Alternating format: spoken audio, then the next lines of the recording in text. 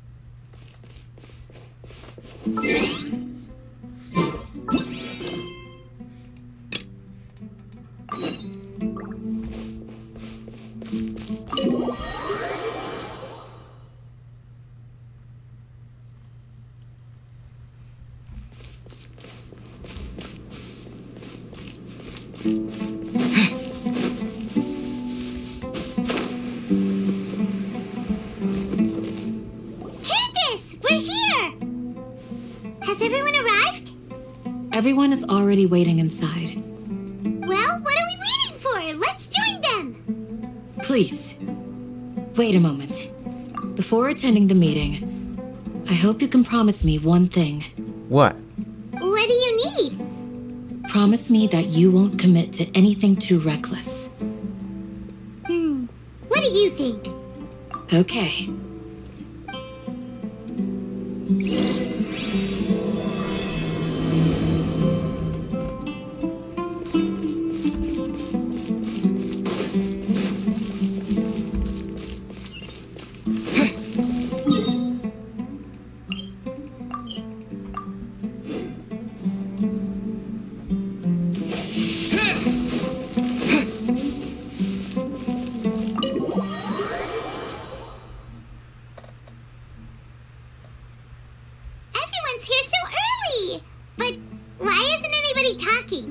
We already discussed things a bit. Hey, where have you been? I've missed you too. Are you ready? I'm ready. Sure this is gonna work? I gotta admit, it's bold. Color me impressed. It's worth a try. The point of discussion is to arrive at a solution. Let's cut the small talk and move to the next point. You're making Paimon nervous.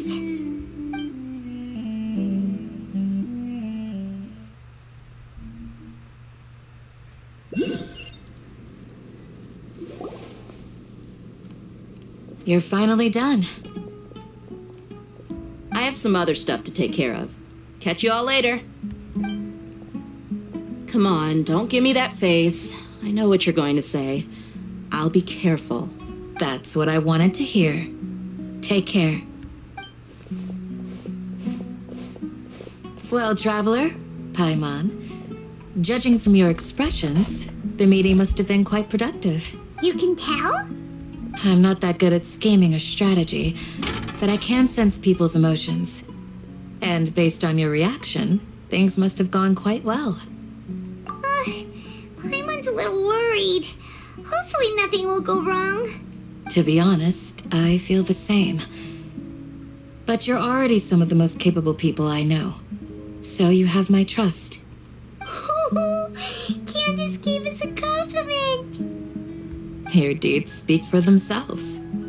Candace, We stayed behind to tell you that, although you won't be coming with us, we'll be sure to remember your words. I'm very glad to hear that. I've said the same thing to everyone here today as I said to you when you arrived.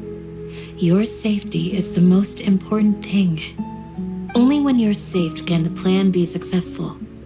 So please, take care. You're welcome. And thank you for taking my advice. Good luck with everything.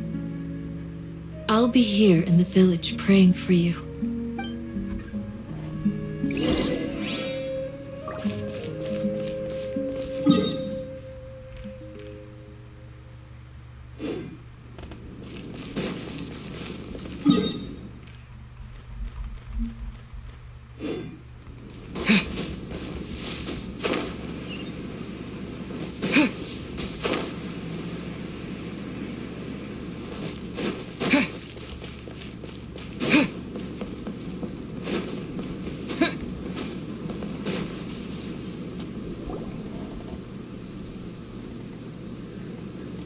Sounds good. I'll go make some preparations. Okay. I'll hit them! Have you finished saying your goodbyes? Yeah! Also, Candace told everyone to be careful. Yes, she did. But I think my point also bears repeating. Our plan is not child's play. We won't be able to achieve anything if we're simply careful. We must go beyond that and fully commit ourselves to it. I hope this is clear to you. Huh? Shouldn't you be saying something more cheerful to boost our morale right now? Didn't we already do that during the meeting? You can never have enough words of encouragement. In that case, Candace can cuddle you to your heart's content while I continue to remind you of the seriousness of our situation. We all have our jobs to do, after all. It's like how some people can be put in charge of logistics while others will fight on the front lines. Speaking of the front lines, you don't look anything like a soldier. Well, of course. Compared to the mercenaries, I'm merely a feeble scholar. But the advantage of not being a mercenary is that I get to stay in a safer place and offer my strategic insight. Just think about that mercenary who lost his mind. Mercenary groups are facing constant danger every single day. Well, being a scholar is also a high-risk occupation, and you are a scholar. I'm not like the rest of them. Even among members of the same species, some will exhibit far more potential than others. This guy. Paimon still remembers when those mercenaries in Port Ormos called you a lunatic. All intellectuals are lunatics in the eyes of fools. I'll take that as a compliment. That reminds me. Do you remember the record we saw in the King Deshret ruins? It mentioned forbidden knowledge. You have a good memory. Forbidden knowledge has the power to drive people insane, but this fact has never been shared with the public. Even I, who has worked in the academia for some time, was never once informed of this. I think those mad scholars and mercenaries we encountered may have all fallen victim to the corrupting qualities of forbidden knowledge. But the academia has always held a different view. They have always believed that symptoms of madness are a side effect of human contact with divine knowledge as mere mortals. Come to think of it, perhaps the academia has also never understood the true nature of forbidden knowledge, and thus always approached the issue from the wrong direction. The Withering, Elazar, and the Sandstorms.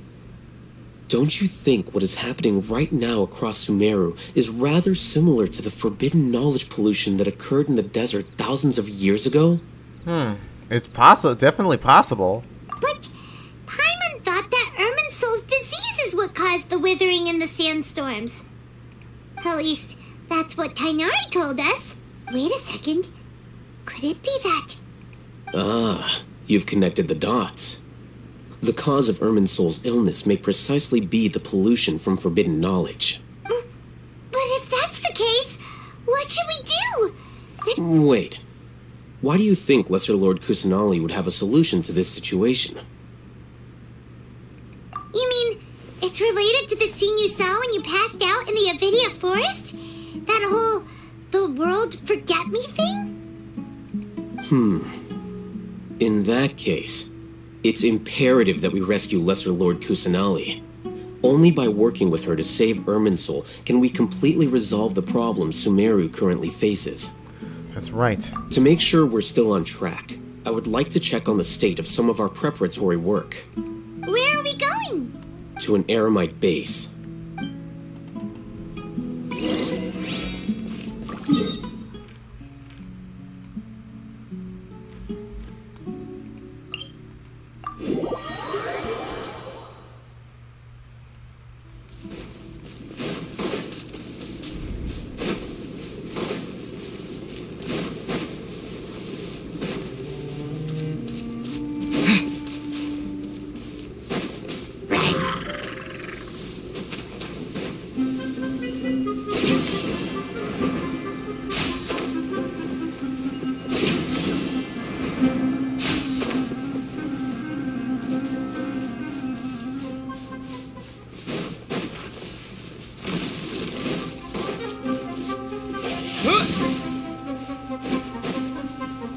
There's the Eremite base. It's up ahead.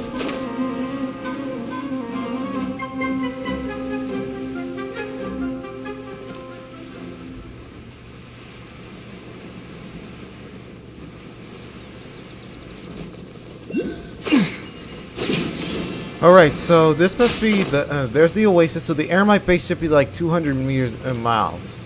200 meters ahead.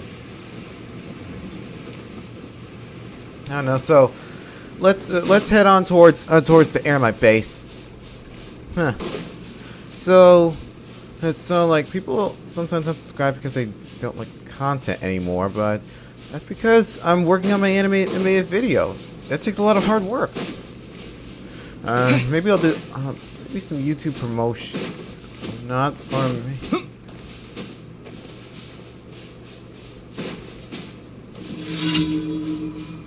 Yeah, it's really more like.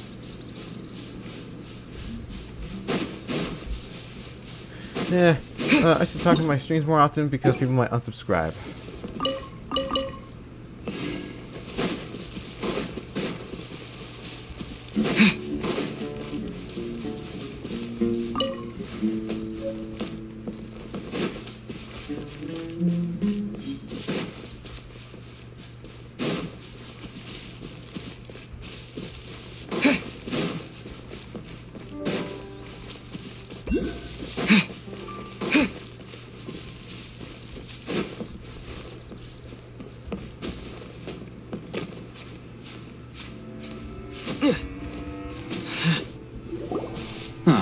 They're here. Huh? What are they doing here? I gave them some technical work to do. Ah, it's the scribe. And is that the traveler I see? How's the work going? Ah, yes! We have fixed the devices according to your instructions. One of them is already ready for use, while the others are still under repair. Aren't those devices for can knowledge extraction? What are you doing with those? Look here. Huh? More can knowledge? Are you going to put more weird stuff into his head again? What's that look on your face? Are you scared? Paimon's a little scared, but very, very furious! That's an interesting response. Anyway, we're not going to use this just yet. As I mentioned during the meeting, this knowledge capsule contains a decree I drew up in the past. The academia should also have their own copy. And according to the plan we just came up with, Traveler, I want you to record something into this capsule. Do you believe we can save Lesser Lord Kusanali? Good. Yes, I do. Conviction is the most important part of all of this. Now, please get ready and put on this device. You want us to record our conviction into the knowledge capsule? Yes, Paimon is still really worried. I understand. But trust me, Paimon, this is something we have to do. It's best if you can do as I say. Because To achieve this impossible task, it sounds like you'll need to fool your own heart first. Although it may feel like a trick, self-encouragement may be the most important tool we have. Paimon can see the point you're trying to make. I'm ready. Imagine this. We have orchestrated our plan and successfully rescued Lesser Lord Kusanali. As a result, we have changed Sumeru's entire political landscape. Everything went without a hitch, and everyone recognizes and praises our achievements. Now, open your eyes. Here. What's this? Read it out loud.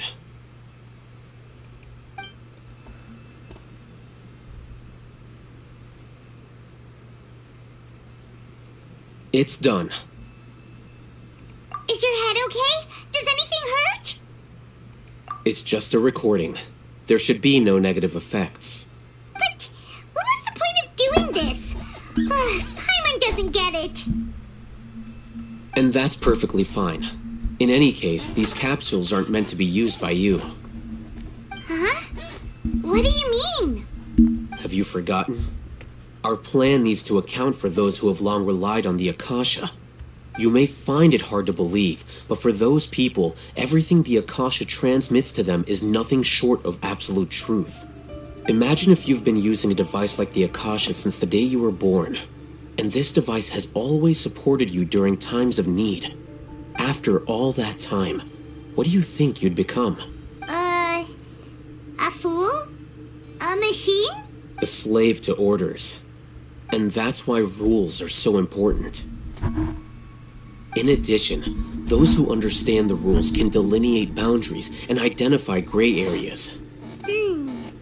But why would you need to identify the gray areas? You could say that those kinds of ambiguous zones can be very interesting. One might even say they're advantageous in the right hands. Things you're interested in are really out there. Are all Sumeru scholars like this? No. Anyway, that's enough chit-chat.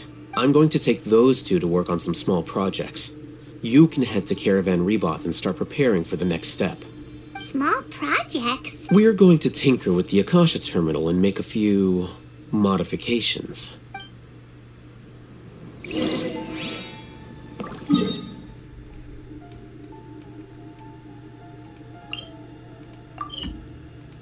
Alright, so the first part of the plan is to modify the Akasha terminal. Then what?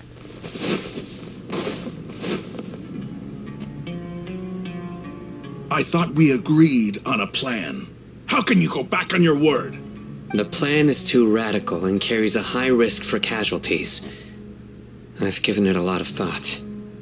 And in the end, I still can't agree to it. But it's still the best plan we have. As a former Matra, you of all people should be able to see the bigger picture and recognize the innate advantages of our plan. I did. And that's how I saw the danger behind these so-called advantages. Al-Haytham's plan is even more radical than I imagined. Huh? Why are you guys arguing? My friend, you're just in time. Why don't you help me persuade Sino? He's turned against our plan. We agreed to work out a plan at the meeting. As mercenaries, you're familiar with the local environment, so you'll take care of the specifics. But then, you went to Al-Haytham for suggestions. Had I known Al-Haytham would give you those kinds of suggestions, I would not have agreed to the plan.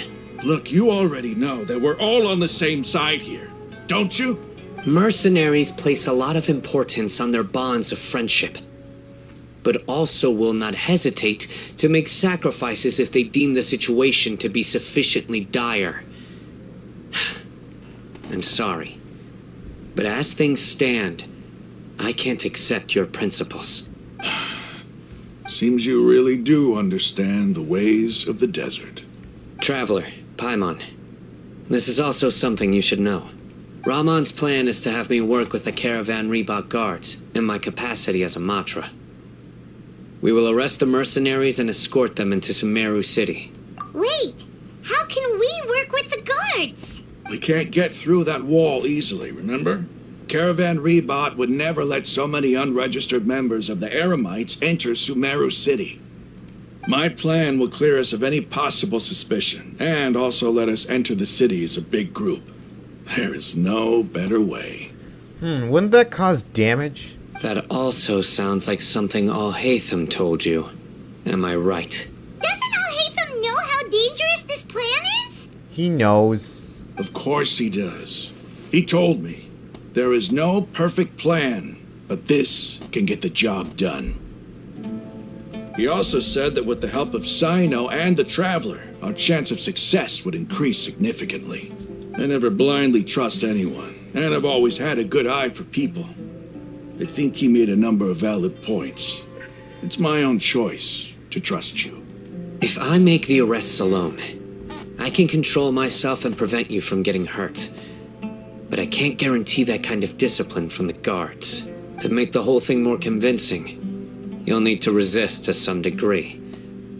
Casualties are inevitable once push comes to shove. I'm okay with the deaths of enemies. But now that we're allies, I'm against the meaningless loss of our own. I can't believe a Matra would actually care about us. I've lived a hard life, and I can say that people like you are hard to come by. I've always treated my allies with honesty and respect. They have the right to know important things like this. Now you're making this hard for me. Hey, is there something we can do to help?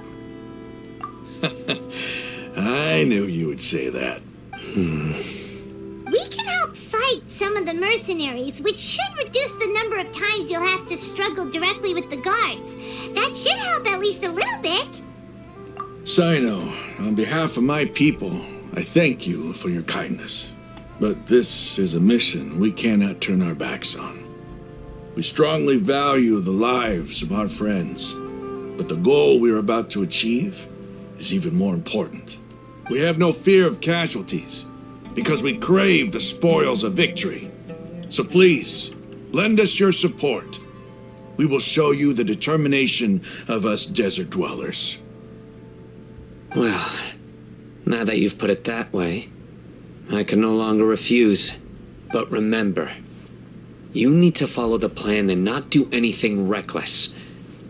Candace made it very clear that we can only achieve our goals if we can ensure our safety. Since you and I both recognize the significance of this operation, there should be no more animosity between the followers of the Dendro Archon and those of King Deshret. Everyone's life is equally important.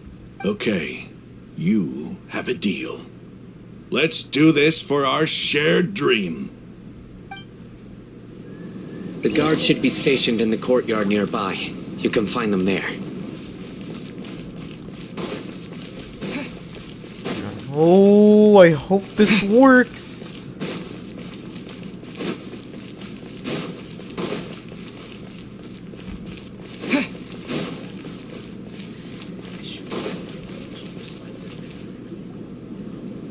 Guards!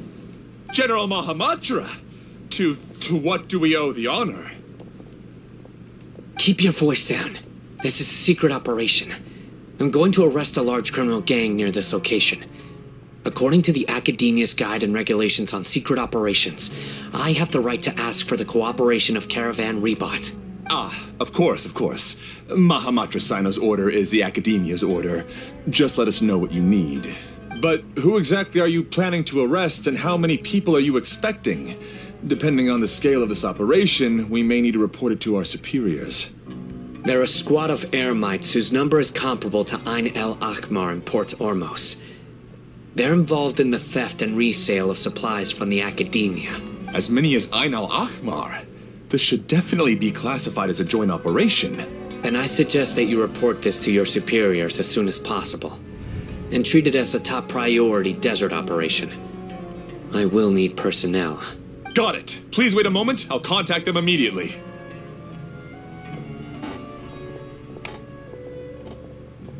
Because this is work. Because I trust you.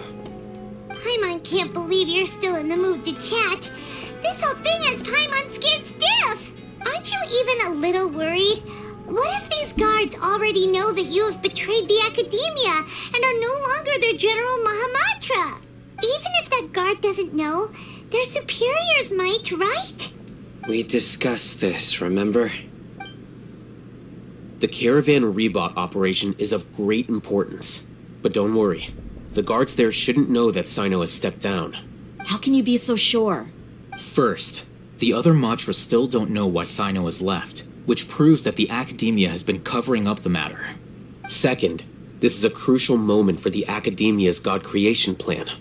If something were to happen to the General Mahamatra, it's bound to attract a lot of unwanted attention. No matter how you look at it, they don't seem interested in sharing the news of Sino's departure. A reasonable inference. I agree. Which brings us to our next issue. I'm sure some of you have been wondering if the prediction function of the Akasha will affect our operation. The Akasha is still in operation, so I must remain on high alert.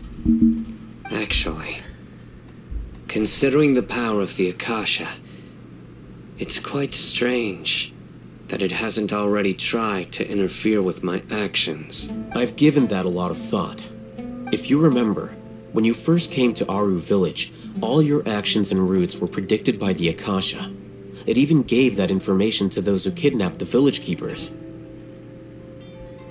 But things like that never happened again after we met up with the Traveler. That's true. But why? Look at it from a different angle.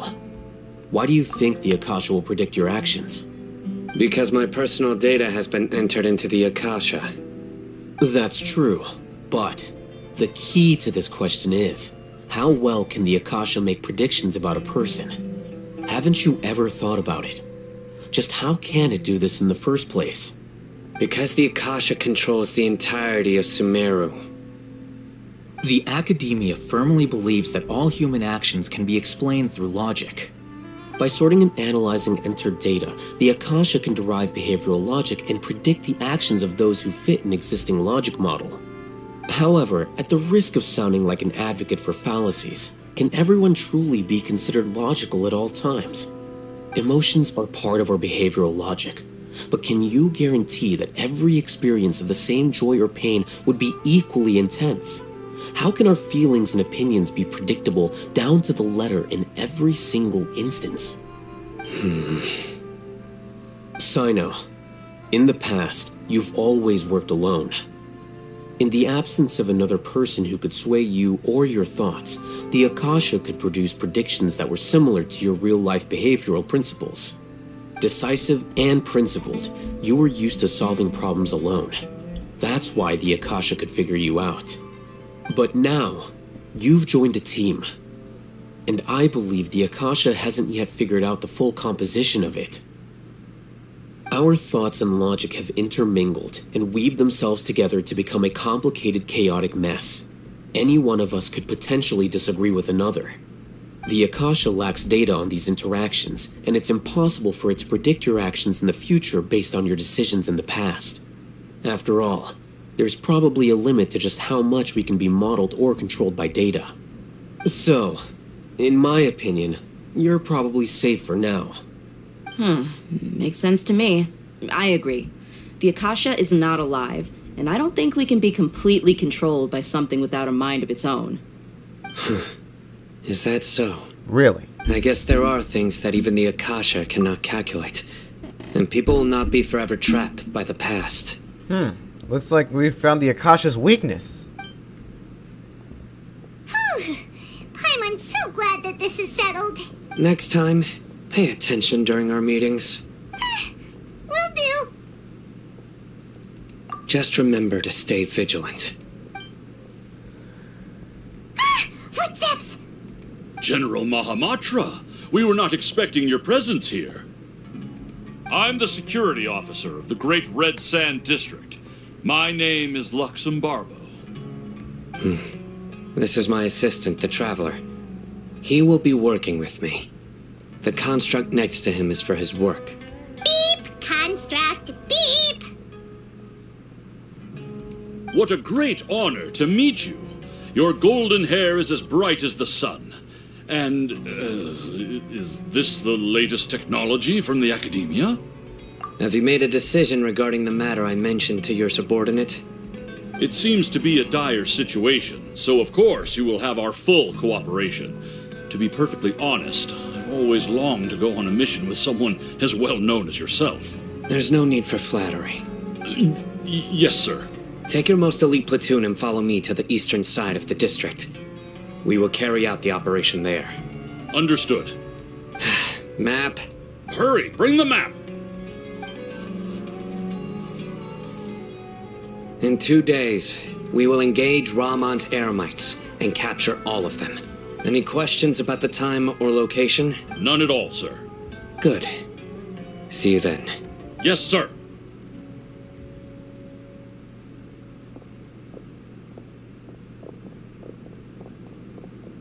Maybe hanging around the General Mahamatra isn't so bad after all. Everyone's so respectful towards us. It does feel pretty good. This is all due to the absolute authority of the Academia. And now, we're going to strike back against that massive pillar of power. Get ready. We will move out in 2 days.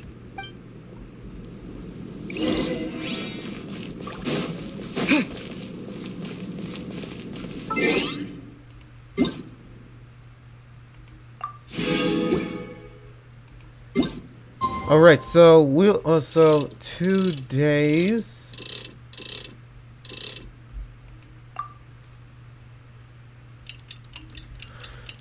Passing through time.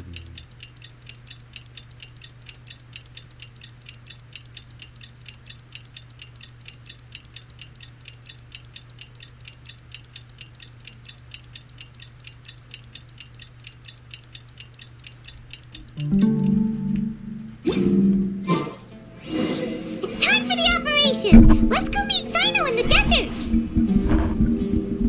Alright, let's go meet Sino in the desert. So, hey, the desert!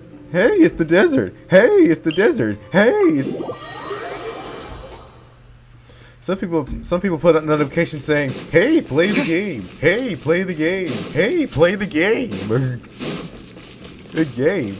Hey, it's like someone is snapping my hiney!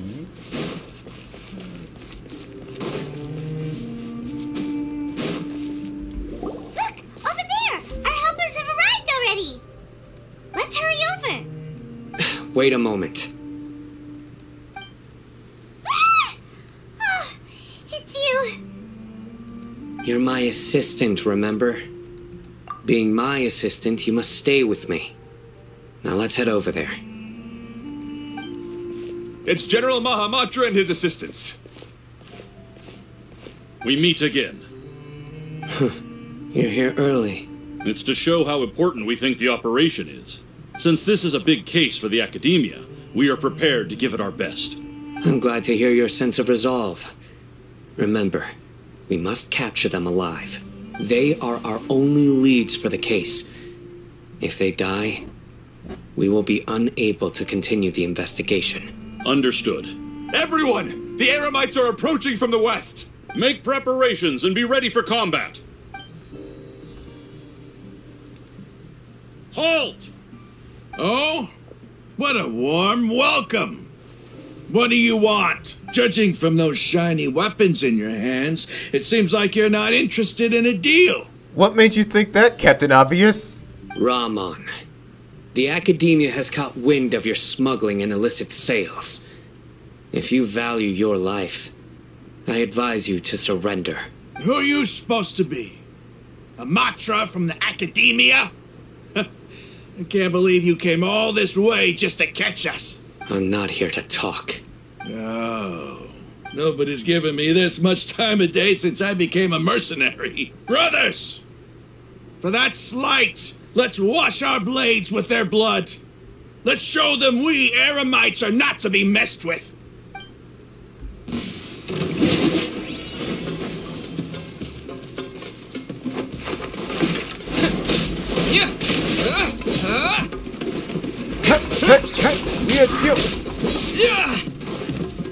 Hey everyone. Hey everyone. Hey everyone. Ooh. Hey everybody. We're gonna be killing some Aramite. Kill Aramite.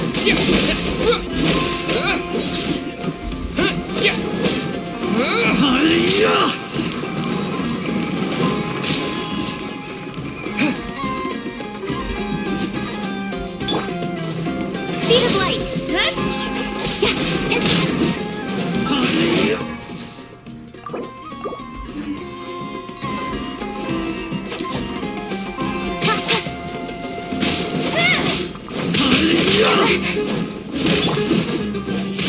Hey Trixie, take this. Take this. And this. And this. You shall die.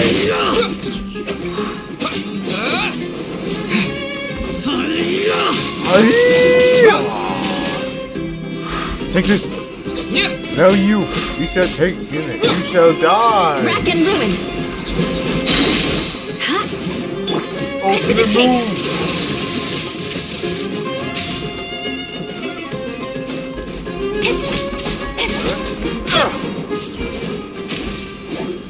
Incoming.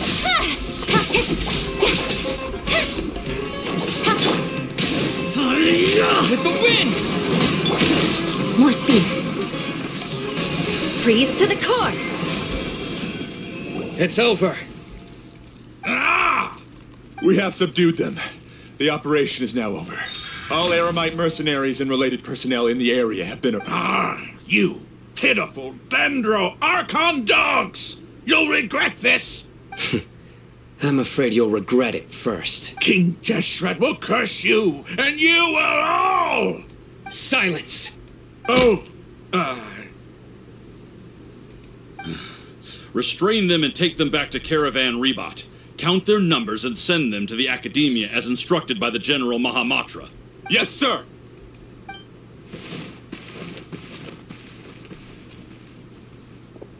Mahamatra Sino, I will now take my leave. If you need further assistance, please come to Caravan Rebot and ask for me. Understood. You are dismissed. I can't believe that actually worked. It worked, you guys. There they go. Let's talk elsewhere.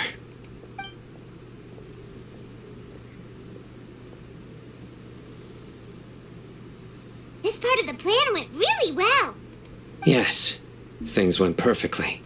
That's fantastic. And that punch you gave Ramon there sure looked convincing enough. Once we're done here, I'll return to Caravan Rebot and oversee the group's transport. I promise. I'll get everyone into Sumeru City safely. Yeah, you're the reason why everything went so well. It's not the time to celebrate yet. I believe Dia should already be waiting for you. Go join up with her. She will need you to introduce her to Tainari. Speaking of which, is it really okay for us not to share the full plan with Tainari? What if he'll feel miffed about it and refuse to work with us? I have a very close relationship with Tainari. Given how well we know each other, I believe my message alone should be enough to bring him to our side. He knows I won't make jokes about things like this. If we need help, Tainari is the best option. Get ready for the next phase of the plan. Don't keep them waiting.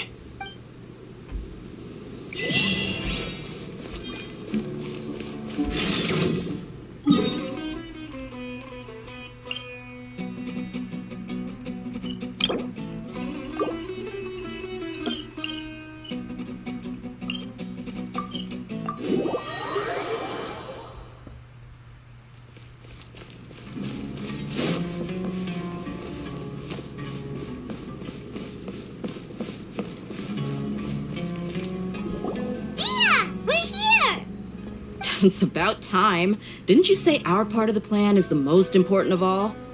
And here you come rolling in late. In the time it took you to get here, I already did 5 laps around the place, downed 7 drinks, and even did some clothes shopping. Sorry. We didn't mean to keep you waiting. I just wanted to fix your attitude and rub it in a little. After all, you took your sweet time getting here, and we've got important stuff to take care of.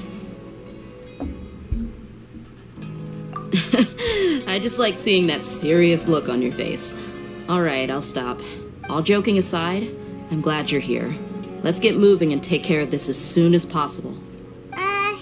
But where should we start? Our responsibility is to get a status update on the Fatui Harbinger known as the Doctor. We need to make sure he won't get in our way when we rescue Lesser Lord Kusanali. Dealing with an institution that controls all of Sumeru is already hard enough. If the Doctor were to crash the party, it would be next to impossible for us to achieve our goals. Yeah, we sure don't want him showing up.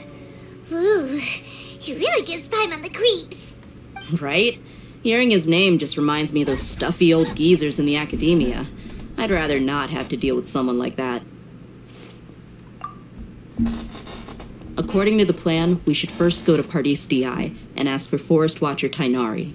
If all Hatham and Sino's sources are solid, then we can be sure that Tainari still has the academia's trust. So, we'll find Tainari and convince him to get us the latest intel on the Doctor.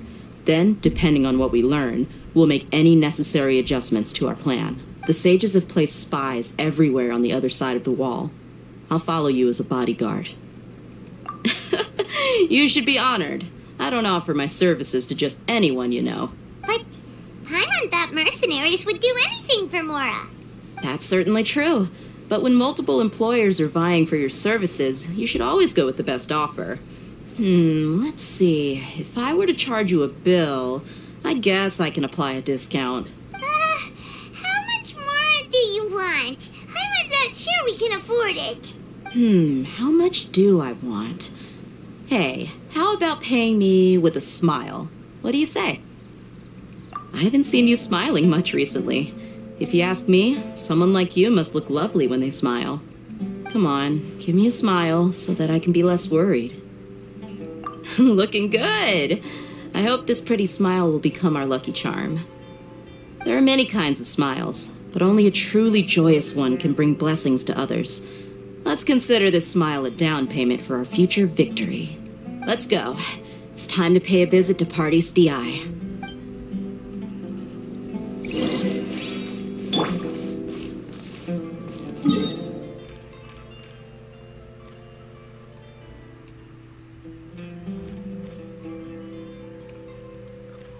Alright, Pardis DI.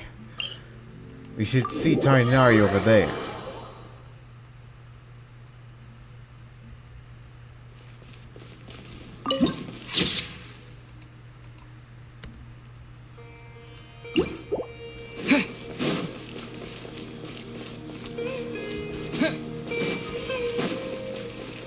He's over there! Let's go say hi!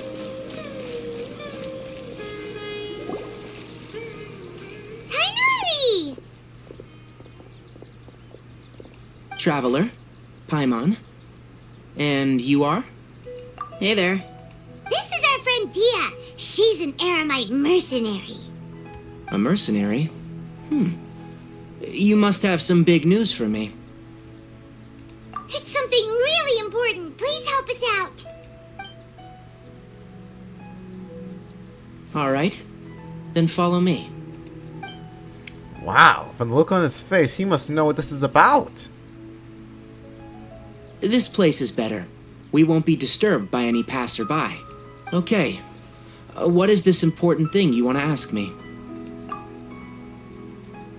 The Doctor. He's that strange-looking Fatui Harbinger with the mask. Paimon thinks he has blue hair. Yes, I know him. Actually, he left Pardis DI just a little while ago. He left already? Yeah. He came looking for me. Can I ask what it was about? Sorry to ask you like this after having just met, but your answer is very important to us. For now, all we can share with you is that your friend Sino is working with us. Sino, you say? I see. So that's why he hasn't been at the academia. Okay. I'll answer your questions and will assist you any way I can. You don't have to tell me everything that's happened. Sino's name really does work wonders. You're not even a little worried that we might have made it all up? Despite having just met you, I can sense that you're the serious type. Between you, the Traveler, and Sino, none of you strike me as the type that would conspire to deceive me. You don't need to tell me anything you don't want to. I'll also get straight to the point. The Harbinger you mentioned came to me because he wanted to take the scholar Hypatia away with him. Hypatia? Why would he want her? And what do you mean by take away? Is he planning to leave Sumeru?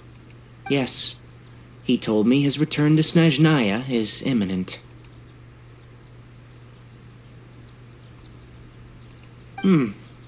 So you mean you're leaving this place soon? Indeed. Otherwise, we could have perhaps talked a little more. I was just about to set out when I remembered something important. To that end, I made a final trip to Pardis Di. Let me ask, have you been taking care of a scholar by the name of Hypatia? Your sources are accurate. No doubt because you've recruited many informants. But you're right. Hypatia has indeed been receiving treatment from me. Forgive me for asking, but how's the treatment coming along? Given the way you're asking, I assume you have something to say. Since you asked, I'll be frank. I would like to take Hypatia to Snezhnaya. It's incredibly difficult to transfer a patient. As a scholar yourself, shouldn't you at least be aware of this? Oh? I can't believe your utter lack of faith in me, to the point of even questioning my general level of knowledge. How unbefitting. We're just suspicious that you might do something bad to her. Well, you're the only one who's ever made such a request. I have my ways of keeping her safe during the journey. In addition, I can also promise that under my care, Hypatia will receive the most advanced and effective treatment. By turning her into a Fatui? Huh. You're right. I will personally supervise her treatment and see to her recovery. Would that be agreeable to you? Hypatia was born in Sumeru and remains a scholar of the Academia. Her situation has not become dire enough to necessitate her transfer to another nation. That's right. Transporting her to Snezhnaya is risky, and the potential benefits are unknown. As the person currently responsible for her treatment, I cannot possibly sign off on this transfer. Your suggestion is rude and reckless. I'll pass. I don't know much about the doctor, but after talking with him, I realized that just like many other scholars, he possesses an aura of arrogance that I've come to detest. It's not so much that he's looking down on others, but more that he's confident in himself and his abilities to a point of near insanity. I would never refer a patient to someone like him. I prepared myself for a protracted battle of wits, and was really surprised to see him just give up on the topic. Still, his reaction really concerned me.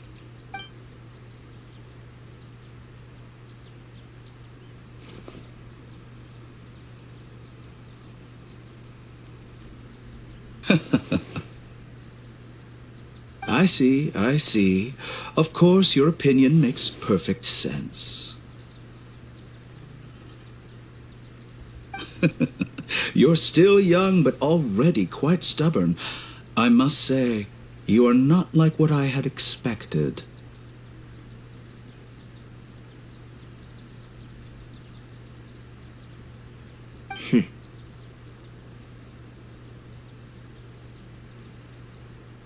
Under normal circumstances, I wouldn't just let you off the hook like this. But unfortunately, I'm in a hurry today, what with Her Most Noble Majesty the Tsaritsa calling for our return. Luckily, there is still some time left for me to take care of everything before I leave. It's just as the Academia said, you're a responsible and gifted scholar. Sadly, even with all of that, you're still lacking a bit of shrewdness.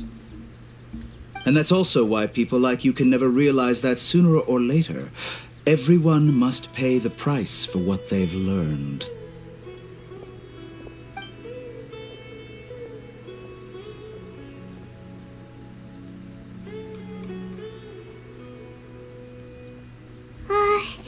Paimon can't help but feel like he's hinting at something unpleasant.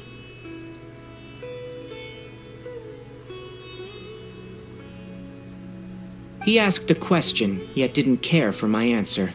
Perhaps I'm nothing but a talking rock in his eyes. He never came off as malicious, but an utter lack of compassion permeated throughout our conversation. From his tone, I can sense that he's always looked down on others.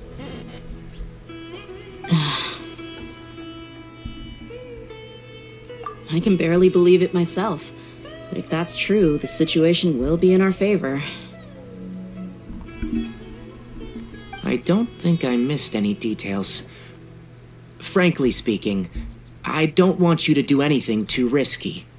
Now that you know a little more, it should be easier for you to stay safe. Sorry we can't tell you everything. We appreciate that you helped us anyway. I won't forget your kindness. It's okay. I have an obligation to do so.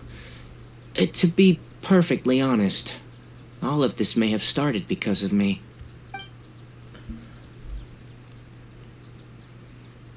Whoa. Recently, my master wrote several letters to me, asking me to return to the academia and assist him with his research. Hasn't he already asked you several times before? Yes, he has. Yes, but there's something off about this most recent batch of letters. The handwriting and the tone are both familiar, but some details have been omitted. My master will occasionally leave a few dots on the back of the letter. 1 dot means that he wrote the letter on a sunny day, and 3 dots stand for a rainy day. This has been a habit of his for many years. But I didn't find any dots in his recent letters. I believe... I get it. Since you are always at Gandharvaville, you would like me, someone already working at the academia, to investigate this matter, right? I'd like to ask you to do that for me, if you can keep yourself safe. Please withdraw immediately at the first hint of danger. I can do that, but I have a feeling it won't be that simple. The academia has been working on a big project. I'm not quite sure what it is, but your master might be involved with it. If the higher-ups really are hiding something, then it will be difficult to remove myself from the situation once the investigation starts. If the situation becomes critical, I'll leave the academia. If you don't see me there for an extended period, that's your cue. All right, we've got a plan. I'll stay at Gandharvaville to support you. If that scenario comes to pass, you must be extra vigilant. And be wary of any messages or direct requests from the academia. I must say, I didn't expect a warning like this from the General Mahamatra. Being loyal to the academia doesn't mean blindly doing whatever the sages say. I know what I'm doing. On that note, aren't you also being quite distrustful of your alma mater? The academia, yes. But my master is a man of integrity. Even when I was a student, I was worried that he'd get in trouble for sticking to his beliefs. I suppose he's lucky to have lasted so long. But in the end, it's still caught up to him. I see. So you noticed something was up with the academia from the very beginning. This may well be how Sino became involved in all of this. In which case, I must keep my promise and help you however I can. Also, if you run into Sino again, please help me pass on a message to him. Trust your own senses and experiences. I think this may be something he needs to hear right now. Okay, we'll find a chance to tell him. Thanks. Right. Now let's go hunt down this Harbinger. Oh, by the way, which way did the doctor go when he left Pardis Di? That way. Gotcha. Thanks so much. We'll be on our way. I guess rescuing Lesser Lord Kusanali is harder than I thought. According to Tainari, the doctor is leaving Sumeru soon. I want to check if the doctor was actually telling the truth. He also said that he'll take care of everything before he leaves. What did he mean by that? We need to be extra careful when dealing with a person like him.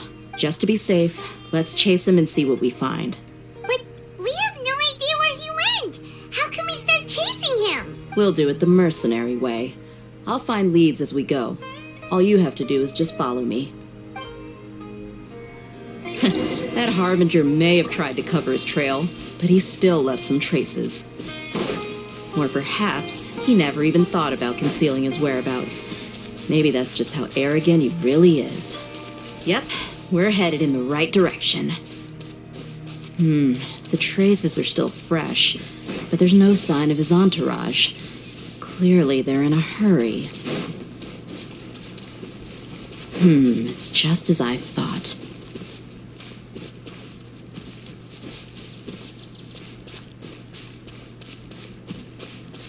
Where are you running to? Why are you running? That's enough. We can stop here. I think I know where the doctor went. To the south of here is Port Ormos, which seems to be where they're headed. Port Ormos? They're going to leave by boat? That's right. Let's go to the port and have a look for ourselves.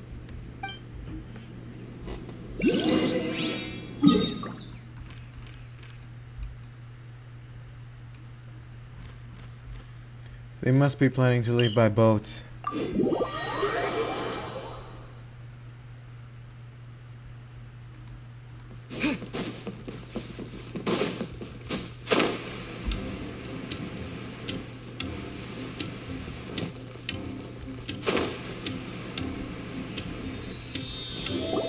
Look! Fatui soldiers!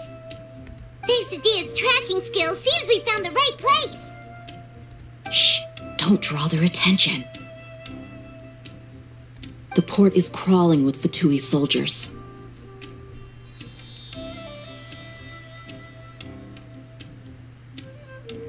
Let's keep going and see what we can find. Now this is a proper farewell ceremony for a Snezhnaya Harbinger. The Lord Harbinger is leaving. I've still only seen him once or twice. I used to hold a position in our homeland, and back then, the doctor spoke in a very different way from the way he speaks now. Maybe the way people talk in Sumeru has rubbed off on him?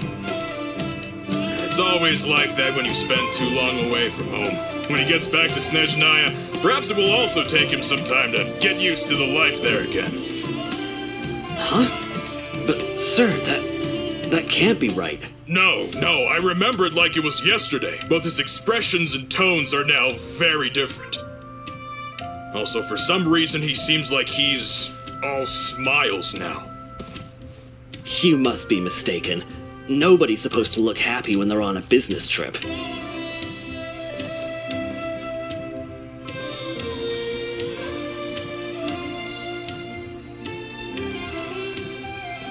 Stay still.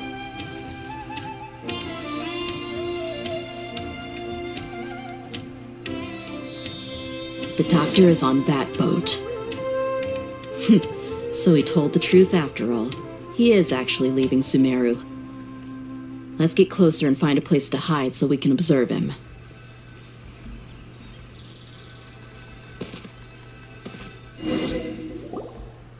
This place will do. We can hide here while we keep an eye on the boat. Uh-oh. He saw us. Huh? Is he waving at us? Why is he waving at us? I'll wave back. Hi, everybody but him. It's time to say goodbye. Wait, is he the only person on the boat?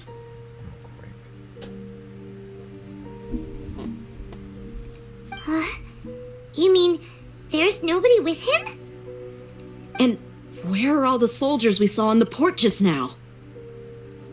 They were all here just a few minutes ago, but now they've vanished. So this was a trap. Wait, don't tell me that. Luckily, there is still some time left for me to take care of everything before I leave. Oh no. They might be after Hypatia. Let's get back to Party's DI. Huh? What do you mean? I'm afraid that she's seen something that she wasn't supposed to see. If I were the Fatui, I would also try to take her away. And if I couldn't... Oh no! Are you saying they're going to kill her? Let's go!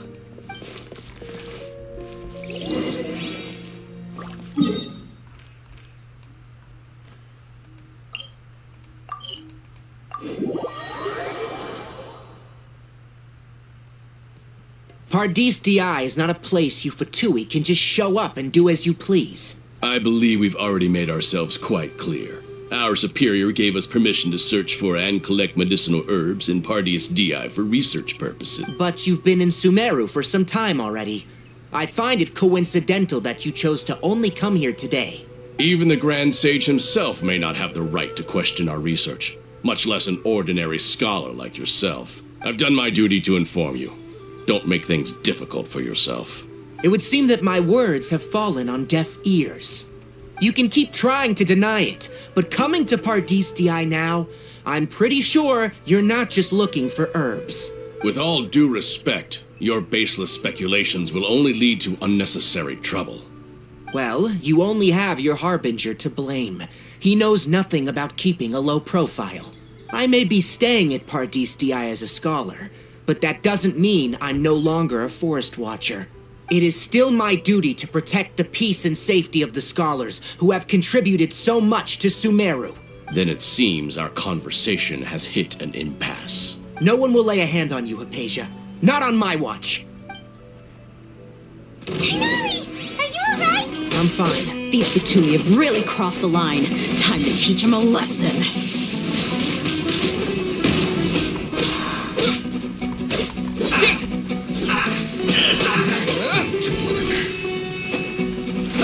So we're taking chat log, boys? Yeah. Man, they're just standing still. How come? You need to hurry up. Eye for an eye. Roast and fry. This one's well done. Roast and fry.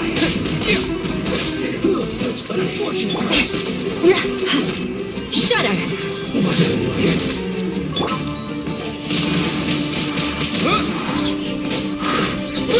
Damn it, freeze, Fatui scum! Surrender and be gentle. Wind blade! Disappear! There's no use resisting! Give us Hypatia! Keep dreaming! Yeah, Tighnari, beat him up!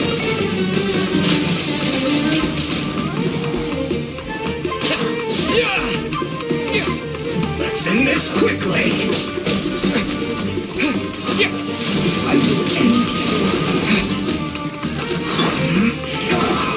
Guess I got my comeuppance.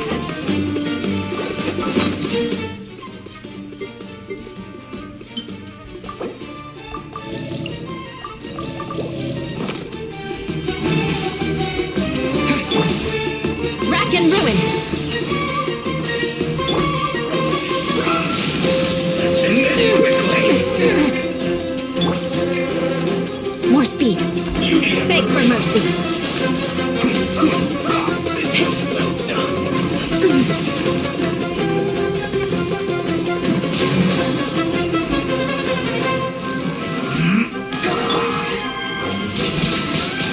Wind blade! This is bad.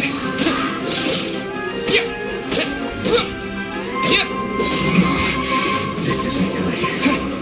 You need to hurry up. With sword from shadow.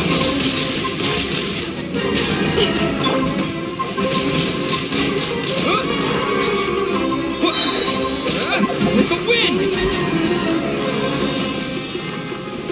Roast and fry.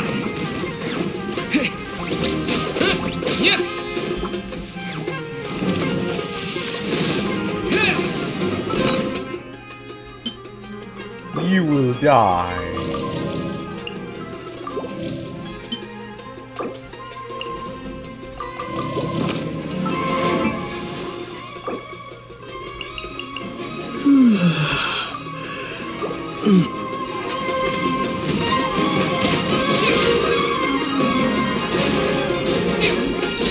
You need to hurry up. Roast and fry.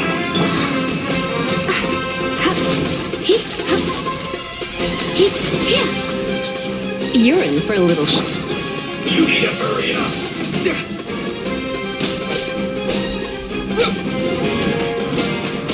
And over the Speed of light! Hey! You need to hurry up. This was well done.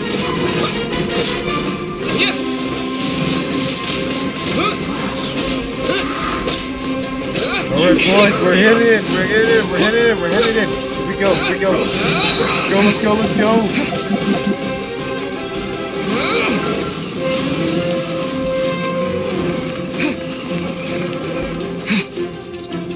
This was well done. You need to hurry up. Crush! Roasted. Beg for mercy. You need to hurry up.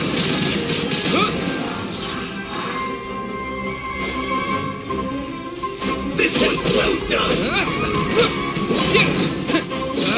Period. Me period. You need to hurry up. Wind blade!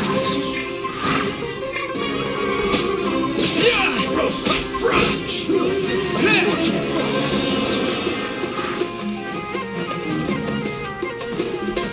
The doctor's orders are absolute. Yeah? You've been someone's lapdog for so long that you don't know anything else now.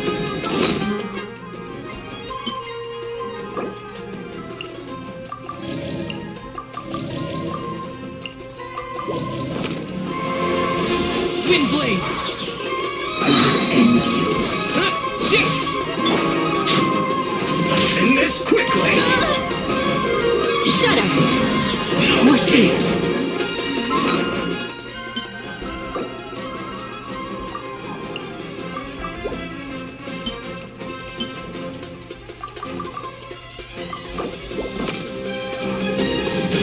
Crush! So soon.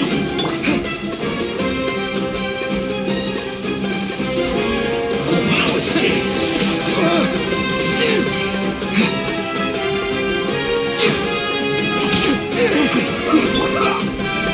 More speed! Shut up! Crush! I'll be back with a vengeance.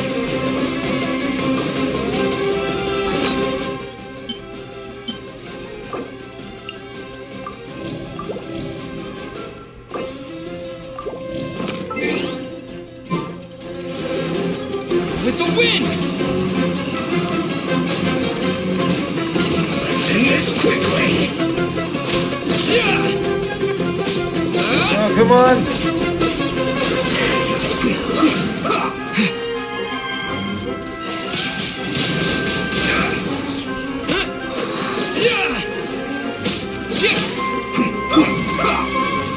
Try not to enjoy them.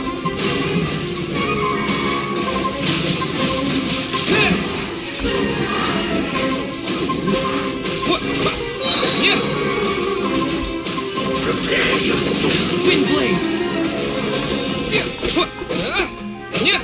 Disappear!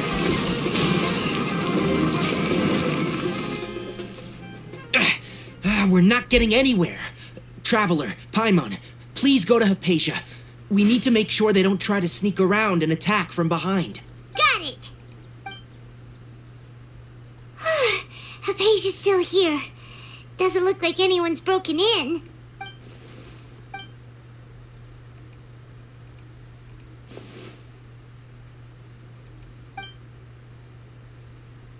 Well, how is she? Oh, that's good.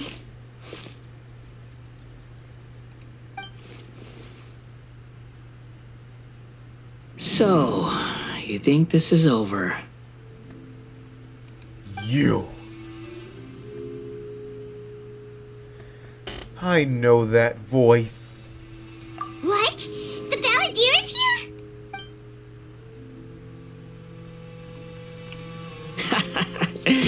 I've missed that look of abject horror. You've given me that look every time we meet. But, where is he?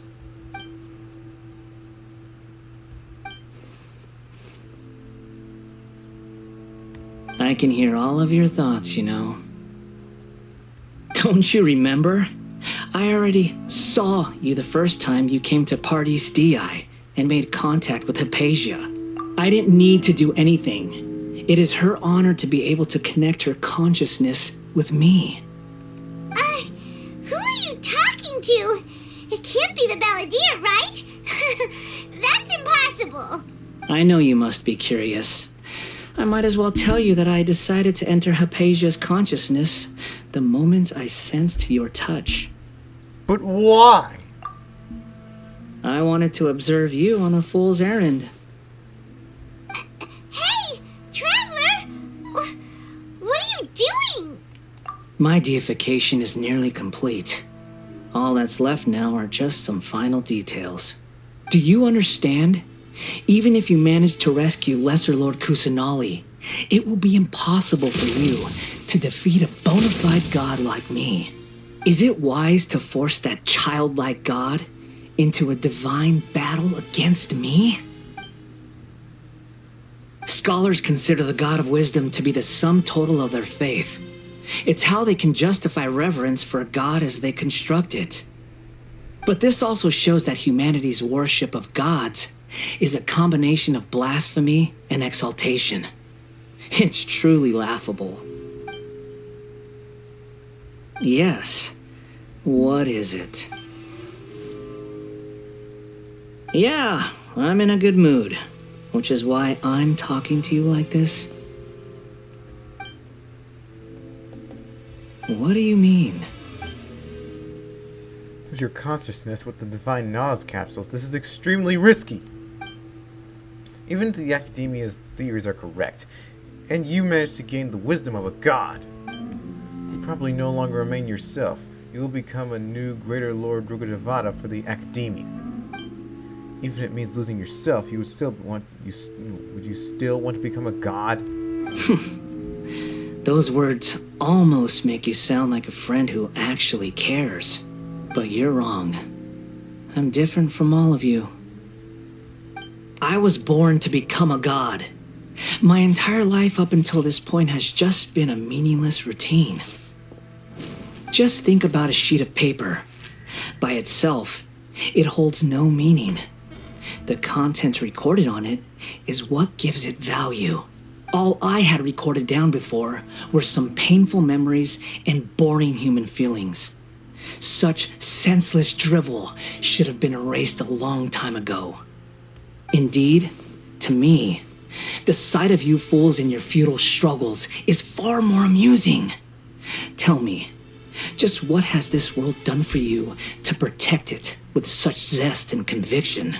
I'm connected to your consciousness, so I can hear what you're thinking and sense the depth of your determination. This is a good conversation we're having.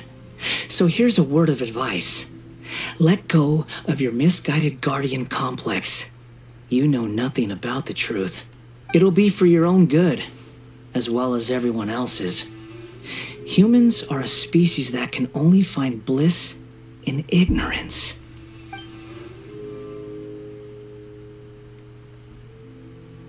Ah, you've seen my affection for her. If you were in my position, I think you'd feel the same way. She peered into my consciousness and saw my past. Someone like that is qualified to become my first follower. All gods need followers. So Hypatia has been chosen. Her appearance heralds my imminent arrival at the throne of divinity, while her worship shall become my glory. You're doubting me again? No matter. Soon, you'll know what kind of authority you're challenging.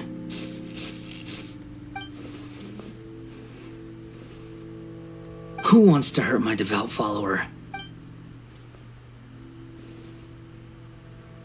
The doctor wants to hurt my first follower?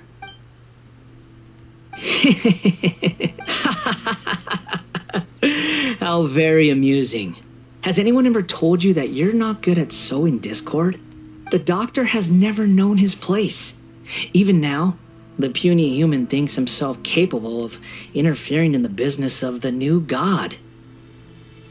You're still too naive if you think a few words will be enough to convince me to destroy the doctor. But I'm willing to give you a gift, just like my expression of affection towards Hypatia. It is an honor for you to be able to stand here and speak with me. As my listener, you will be rewarded. Both good things and bad things can be called gifts. After all, gods have never needed to be reasonable. Paimon used thunder! That person Paimon couldn't see was the Balladeer? Oh, he sure chatted with you for a while.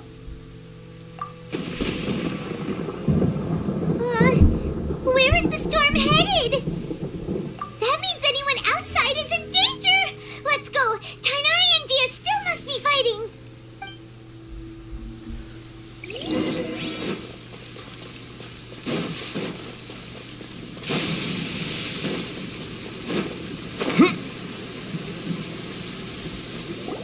Oh! Have the Fatui retreated? Yeah, they must have. Hey! What happened to you? He's hurt. I'm fine. Ow! Don't move. I've seen Eremites get struck by lightning before. You need to rest. Struck by lightning? We were fighting, and just as things started looking grim, the weather suddenly became extremely strange. Lightning started attacking everyone, almost as if it were alive. Luckily, there were only two of us, and both of us were nimble enough to dodge most of the strikes. There were a lot of Fatui, though, and they were being torn to shreds by the bolts of lightning. With that, all the Fatui soldiers were forced to retreat. It's all right. My wound aside, you look like you've...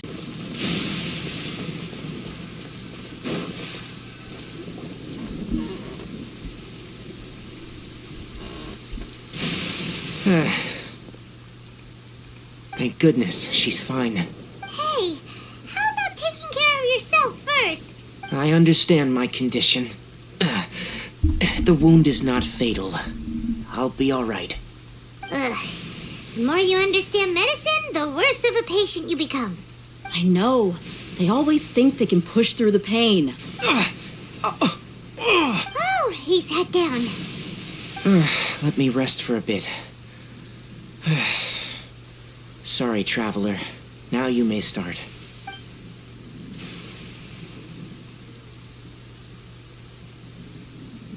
So that's what you were talking to the Balladeer about? Oh, Paimon can't believe what he's thinking.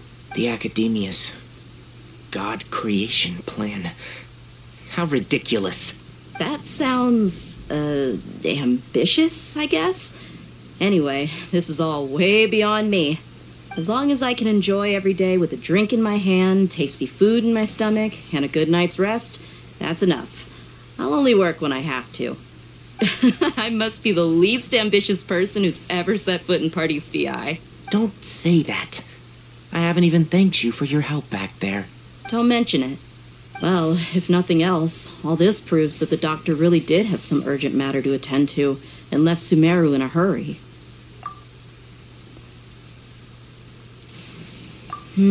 Maybe the Fatui want to cover up some secret of the Balladeer. Is that why they tried to seize Hypatia? You said the Balladeer claimed that Hypatia has seen his past. So, what could be there? Have you noticed? The Balladeer is not happy with the doctor's actions. He thinks the doctor has no right to consider himself as his equal. So, if the doctor was to show up again, would the Balladeer zap him with lightning? Based on what the traveler has said, I think he would. Having the doctor gone benefits him as well as us. In other words, we've successfully completed this stage of the plan. The doctor is out of the picture now. Yay! That's a big accomplishment! I'm also happy for you. Thank you for the help, Tainari. Make sure you rest up for now. Yeah, all right. Okay, that wraps things up for us here at Party's DI. Traveler, it's about time we rendezvous with the others at the Grand Bazaar. Let's continue to keep a low profile. You can head there once you're ready. We're ready. Oh, we're ready.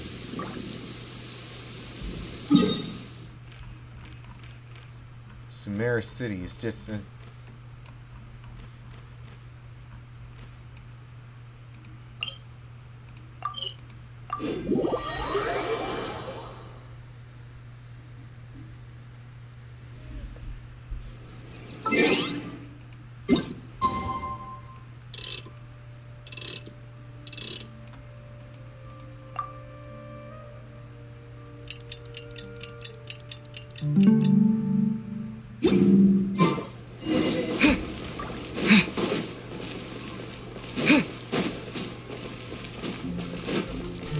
here.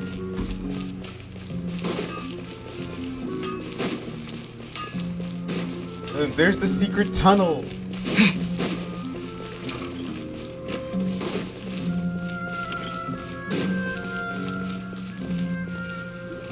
All right, everyone is here. How did everything go? Any luck with your missions? Let's report back one by one. I'll start first. We've made the necessary modifications to the Akasha terminal. In addition, the props required are also ready. I'll go next. The Traveler and I went to Party's DI. The situation was a bit complicated, but we found Tainari. Unfortunately, he was wounded during a fight. Who was behind it? Well, that's the tough part. What should I say, Traveler? The Fatui or the Balladeer? After some back and forth, we confirmed that the doctor has left Sumeru by boat. He has something urgent to attend to back in Snezhnaya, so we've successfully removed the doctor from the picture. Also, Tainari's already resting, so he'll be okay. Good. Oh, Tainari also asked us to tell you this message. Trust your own senses and experiences. All right. I'll remember that. Everything also went smoothly on my side. The Eremites should have arrived at their destination by now. To avoid alerting the quarry, they will stay there for now. I can't believe you actually got so many Eremites into Sumeru City. It's all thanks to Rahman and his brave team, as well as their bold strategy. It appears to have been very effective. I'm glad to hear it. Good. Everything's going according to plan. But what parts, what intel will have from this? Well, is that everything? Okay, this meeting is adjourned. Huh? Wait, you mean that's it? Well, what else is there to discuss? Shouldn't you end with some words of encouragement? You know, to fire us up now? Personally, I'd rather we all go home and get some rest. I'll hate them. Ugh. Oh, and if you wanted someone to say something to that effect, then I must reiterate that I'm here to strategize and not to lead. So you should find someone more suitable to do that. But I thought all of you Academia big shots were great speakers. Then I should remind you that I'm the scribe. I know that. So what? A scribe is responsible for recording meetings, not speaking. Fine, whatever. Well, Sino doesn't seem to be much of a talker either. I guess that leaves it to my employer. Employer? Yep, the Traveler hired me. That's right. So come on, boss. What do you have to say for the team? Yeah, say something to boost morale. Huh? What are you all doing here? Oh, it's Nilu! Hey, everyone. I'm not disturbing you, am I? Not at all. I was actually just about to go find you. Judging from the group and all your serious faces, you were discussing something important, weren't you? But you also look like you're up to no good. Seems pretty interesting. Welcome, Nilu. Would you like to join us? Huh? Join you? You mean, you also... Yes. Something very important. Nilu, are there any breaks in your performance schedule in the upcoming days? Huh? Wait, you're seriously inviting me?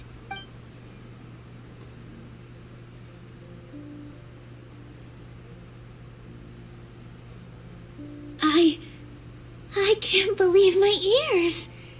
You are truly the bravest and most passionate people of Sumeru, well, that I've ever met. That's where Lord Kusanali needs our help. And we plan to help her. Oh, right. The Traveler and Paimon are not from Sumeru, but you are awesome as well. That's right! I must admit that I'm a little scared, but I'll try my best for Lesser Lord Kusanali. If I can somehow use my abilities to help you, then count me in. Remember, believe in yourself. Okay, I'll get my friends at the Grand Bazaar to help us tomorrow. Just remember not to say too much. Be discreet. Yep, you got it. All the preparations are done. Now, can we finally conclude this meeting? Yeah, tomorrow we're going to save a god. So, have you thought up what you'd like to say, boss? Yep. It's a grand plan and we're all super awesome.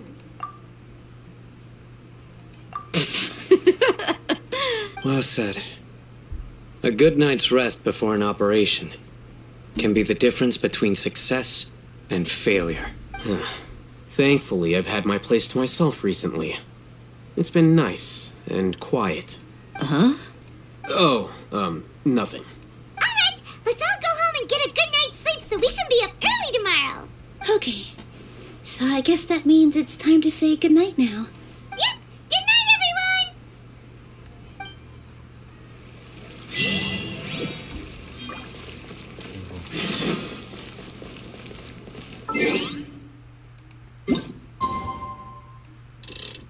It's time to rescue ourselves a god. Be sure to subscribe to my channel so we can rescue Lesser Lord Kusanali.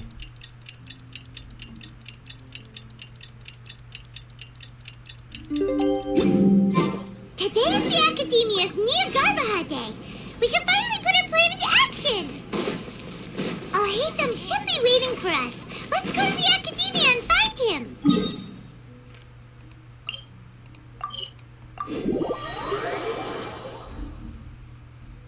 Hello, you two.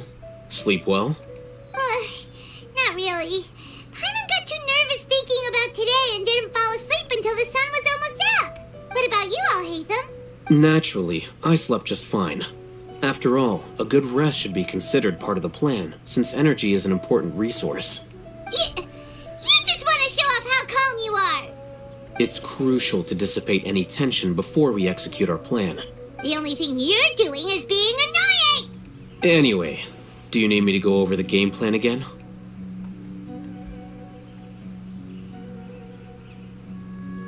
Our target is Grand Sage Azar's office. Everyone in the Academia knows that's where the Grand Sage's console is. Only they can operate it. Many restricted commands and operations are executed via that console. I'm sure that console has a way to free Lesser Lord Kusanali. You know, Paimon's been thinking, what kind of technology could let the sages imprison even a god? That isn't something they could have accomplished with their scholarly talents alone. In the Sanctuary of Suristhana, there's a device of Greater Lord Rukkhadevata's that she once used to isolate herself while meditating. 500 years ago, the Grand Sage at the time modified the device so that it can no longer be controlled from the inside. They were effectively trapping one god with the power of another. So, how are we gonna get to the Grand Sage's office? Don't forget, today is Nahida Day, arguably the most important day to the Academia. The sages and core Academia personnel are busy loading the latest batch of research developments and legal decrees into knowledge capsules so that they can be entered into the Akasha. All the Darshan's researchers have their noses to the grindstone, and the Academia's grounds are flowing with all sorts of people. It's the perfect time for an infiltration. When the Grand Sage leaves his office to supervise the entering process, that's our cue to access the console and free the Dendro Archon. Well, yes. That's just the visible side of our plan, after all. If precedence holds, the Academia should have already started preparing for Nahida Day. Everyone should be in position. All that's left is for us to lead the charge. Let's go. So are we just gonna walk in through the front door, or...? Yes. Were you expecting a stealthier approach? Paimon can't think of a good comeback. Alright, it's all on Al-Haytham if things go south.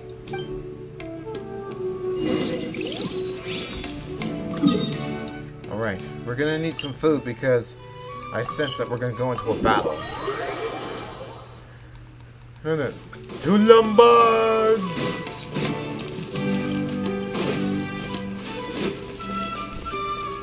How many...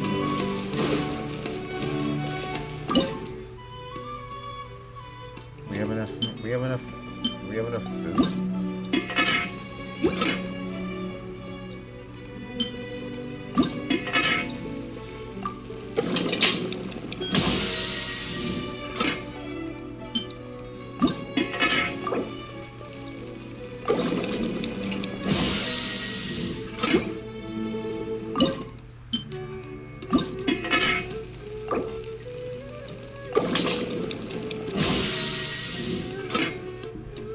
city.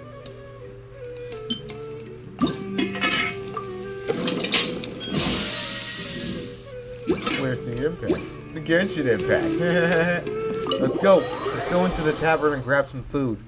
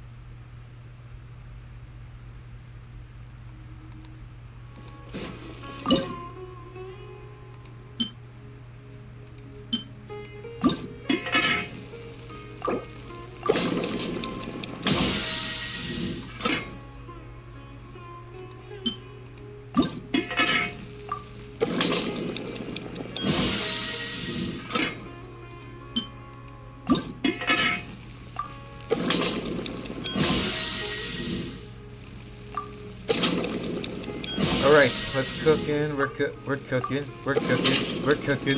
We're cooking. Oh yeah.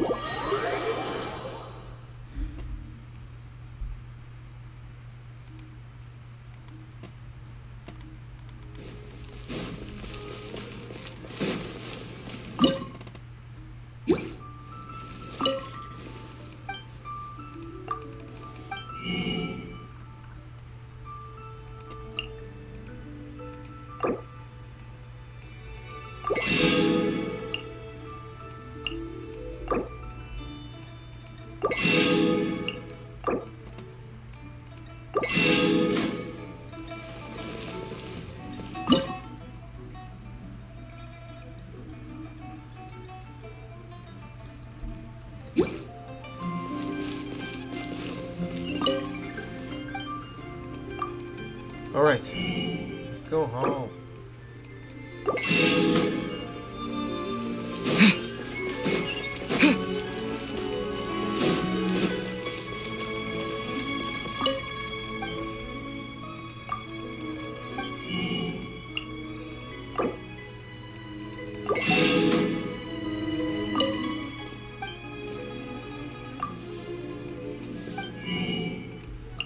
We're just right here enjoying the stupid.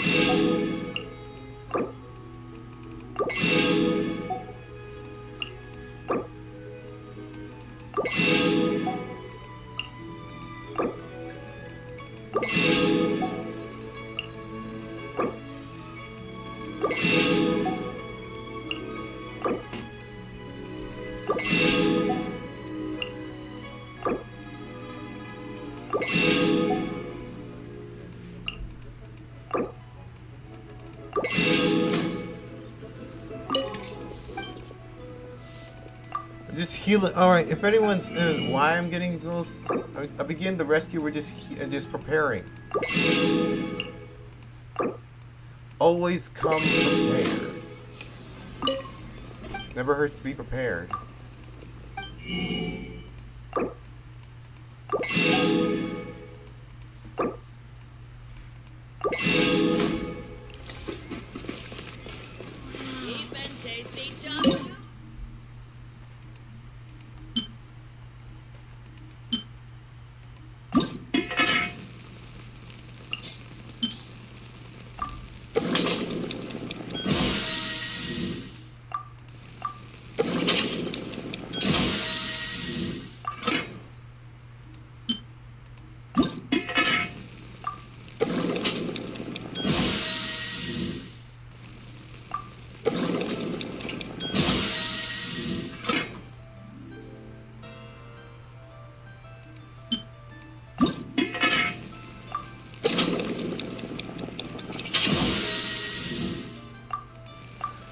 Alright.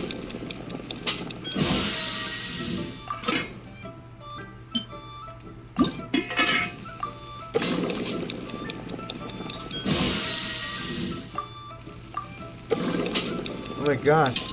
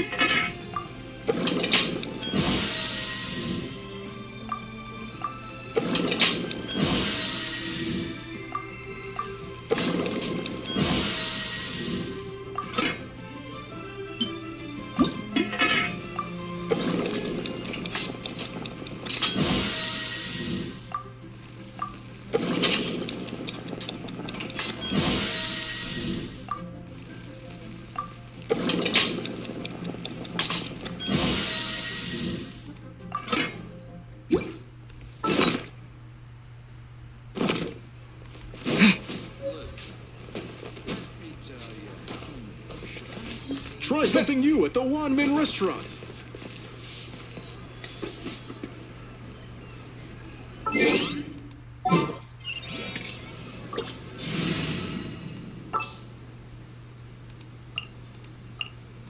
Wish me luck.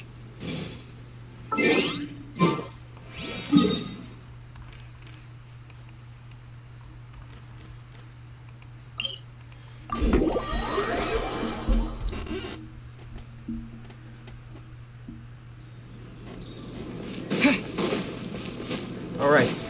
Now that we have our production ready, now let's head to the academia.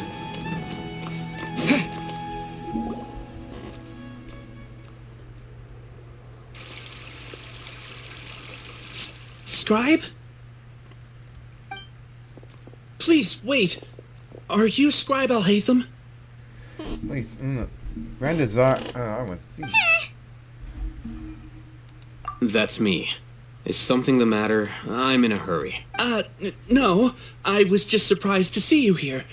I had heard that the sages were looking for you not long ago, but I didn't know what for. And, also, please don't bring outside guests into the academia. Outside guests? How did you arrive at such a conclusion? Your groundless inference shames the Haravatat Darshan.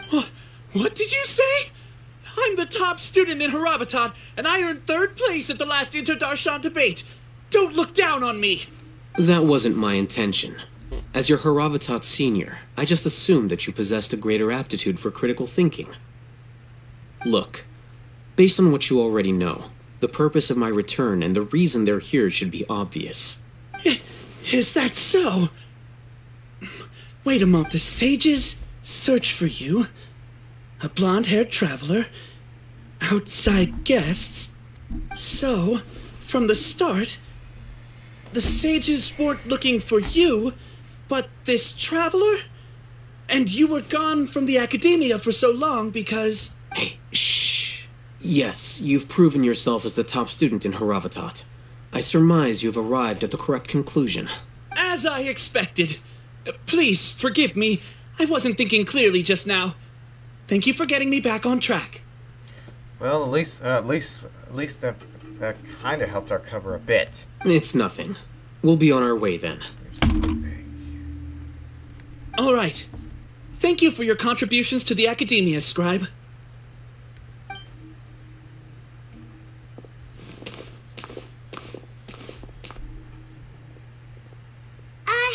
What the heck just happened now? What did he just guess? I'm afraid I don't know either. You have no idea? Mm-hmm. He convinced himself of whatever truth he came up with. That is the so-called pride of a scholar. If someone questions their academic facility, they will instantly feign understanding to keep up appearances.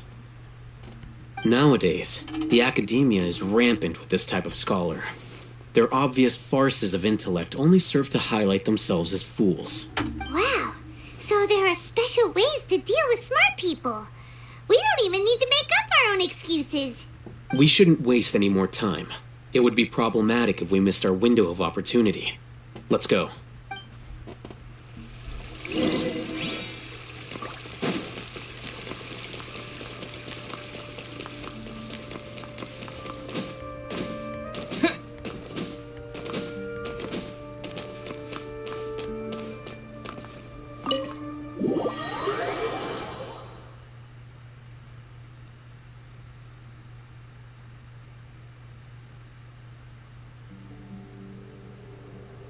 Is this the Academia's library? This is the Indeed. Known as the House of Dana, it is quite possibly the most extensive special collections library in Teyvat. There are a lot of students going through here. Is it really okay just to waltz right in? The Academia marches to a fast beat, especially since it's Negarbaha Day. They're all occupied with their own matters. Just act natural. Now, hurry along.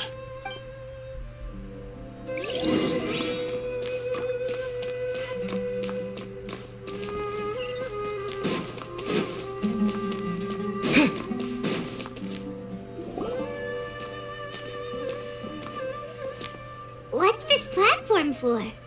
It's a lift that Academia personnel use to access higher floors. Are we gonna take it then? The Grand Sage's office is up there somewhere. No, not right now. We can't guarantee that we won't run into the Grand Sage. Let's step back and observe for now.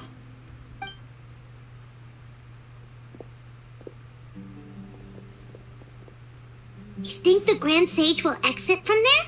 And after he does, we'd sneak past him? Oh, Paimon thinks that's really dangerous. Who knows? However, if we can confirm Azar's current location, our operation will be much safer if we... Allow me to offer you a hint. If you wish to know his location, look behind you.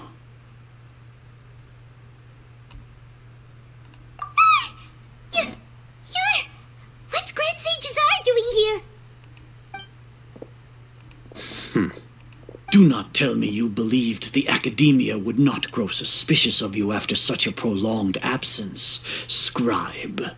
An eyewitness had informed me of your whereabouts, so I came to personally welcome you. Grand Sage, I didn't expect you to care so much about me. I'm truly flattered. I'm sure, but compared to you, I am far more interested in these two unexpected guests. You are the Traveler and Paimon, correct? It's a pity that only now have I been afforded the opportunity to formally meet two of Sumeru's most esteemed guests. I do apologize for my lack of decorum. Excellent. You immediately initiated discussion instead of attempting to prepare some perfunctory excuse. You clearly understand the situation at hand and have no intention of making a reckless stand. The foot traffic here renders this place unsuitable for discussion. Please, follow me to my office.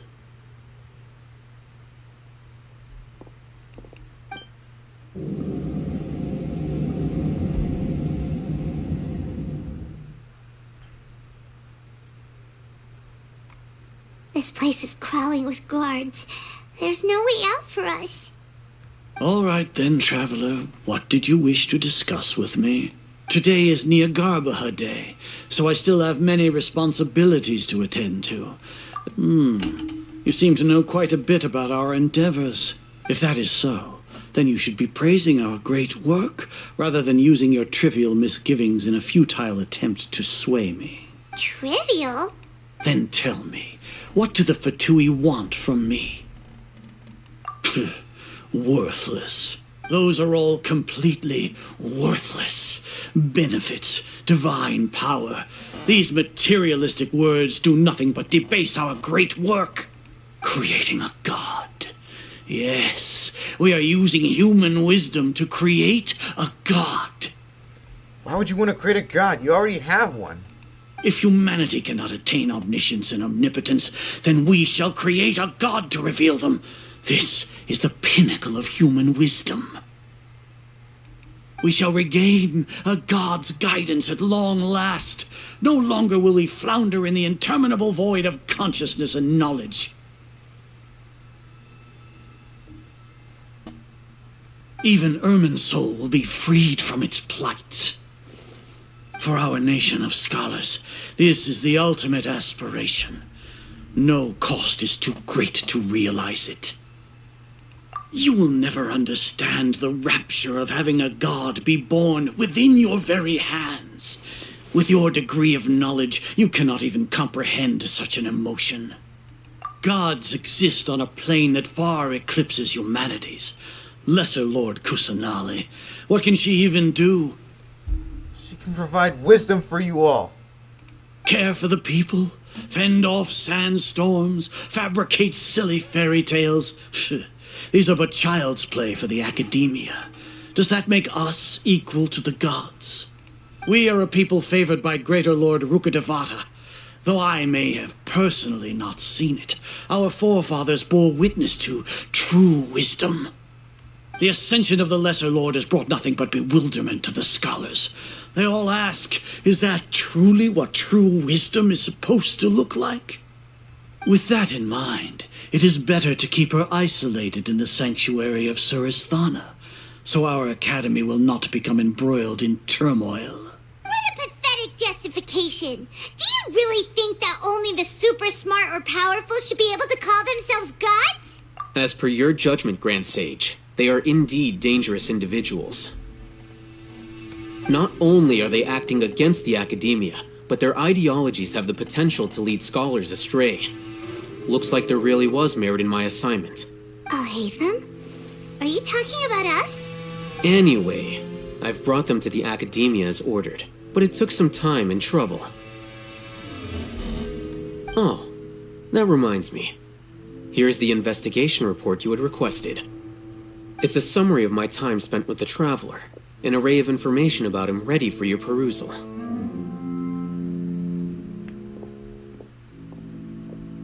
Oh, Hatham! So you're still on the academia side! That jerk!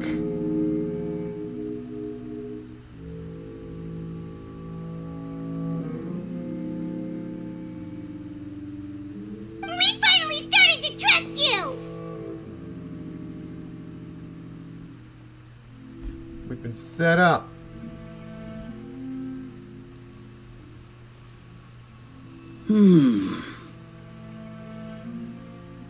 Excellent. Detailed contents with no errors.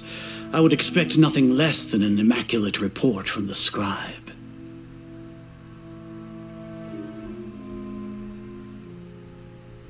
As it is Niagarbaha Day, I'll enter the information on you into the Akasha. Surely you know what that means. We'll be monitored, just like Sino. With the Akasha's calculation prowess, all of your actions will be predicted with an accuracy of at least 98%. Furthermore, your data will be updated in real time whenever new information presents itself. To put it into words you can understand, wherever you go, you will be walking under an invisible leash. This is Sumeru's greatest penalty for dishonest persons. Are you not familiar with the concept that great responsibility begets an equally great suspicion? Oh, we're fully aware of that.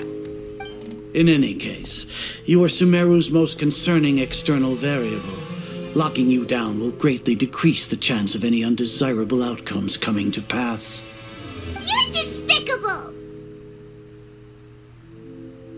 Despicable? Perhaps from your perspective, but I suppose you had mentally prepared yourselves for this, no? Your ploy was to sacrifice the Traveler here, was it not? Lord Azar, I know what you're trying to say, but I've been following your plan this entire time. Why are you doubting me at this juncture? Must I delineate your entire plan? Very well, I will spell things out. First off, I received an eyewitness report that you were spotted with the Traveler at Caravan Ribat. However, you immediately departed for the desert and escaped surveillance range. Judging by the time, you all likely encountered the truant General Mahamatra in the desert. Am I correct? Maybe Paimon shouldn't have mentioned Sino just now. The academia had not received correspondence from its scribe for a prolonged time. You were also in the company of the Traveler, a close associate of Lesser Lord Kusanali and General Mahamatra Sino, who had defected from the Academia. With their instigation, what was the probability that you would betray the Academia? Rationally speaking, 50%? 70%? What do you think?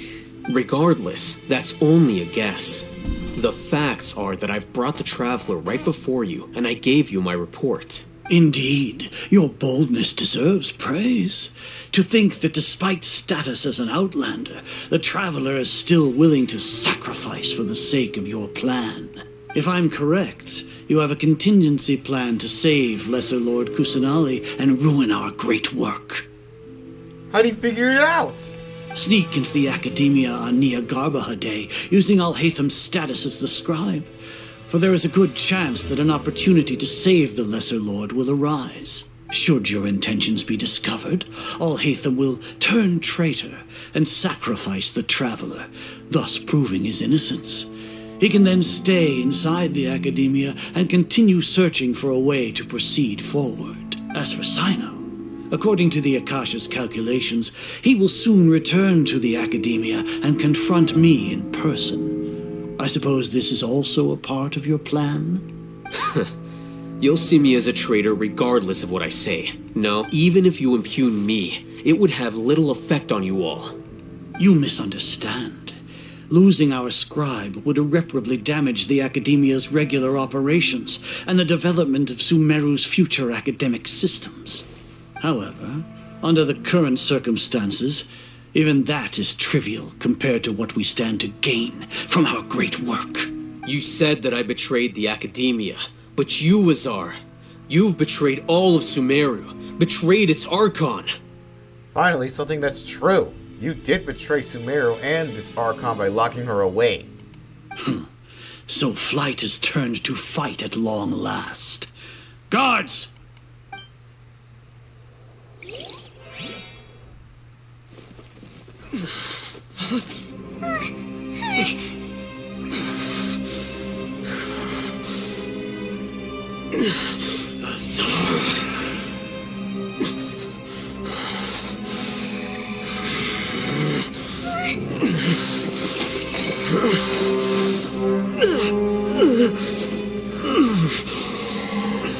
Well, what do we have here? So you stole that divine knowledge capsule? Traitor! You traitor! Even the most rational scholar will yearn for the power of a god in a moment of desperation. Aren't you doing the exact same thing as me, Alhaitham? Unfortunately for you, no god will lend you their power. Azar!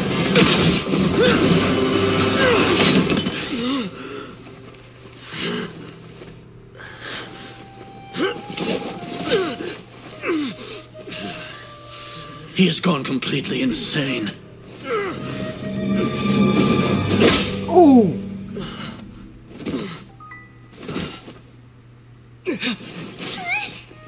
Take him to the Matra and exile him to Aru village. Then find someone to take these two to the confinement room. I'll deal with them later. Grand Sage, we've finished all required preparations for Nyagarbha Day. We may begin to enter the capsules now. Excellent. You may begin.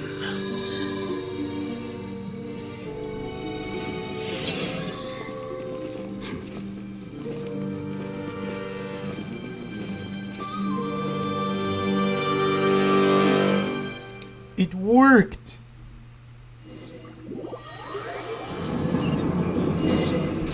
Can't believe this has worked.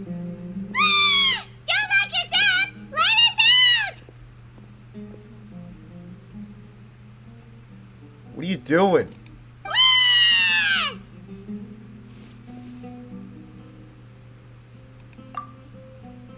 Oh, yeah. Paimon got a bit carried away there. How was Paimon acting just now? Great, huh? Everything's going according to plan so far. We made it into confinement, and Alhaitham's probably done with his part too. We even managed to trick Grand Sage Azar. Alhaitham sure knows how to cook up a plan. What are we doing next? Paimon has trouble remembering things when she's worked up. Right. Paimon thinks it went something like this. Apart from that, we still have yet another goal in the first stage of our operation, which is to send the Traveler to the confinement room. What? Why do we want to get him locked up on purpose? He's always been the person the sages are most afraid of, as well as the greatest obstacle to their successful implementation of their plan. They are very aware of the risk he poses to them. Once the Traveler is imprisoned, the sages will likely think that everything is under control. And with their guard down, the next phase of our plan will have a much higher chance of success. I can already see the pompous looks on their faces.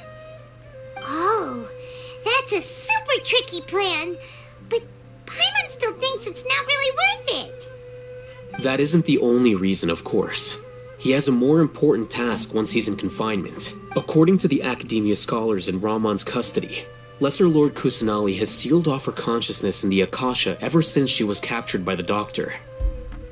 That way, they can't pry any more information from her. Even if we break into the sanctuary of Surasthana, it will take time to awaken Lesser Lord Kusanali's consciousness. We need to do that in advance. So our job is to wake up Nahida! Okay, totally worth getting thrown in jail for. The confinement room is inside the Academia, close to the sanctuary of Surasthana. It's a completely enclosed space, and you won't be receiving any visitors. I'll work with Ramon's scholars to make some modifications to your Akasha terminal. Once you're in, get as close as you can to Lesser Lord Kusanali and try to connect to her consciousness. However, as for whether she'll actually wake up, that will depend on our luck. What if we just yell this? Rise and shine!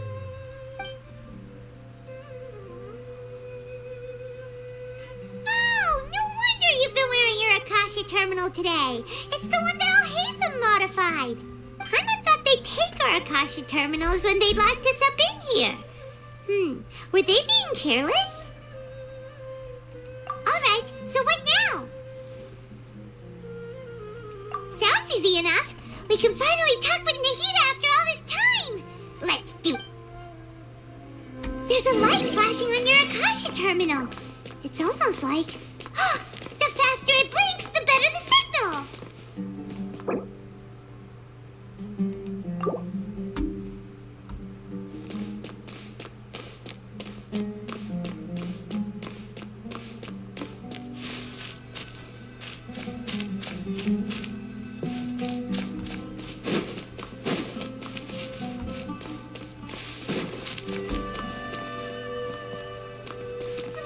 Whoa, it's Mora! Ooh, Mora! No, Paimon, we're not here to hunt for treasure. We're not here to hunt for treasure. Here? No signal again. Is it getting jammed? No, I think we're in a bad spot. Kind of like a bad Wi-Fi connection. Huh. I guess we should keep going.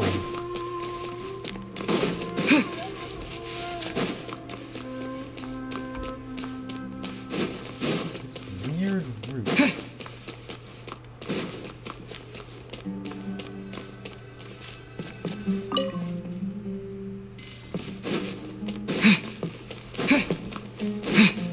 Again?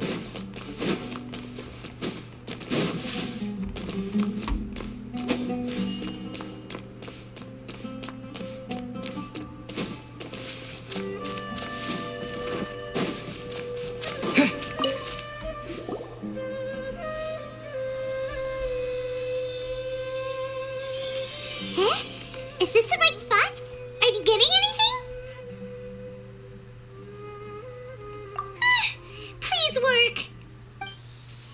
Nahida, are you there?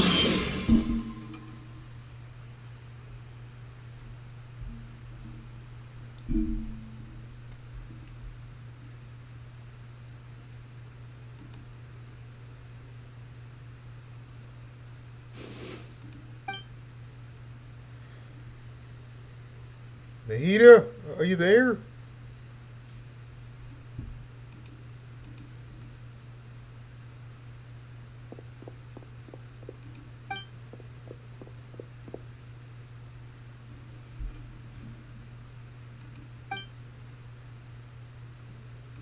Nahida! We know you're home, Nahida. Pick up the phone, Nahida. Hey, Nahida!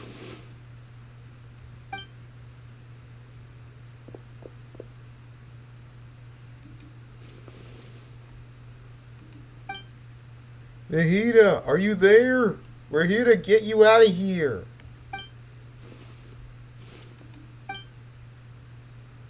When did it first start? Oh, right. It started from the moment I was born. I want to become a worthy Archon. So I've kept studying. Kept listening to my people and their hearts. Kept looking for a way to save Irminsul. So I can catch up. Catch up to Greater Lord Rukkhadevata. But I'm stuck in the sanctuary of Suristhana. The sages are creating a god to replace me. And I'm forced to lock my consciousness in this boundless darkness. Nahida! Come on!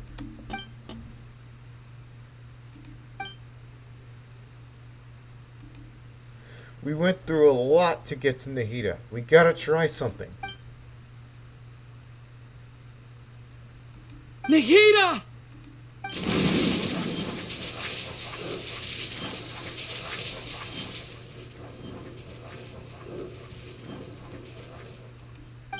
It's so quiet here. Now that I think of it, I don't think I've ever actually listened to my own inner voice. Do Archons have them? Should Archons have them? Have I been doing the right thing? No, she's doubting herself. Am I really not needed? Yes, you are needed. Yes, you are. How do I really feel about all of this? It's so quiet here. Since you're the god of wisdom, you've known the answers to all these questions since the very beginning, haven't you? Who are you? Whose voice is that? It sounds familiar. You're right, though.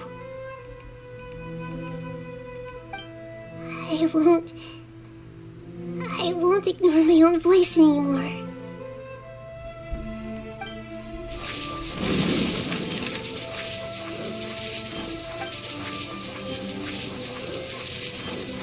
Nahida!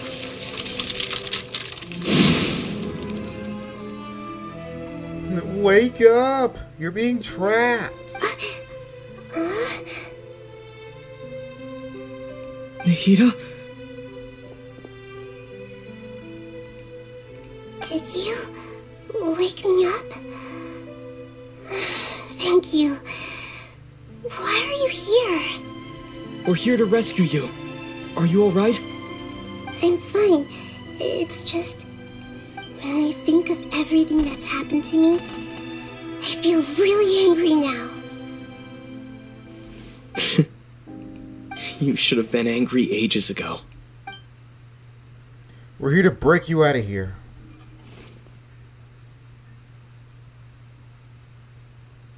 Huh? Oh, you're back! How's everything? That's wonderful news! Great! We weren't locked up for nothing. When you went to wake up Nahida, Paimon was listening for any sounds outside. You were out for a long time. There are fewer and fewer scholars going about now. You think everyone's done with their Nya Garba day stuff? Yep, so that means our next act is Nilu's performance!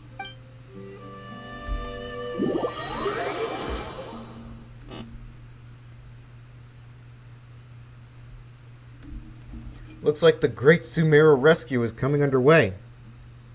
Nilu, are you sure about this? You're taking such a great risk for them. I'm sure, and I'm going. You know that I don't like to pass up any opportunity to dance, and this one is especially important. All right. You seem to have a lot of trust in them, so I won't say more on the subject. But if anything happens, the few of us here may not be able to help you. Don't worry. They've been through worse. Everything's going to be fine. All right. You know, if you really do get arrested, we'll do everything we can to get you back.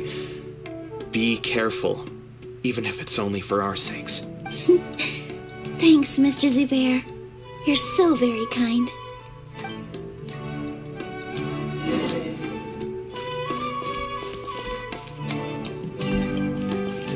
With all my strength.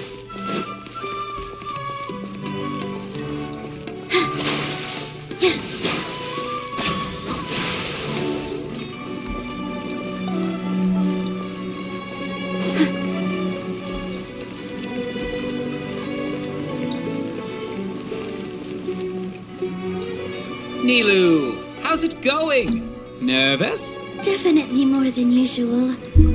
But it's because I'm worried I won't dance well enough.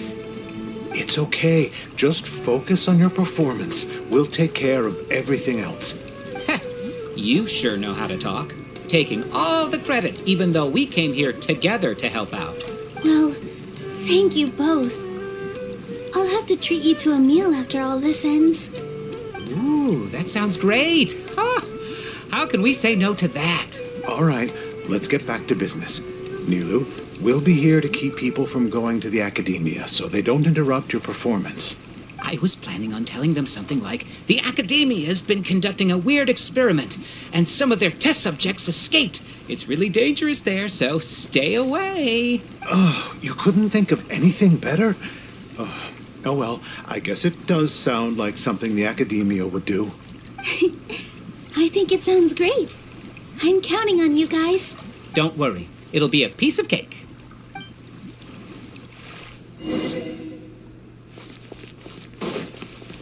Alright, Nilu's performance should be able to... Hey, Nilu! Sorry, it's great to see you, but I'm really busy right now. Our Bait People Away with Yalda Candies plan is working beautifully. Do you want some candy? We have more than we can give out. Vihar, thank you so much for doing all of this. And even dressed up as the Knight of Flowers, no less. I'll pass on the candy, though. I cut back on sweets in the period leading up to a performance, and I'm about to start one. You have a point. The stage is cleared and everything's ready, so you can start your performance at any time. Yeah, thanks to you. I'm really grateful. All right, time to hit the stage. You're welcome. The honor's all mine, since I'll have such a great view of the show.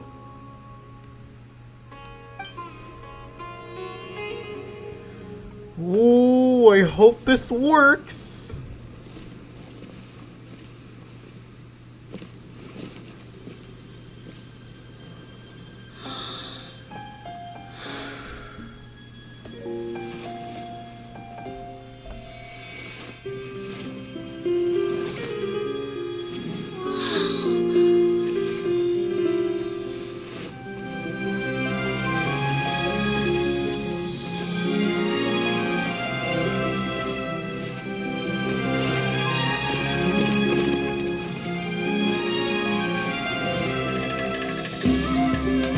I've never seen a performance like this. This is incredible. Yeah, but I heard that public performances like these have been banned. I can't believe she's doing this here. She's got guts. Grand Sage, there's some commotion outside. How uninteresting. Issue the new Prohibition Act from the Akasha to the guards. They'll know what to do. Do you think we should, stop her? Let's just watch for a little bit longer.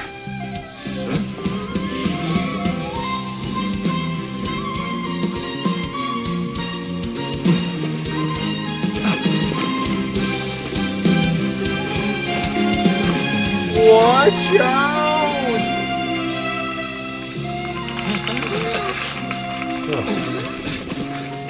Watch out!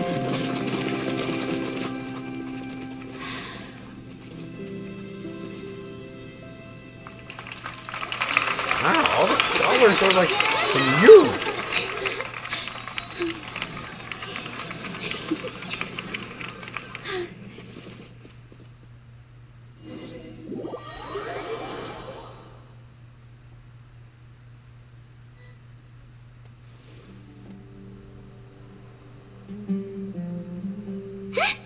Did you hear that? It sounds like a lot of guards just ran by. Does this mean the plan has moved on to the next stage? Yep. It's great that everything seems to be going well. Come to think of it, when did Alhaitham replace the knowledge capsule that was about to be entered into the Akasha? Oh, so that's when he did it!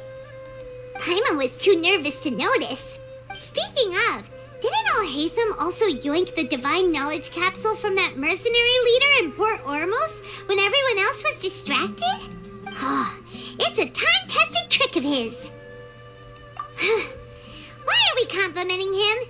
Yeah, he's smart and all, but he still makes Paimon's blood boil. Let's review our plan for this stage again. It's not like we have anything else to do right now anyway, and it'll help us feel more confident. Paimon remembers that Nilu's task was supposed to go a bit like this.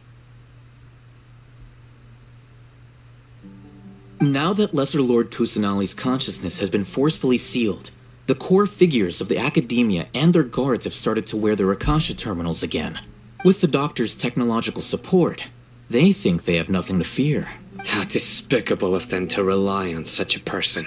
But this is also our chance. I was originally asked to draft the knowledge capsule for the Artistic Performances Prohibition Act when I was still at the Academia.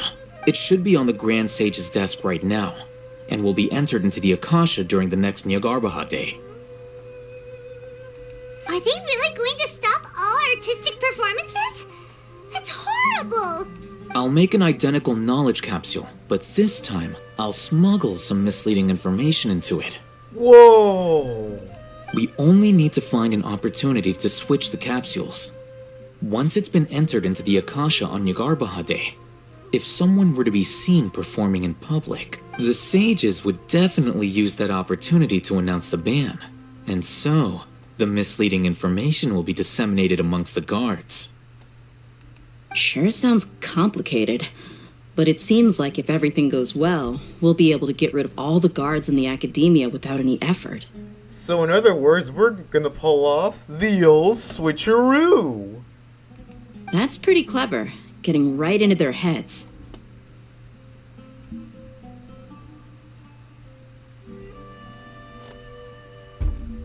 I just have one question. Even if we manage to get the misleading info out to the guards, how can we be sure that they'll believe it?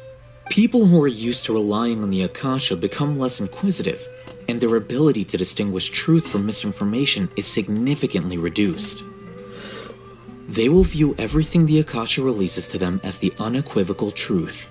The Akasha will turn humans into machines. I've seen it happen many times. Yikes. Good thing I didn't wear it for long when I was working in Sumeru City. At first, I thought it was a good thing too. By the way, this plan still requires a performer, right? Do you have someone in mind? Nilu of Zubair Theater. I know her really well.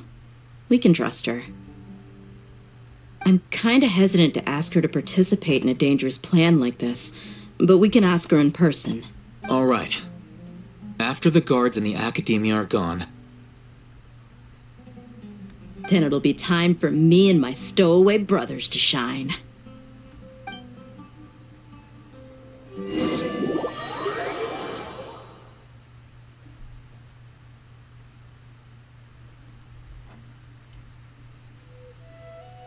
Here they come. Did you see that, Raman? They came out from the Academia in droves.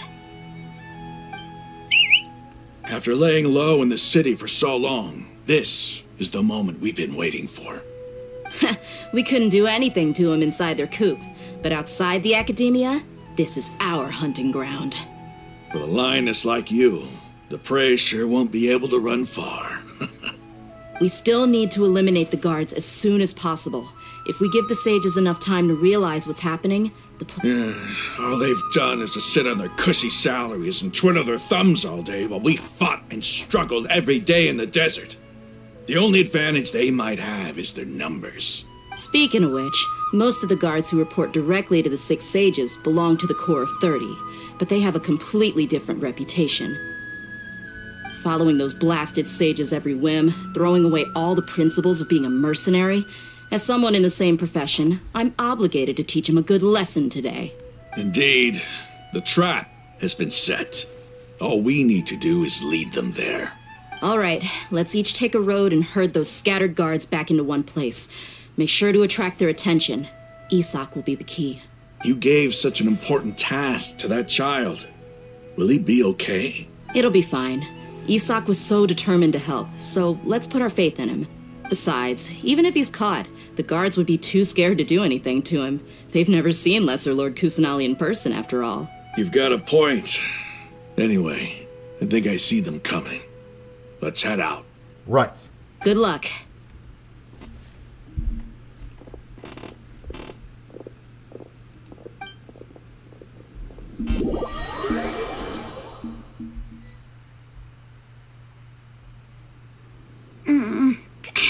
This outfit.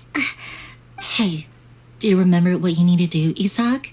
When the guards get here, you'll pretend to be Lesser Lord Kusanali and run away from them. Oh, yeah, I remember. Of course I do. I'm just a little nervous. Relax. Don't think about getting caught. Even if that happens, we won't leave you behind. You only need to think about getting the guards' attention and leading them to the Grand Bazaar. Leave the rest to us. Okay, got it. I'm here to pay back Lesser Lord Kusanali for helping Grandpa. I won't get cold feet. Hey, they're here. I can see the Academia guards. The plan's going in fruition. All right, it's time, Isak. Take a deep breath and go. You can do this.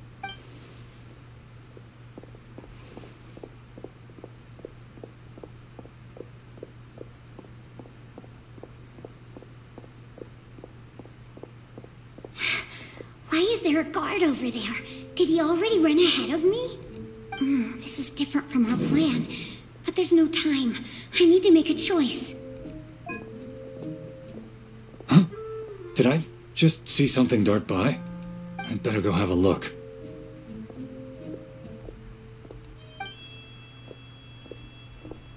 Were my eyes playing tricks on me? I should go check to see if someone's hiding over there. There seems to be nothing here. Just to be... Good thing they didn't find me. I was close. I'd better hurry and keep going. Come on.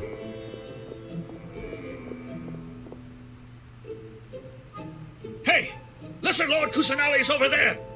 Stop! What? Lesser Lord Kusanali? How did I not see anything just now? Oh no, they found me. Where should I go? The target suspected to be Lesser Lord Kusanali has escaped into the Grand Bazaar. Assemble and arrest her!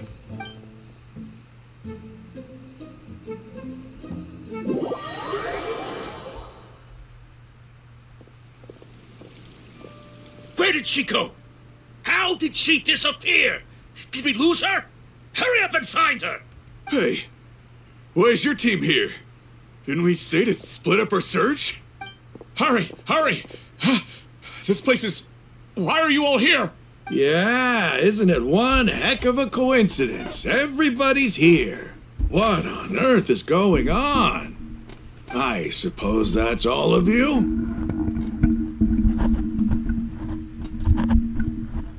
Who are you? Did you set us up? What are you planning?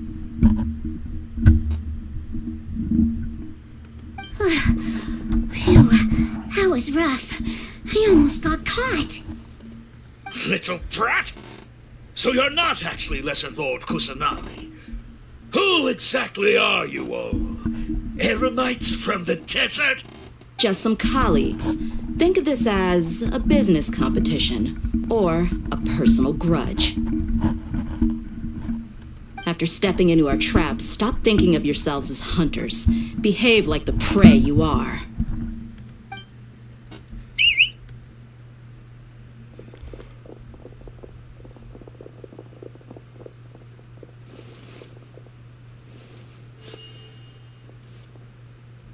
An ambush? How's that possible? This is Sumeru City, but mercenaries from the desert somehow ambushed us! You've spent all your time hiding away in the academia. This place has long since become our hunting ground. Brace yourselves! Are we going into a fight?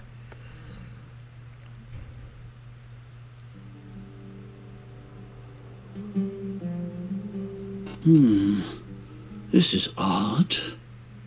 The academia has quieted down after the conclusion of the Niagarbaha Day ceremonies, but it's much quieter than usual.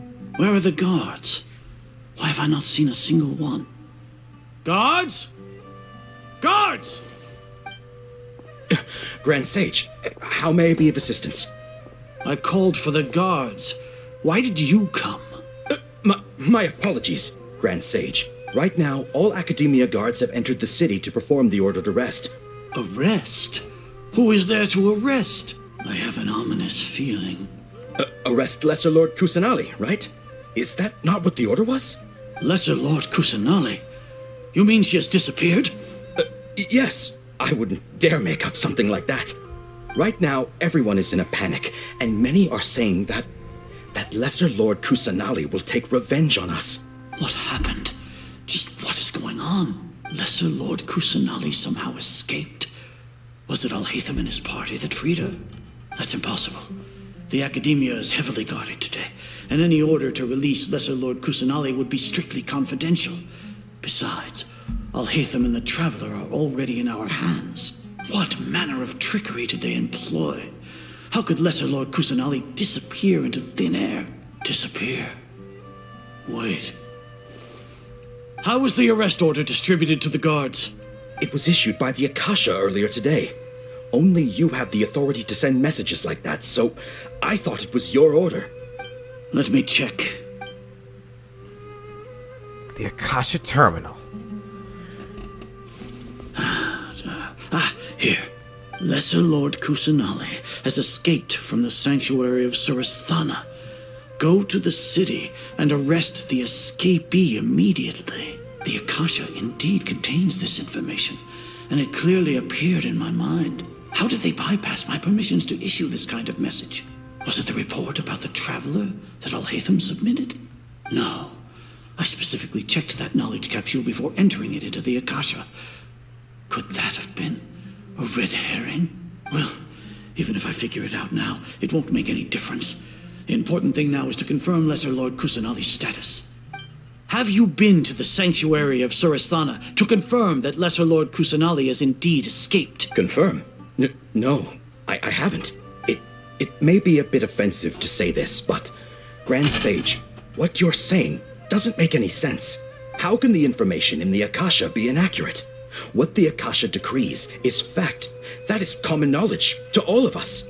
If we have to confirm the information and knowledge from the Akasha ourselves, then how is that any different from us learning that information ourselves? Wouldn't Greater Lord Rukkhadevata's legacy lose its meaning that way? In the beginning, it was I who asked you to believe in the Akasha, to believe in the legacy left by Greater Lord Rukkhadevata. Are you trying to use my words against me? No, Grand Sage. I'm merely confused because I believe in you. I never meant to refute you. Stay here and see if there are any suspicious people around. I'll go to the sanctuary of Surasthana on my own. Yes, Grand Sage.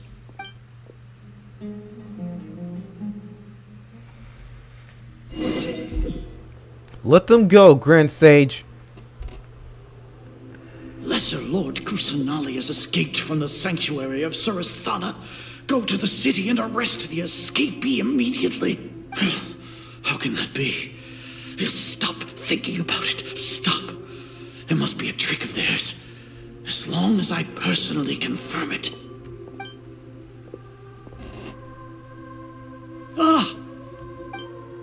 Impossible. That's impossible. There must be something wrong with my eyes.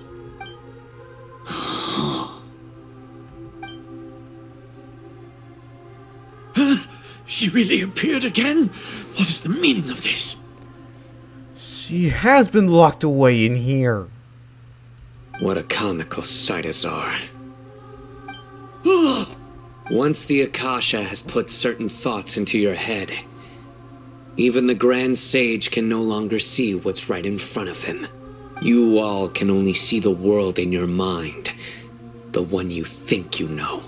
And precisely because of this, you disregarded Lesser Lord Kusanali's existence. She has been a wise and worthy Archon. And you have disrespected her. Sino, have you been waiting for a chance like this? The Akasha predicted that you would return to the Academia to confront me, but I didn't expect it to turn out like this. No, you were blinded. Your faults stem from your reliance on the Akasha. You're still the same as always. I truly did not expect a proud person like you to cooperate with Alhaitham and the Traveler. People change, Azar. Admit it. The Akasha can't predict my actions anymore. Then tell me, what have you found during your investigation? You want to buy time? This is the sanctuary of Suristhana. Under your own regulations, even Academia staff are forbidden to come here. No one will come to save you. And you know why it's forbidden? Because you're hiding the truth. You're locking away Lesser Lord Kusanali in order to hide the truth so you can gain power. She would be ashamed of you. As for the investigation, I've at least confirmed that you are guilty of insurgency against the Archon. A serious crime. So what? Did you do all of this so I would plead guilty in front of you, General Mahamatra? No. I want you to plead guilty in front of the Archon herself. You once said that I had no standing to judge you. So now, how about judgment in the name of a god?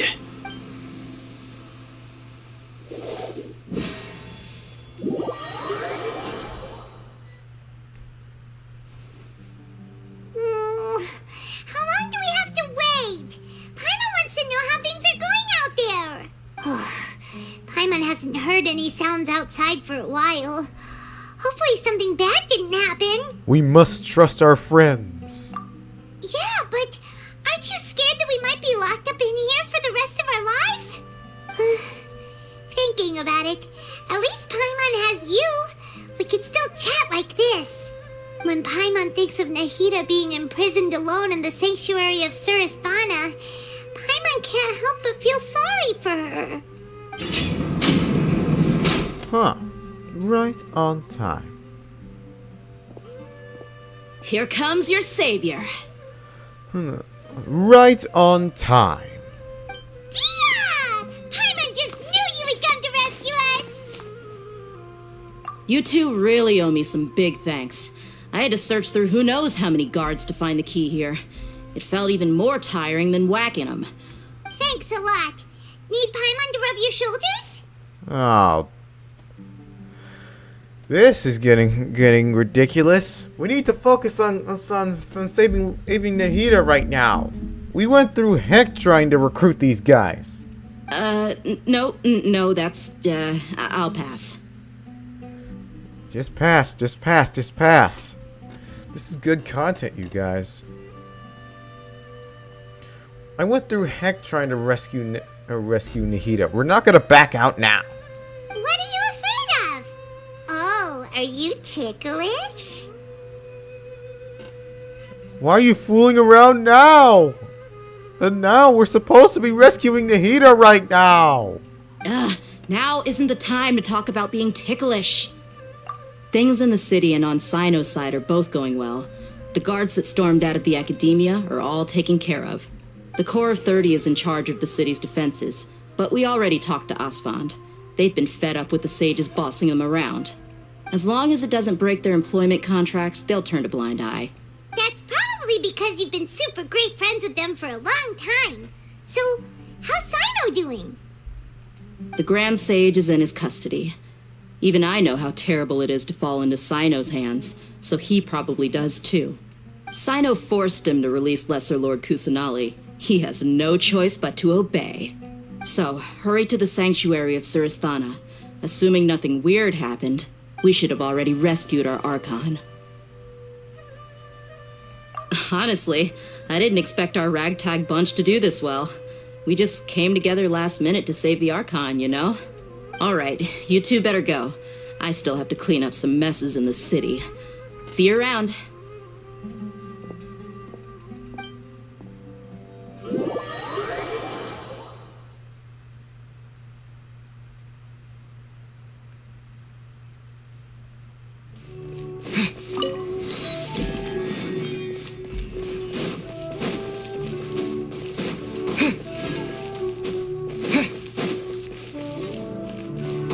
There it is.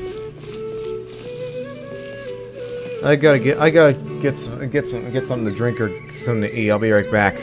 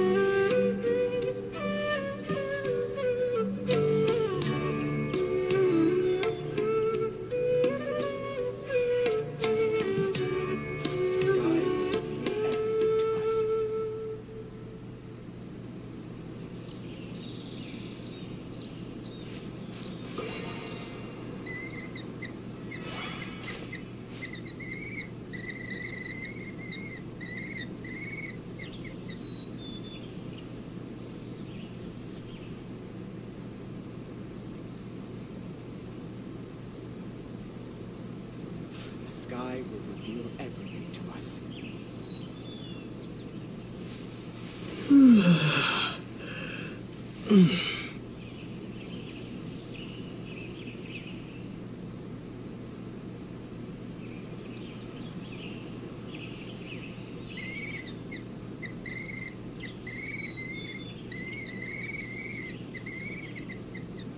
The sky will reveal everything to us.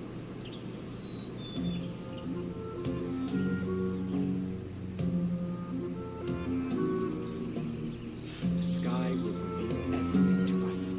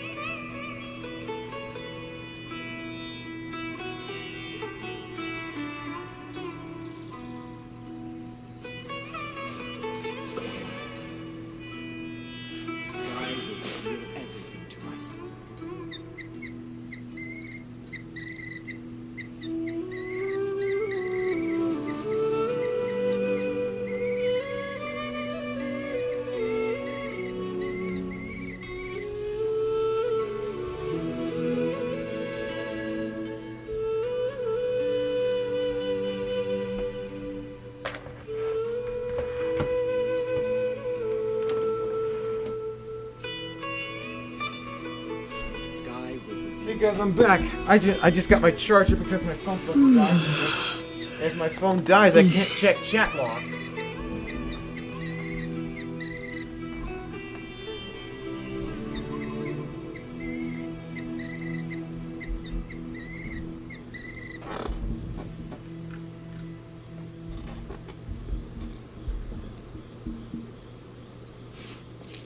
Sky will reveal. Alright, boys, I got popcorn and lemonade, the best streaming snacks to prepare for any boss battle. Now let's heal up. Steady, go!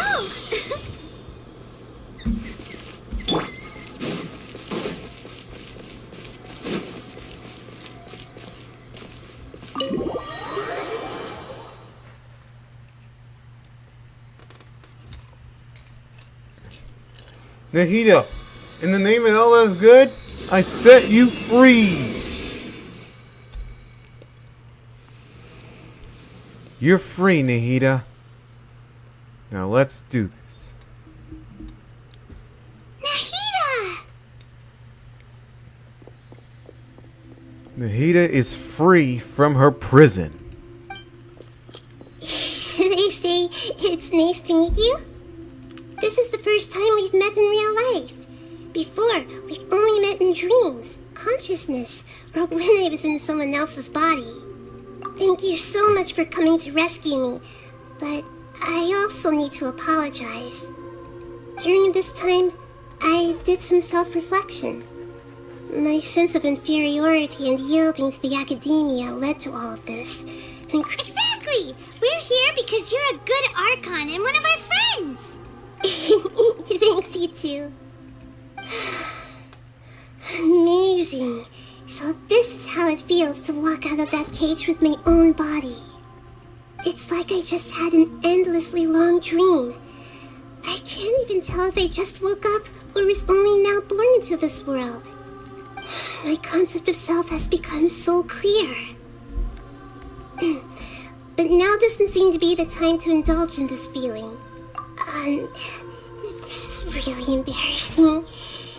You all just rescued an Archon, and now she needs your help to save her country, and even the entire world. It's okay. With you here, I'm sure that everything will work out. There's one more thing. What is it? For all the things the Academia did to me, and for all the folly it committed in the name of wisdom, as their Archon, I will make them pay. Ah! Wow! That's the spirit! You're finally standing up for yourself and not letting people walk all over you! I understand now. To be a better Archon, I first need to better myself. If you haven't even figured out how to be a caterpillar, how can you be a butterfly? Yes, true. That reminds me. I wonder how far along the Academia is with their God creation plan. We need to hurry and prevent the birth of that false god. I need to make some preparations. Since I'm now free, I can establish a direct link to the Akasha and control it. First things first, I need to remove the restrictions that the doctor put on me in the Akasha. After that, I'll make some adjustments and revoke the sage's permissions. The Akasha will then be like how it originally was, only operable by the Archon. After all, the Academia betrayed Greater Lord Rukkhadevata's trust. This might take some time. In the meantime, you should also work on your own preparations. If we don't stop the God creation plan in time, we'll be in for a tough fight.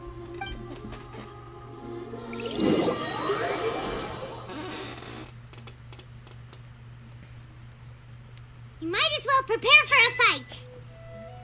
When we're done, we can take a walk around. After all, we missed out on a lot of stuff when we were locked up.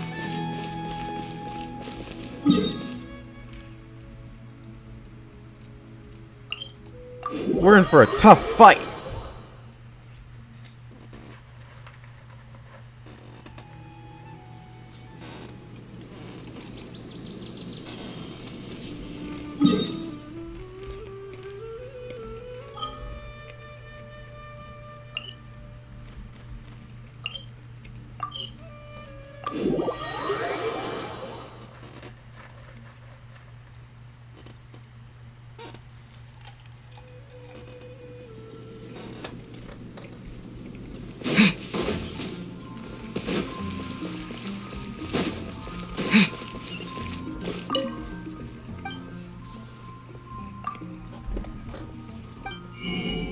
Yep, and I got some popcorn corn and lemonade because I'll need to carve up to power my awesome god fighting skills. Cause I'm a winner!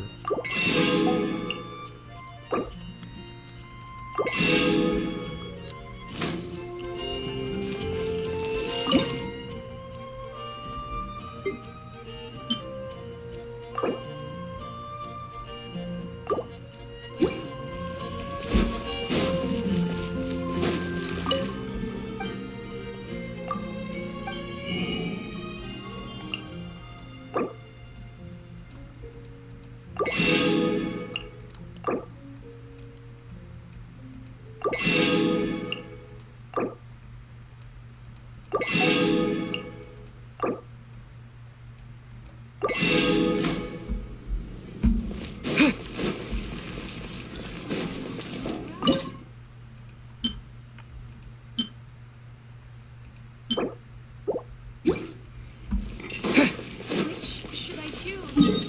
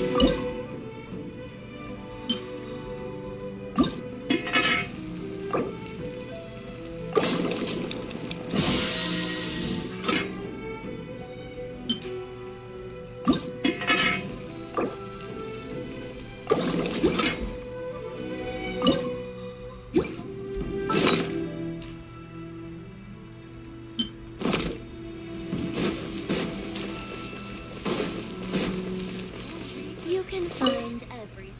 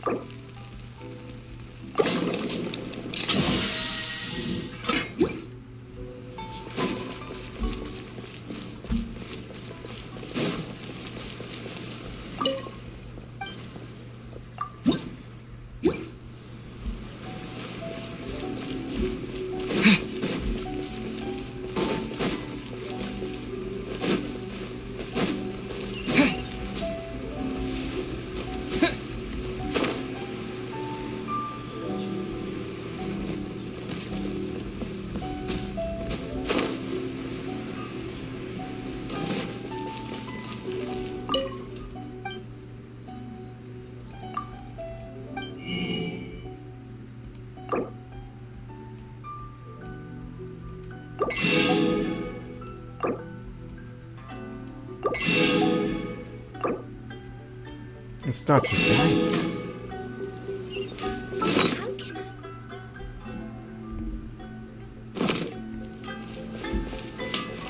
Essence of the Ame no Mahot.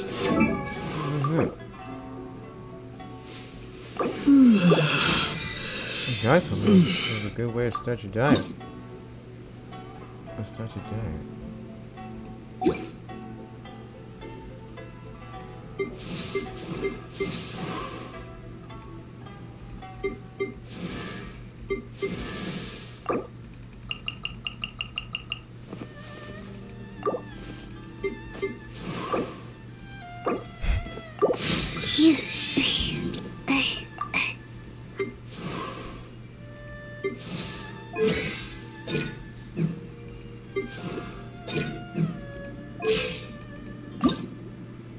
I wonder when I'll be as tall as my big sister.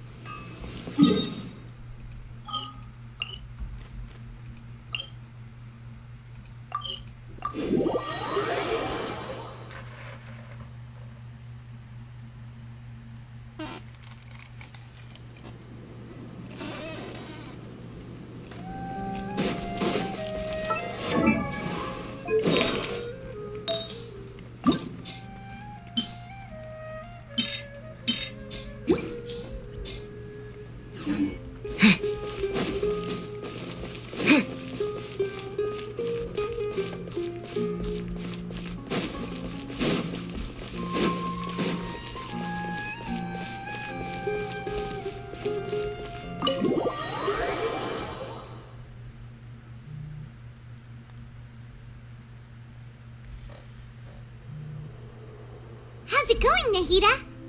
I'm done with the parts that needed my involvement to complete. Although it's my first time working with the Akasha like this, its internal structure and operation procedures are easy for me to understand. Greater Lord Rukkhadevata's design is truly brilliant.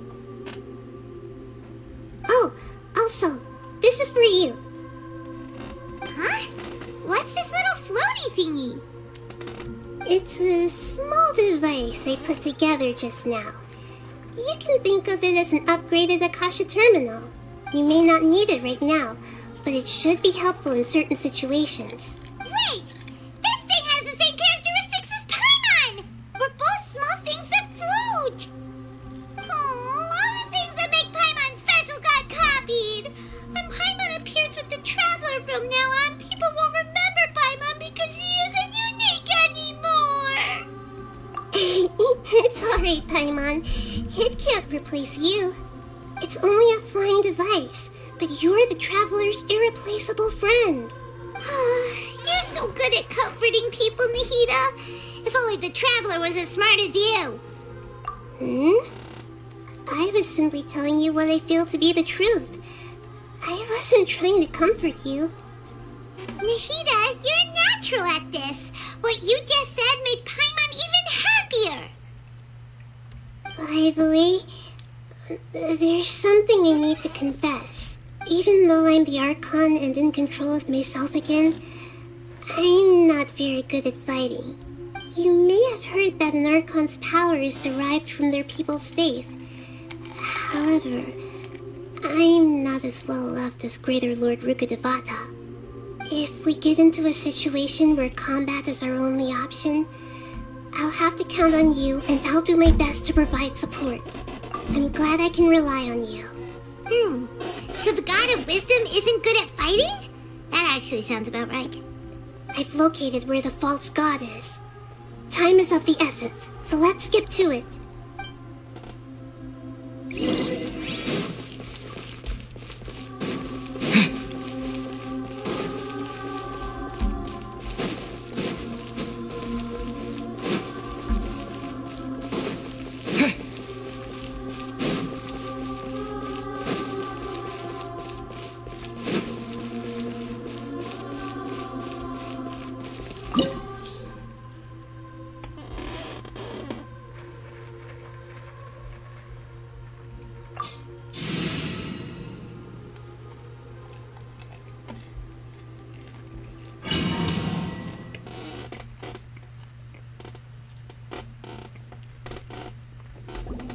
What is this place? Is this really the way we need to go? Wow.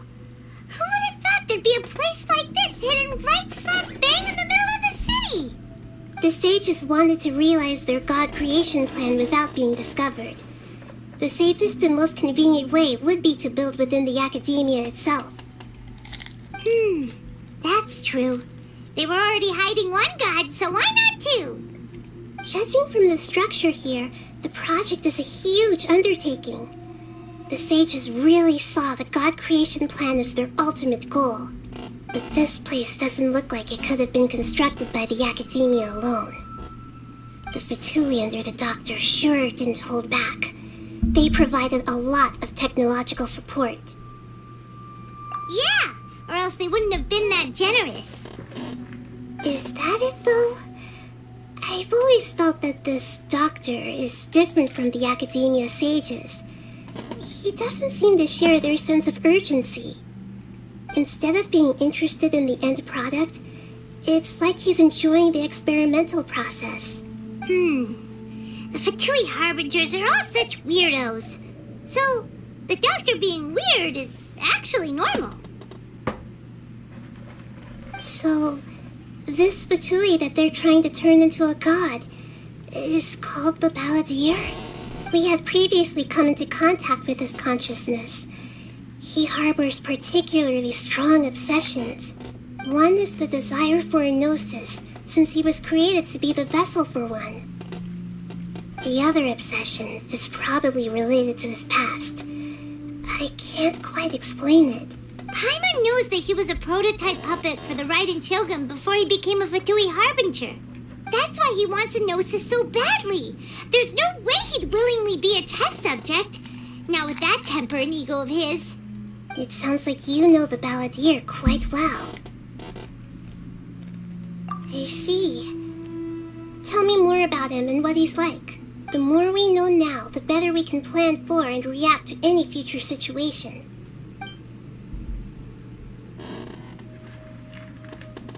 Ah, I see. How fascinating. Alright, time to go. Let's get through here and meet him in person.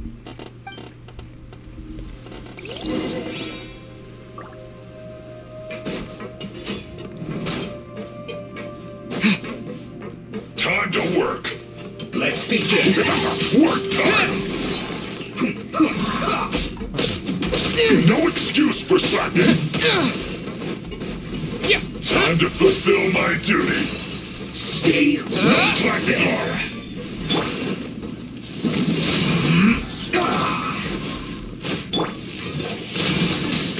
Twin blade. Not breaking a sweat.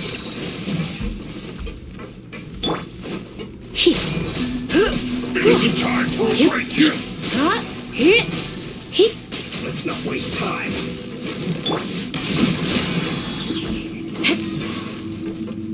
Good thing we brought Lisa. Win this quickly. This is bad.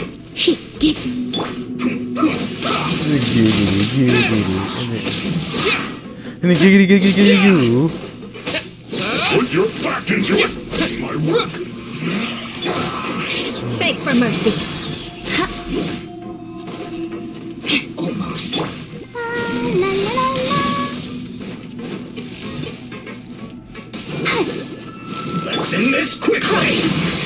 looks bad.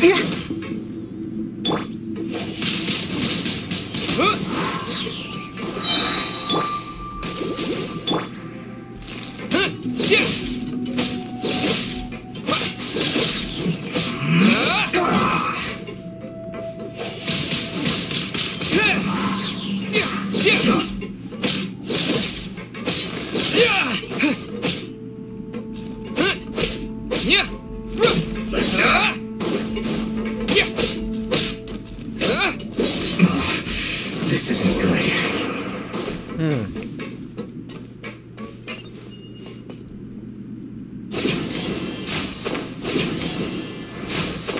It looks like we can climb up these pipes.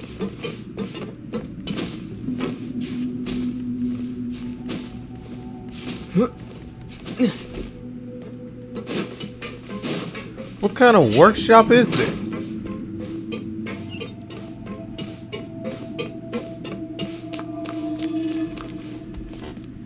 And according to my readings, the balladeer should be atop of that big tower.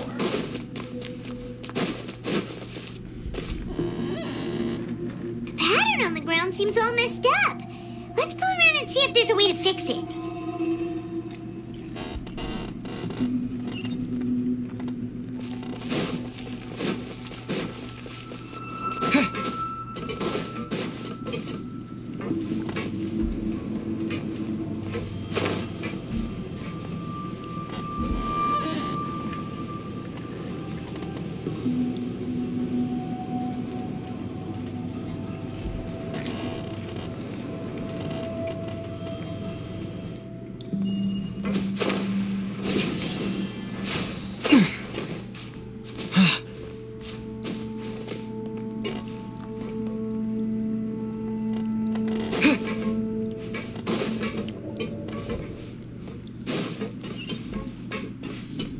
No more words.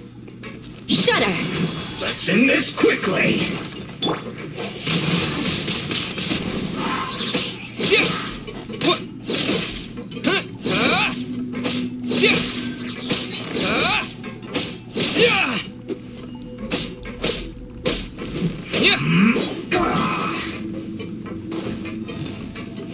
Stay right there. Vengeance will be mine. Beg for mercy. Crush! I slipped up. Windblade! This isn't good.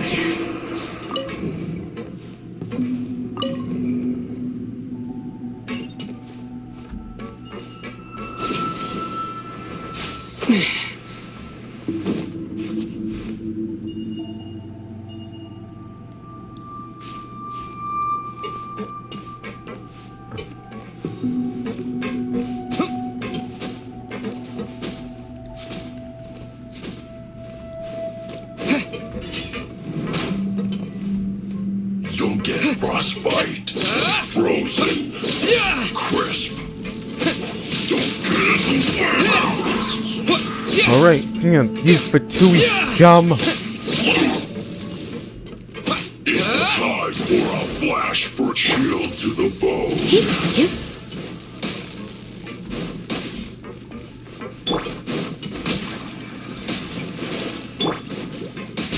The odds are against us. More speed.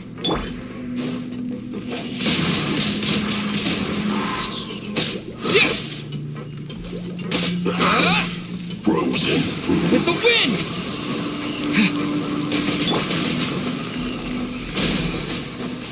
Come a little closer. You've been a naughty boy. Surrender and be gentle. Windblade! Shield to the bone. We gotta stop him. Watch out. No.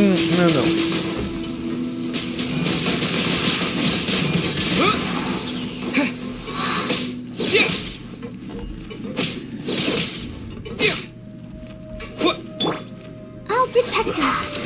Frozen food.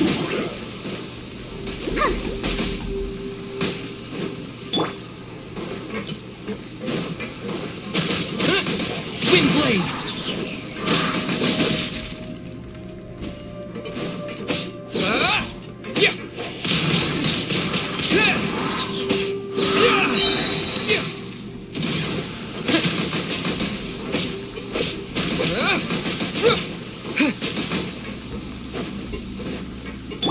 Let's dance.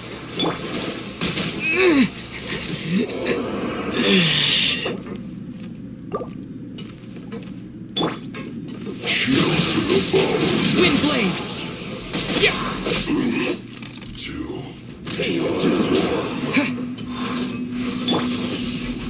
He, huh? He, here. Leaving so soon.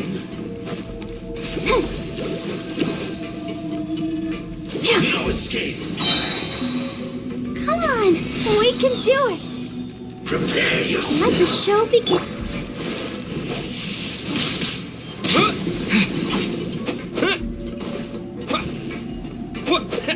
Leaving so soon.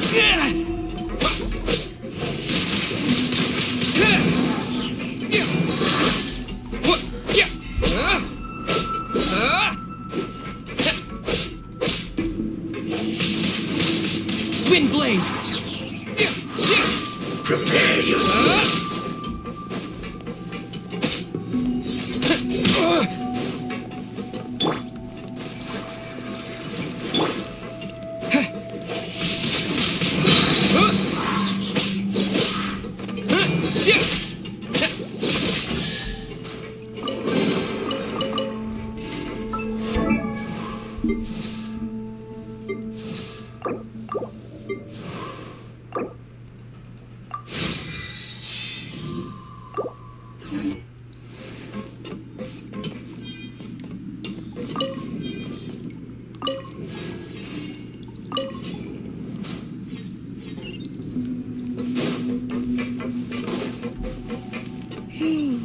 The cart is stuck.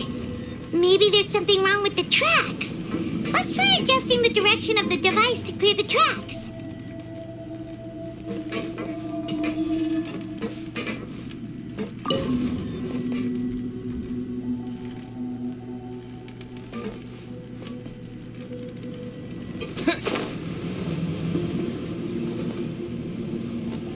Ah, Fugu.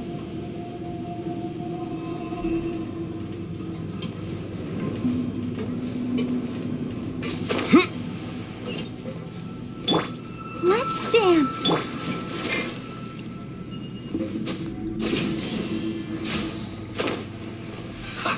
Have a load of this. Shouldn't get careless. Deep Sea Wrath.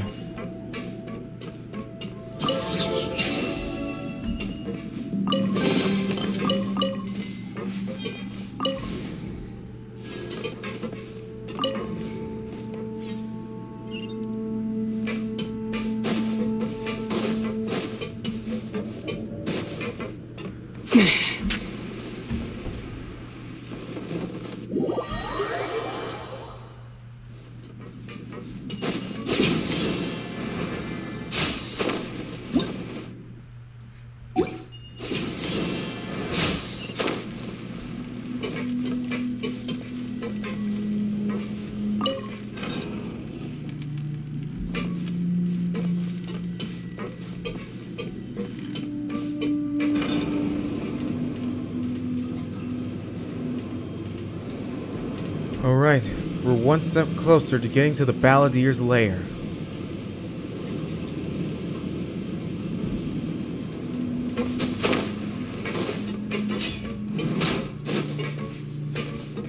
Let's begin. Go, Barbara, go! Windblade!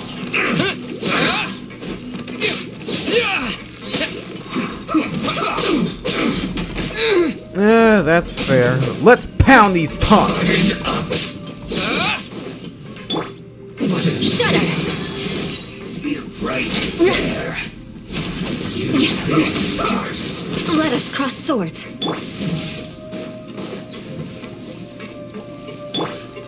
Crush! Slice this quickly. I slipped up. Yeah. Yeah.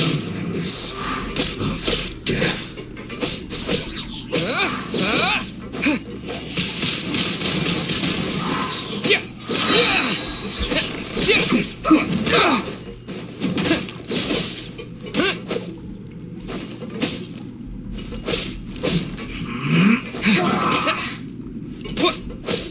Yeah. I guess this is it. Have a load of this. Let the show begin. Don't be a killjoy. We've only just begun.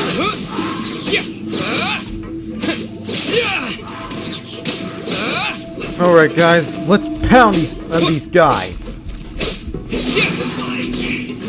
Arrow strike!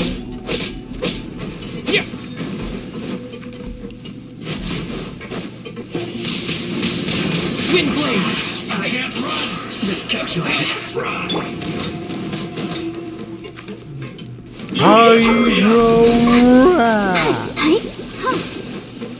Splish splash strike! Feels clogged.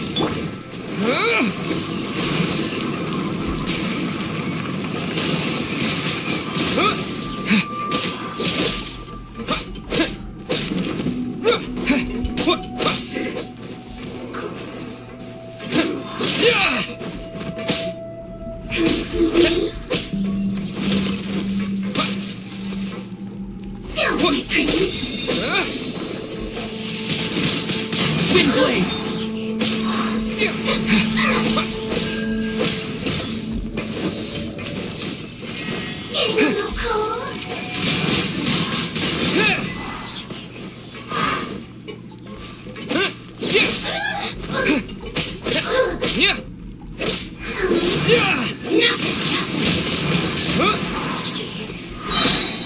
Disappear.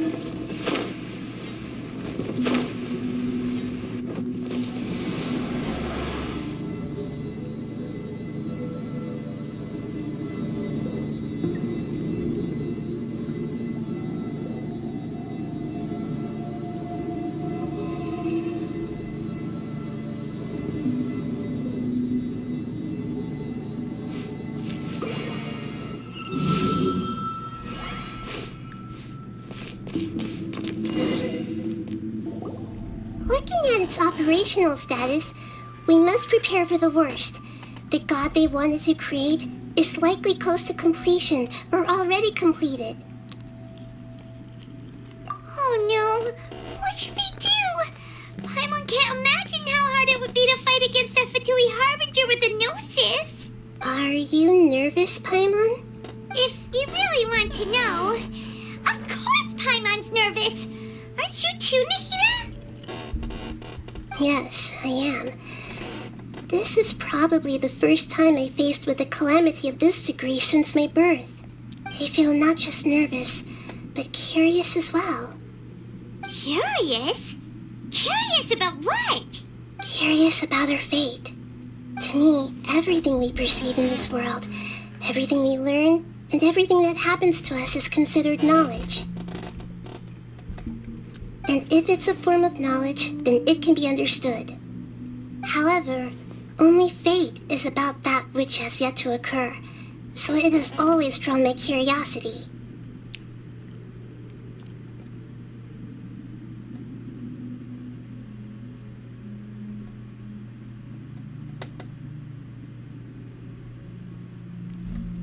So to me, fate is the ultimate knowledge. That's also why I love observing humans and all the things that happen to them. It all brings me great satisfaction. And now, at long last, I'm not just an observer anymore. I will personally experience my own fate with you by my side. Isn't this such a wonderfully exciting thing? Ah, so that's what you mean. Paimon thinks she understands what you're feeling. Agreed. Okay, let's continue on. I can sense his aura from here. There he is. The Balladeer.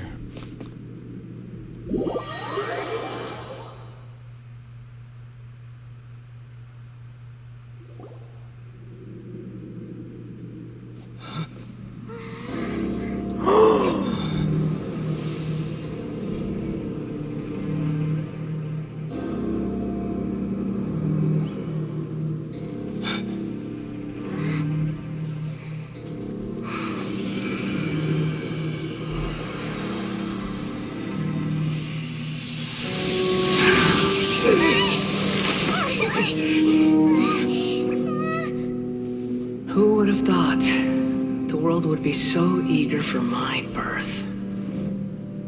I remember you, Boer, the god of wisdom, and standing beside you, the traveler. Is he all-knowing and powerful now like Greater Lord Rukkhadevata? No, I can't feel the same kind of divinity I felt from the Greater Lord. It seems that the sages didn't get the chance to infuse the divine knowledge capsules into him. But even still, he has undoubtedly become a true god now. So we're too late? The Balladeer has already become a god? The Balladeer. A long bygone title. When my spirit ascended to divinity, I felt as if I had existed for the same number of epochs as heaven and earth.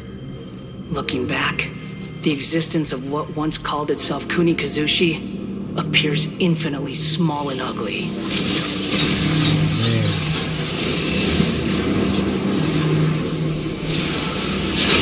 Everlasting Lord of Arcane Wisdom. This imposing aura. It really feels like a god's. A body that capitalizes on the Balladeer's original construction as a mechanical puppet, with the Gnosis serving as a constant power supply. How much effort and resources did the sages put into this? From a purely technological perspective, it's a commendable achievement indeed.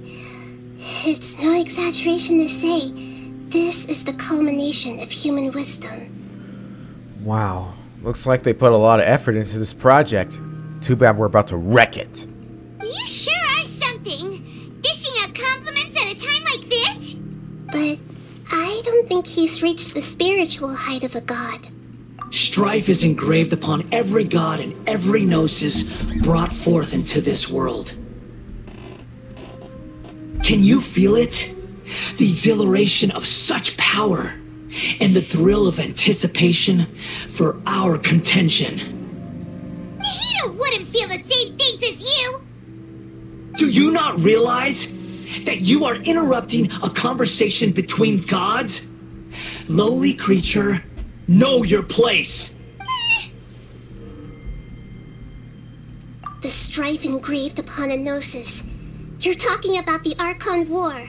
Tevat's current peace was not easily won. I didn't personally participate in the Archon War, but the way I see it, all those losses were meaningless, driven by the demands of the laws. There's no point in bringing it up again. Is that so? Yet I am deeply disappointed that I was never allowed the fortuity to personally participate in the Archon War. This is a first. Encountering a god in this world who does not crave power. No wonder your own people have abandoned you, god of wisdom. Your judgment is as your existence, unsubstantial. You're nothing but a false god who craves power. This is where everything ends, Boer. the god of wisdom?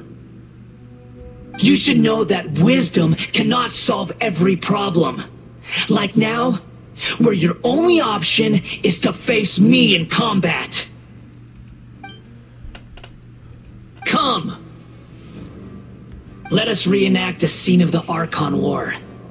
Come and inaugurate my birth as a god.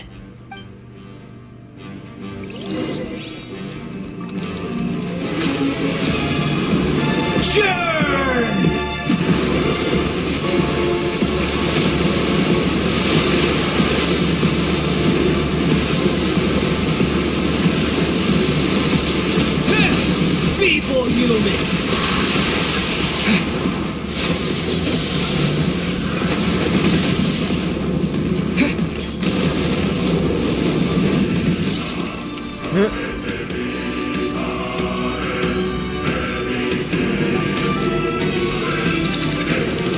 At my command, you shall fall!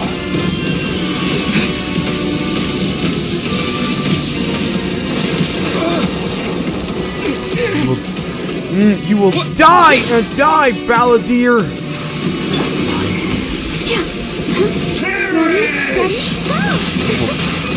You're the one who will perish.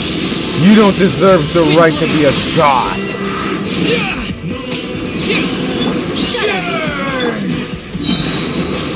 With the wind!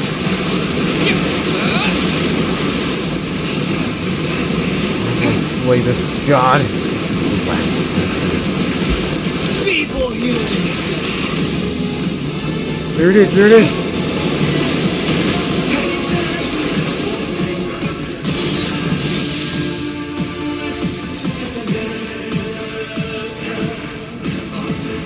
My endless cycle begins!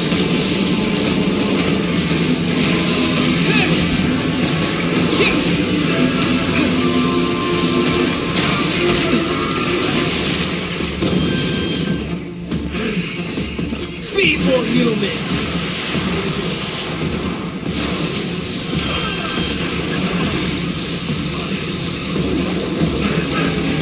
Oh, we can immobilize him! Using a god to his own advantage. Good thing we have plenty of heals. You can't take me down that easily.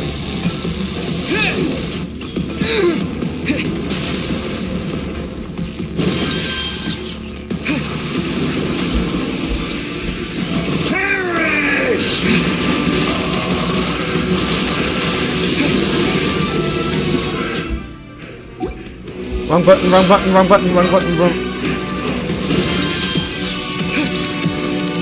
At my command, you shall fall.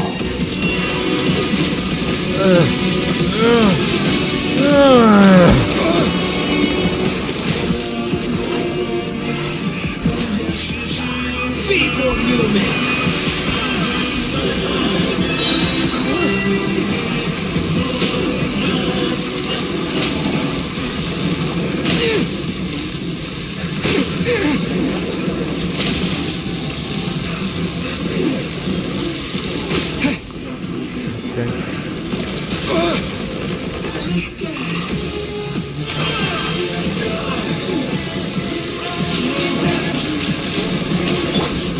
Freeze to the core!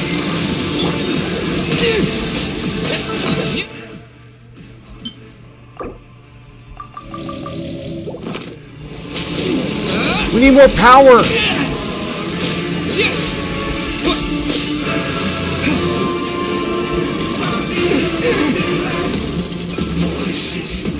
My endless cycle begins!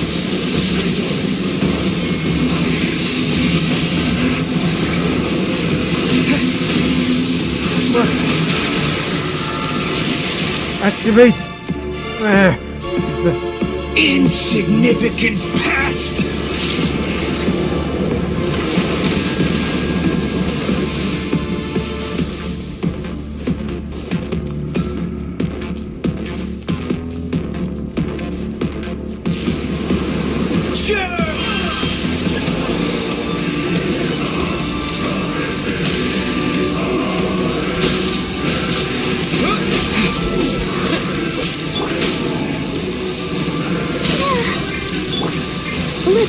things up a little.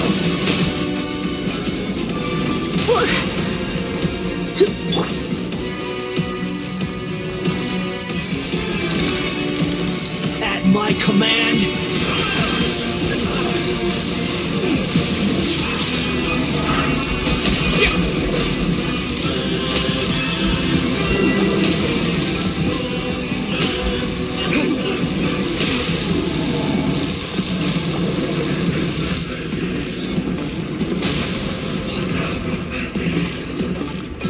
feeble human. I'm nothing but a feeble human. I am Dr. Smildock, the god of leadership and victory. My endless cycle begins.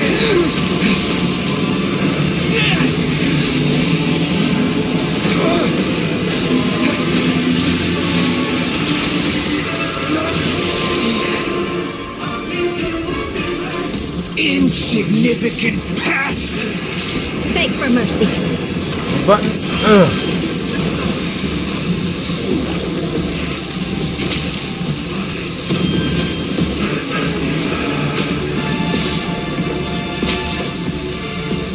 Good grief. Oh, good grief. Oh, dear God.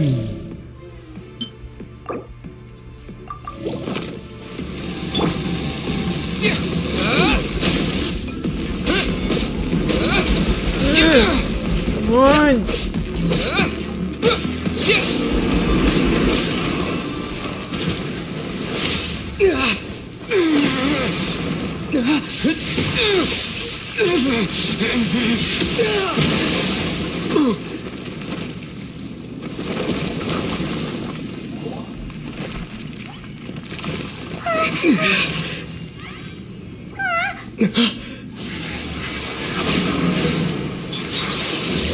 No.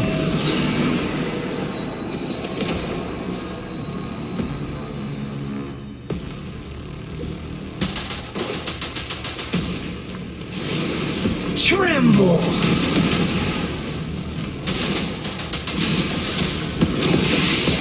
Burn to oblivion. Wait. What are these things? What are these things? Maybe this will help. Kneel. This will help. Maybe this will help. Touché. Maybe this. Those bombs. What are those? He's using different powers of the elements, and the elements to defend himself. Come on, we can do it. But apparently, the false god is more stronger than I remember.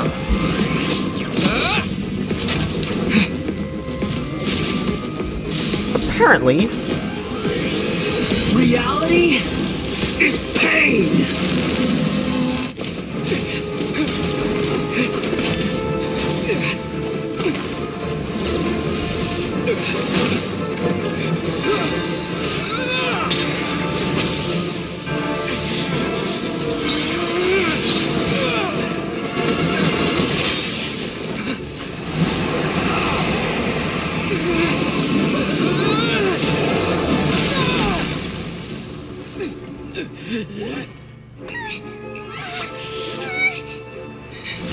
oh my gosh, he's gonna kill us!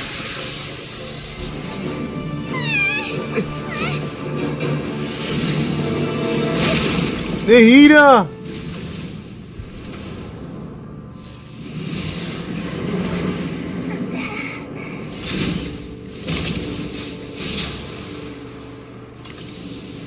This is supposed to be a battle between gods, yet you choose to hide behind a mortal. And now, you're acting like you'd sacrifice yourself for a human. Are you having fun proving a false sense of heroism to yourself, Brewer?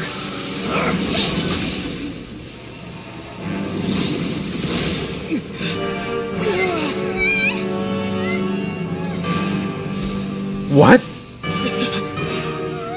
The data collection is almost complete. Do you even know how many times you've tried to take my gnosis from me? Wait. It's a samsara!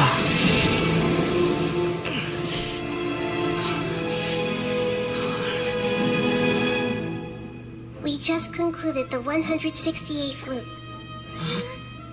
Did you know that in the effort to create you, the people of Sumeru were forced to live through the exact same number of Sub-Zerus festivals and Samsara cycles?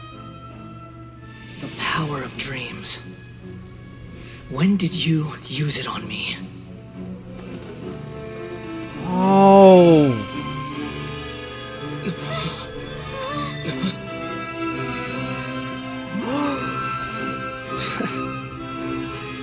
You can't even defeat me in a dream. What do you hope to achieve with this little trick? Come, traveler. Just like before. Right. Allow me to awaken the memories in your dreams. Of course. All that battle experience! It's more than that. Compile everyone's wisdom in the name of the Archon. That is the original function of the Akasha. I've sent everything that happened just now to the people of Sumeru in the form of knowledge.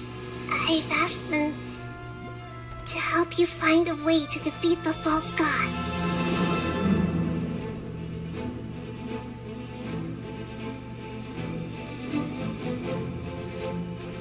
Time to save our friends.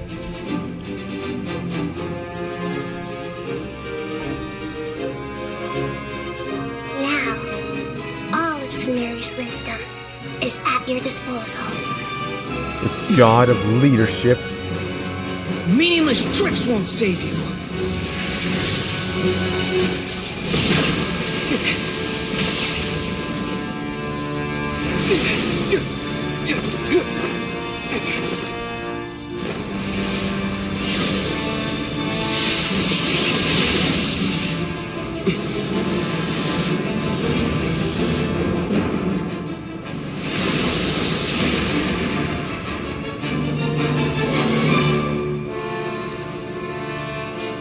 It's over, Balladeer.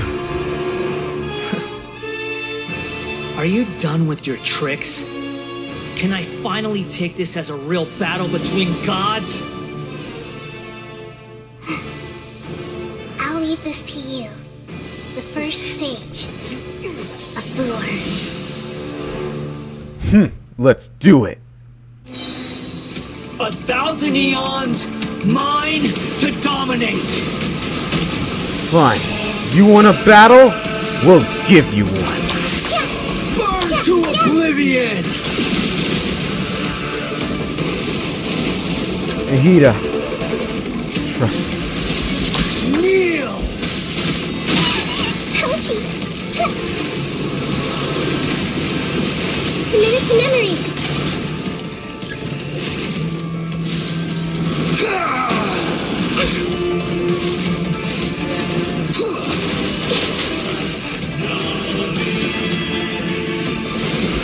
Tremble!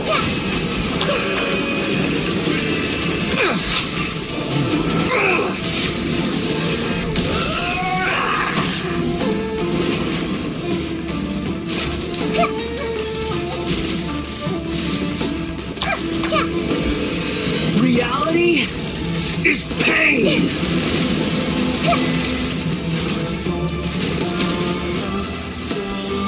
Good riddance, cruel world.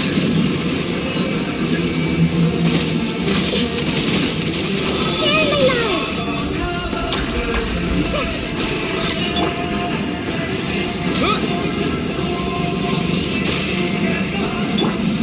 Vengeance will be mine. More speed. Shudder.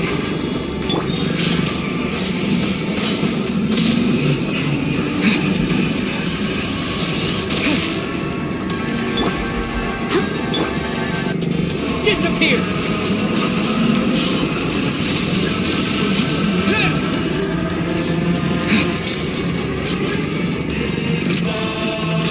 Your new god awakens! No! Now, your eyes have been opened.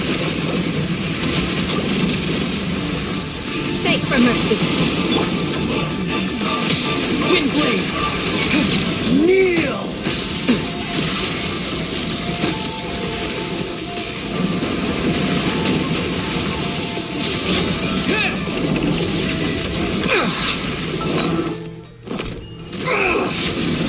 just God. You just a stupid false God. Oh no, it's...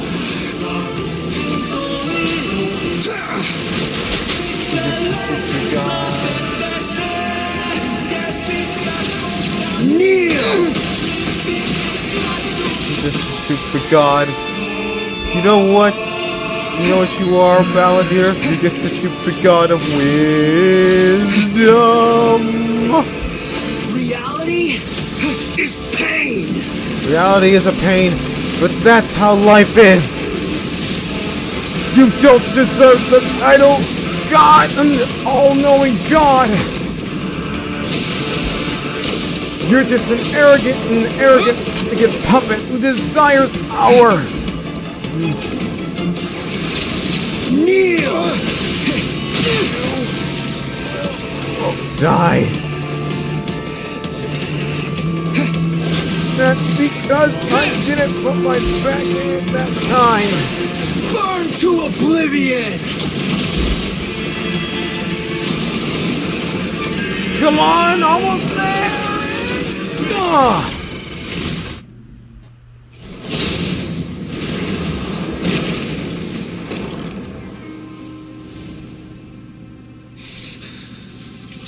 Humans.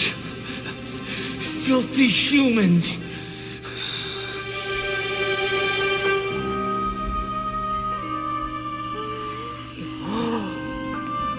We beat him. But what now?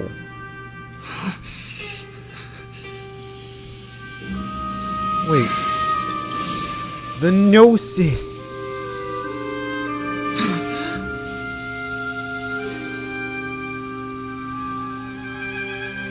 No! Wait! Please! Anything but the Gnosis! No. I kind of feel bad for him now. That's mine! Don't even try! I'll never go back! My. He's begging for mercy. Oh no. Oh my goodness! Oh! Is he gonna be okay?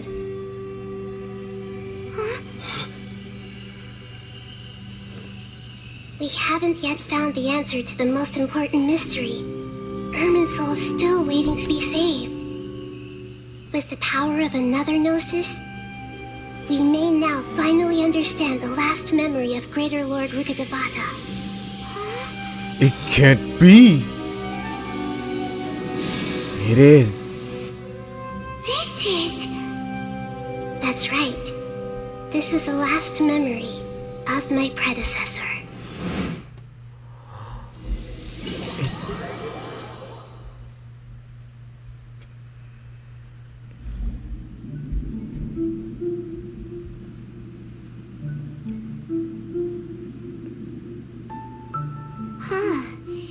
This sure seems very different from what Paimon imagined.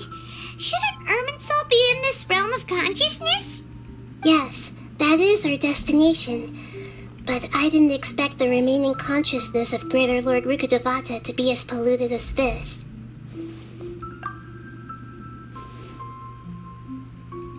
Forbidden knowledge? It seems you know about a concept that even I don't completely understand. Could you tell me what you know?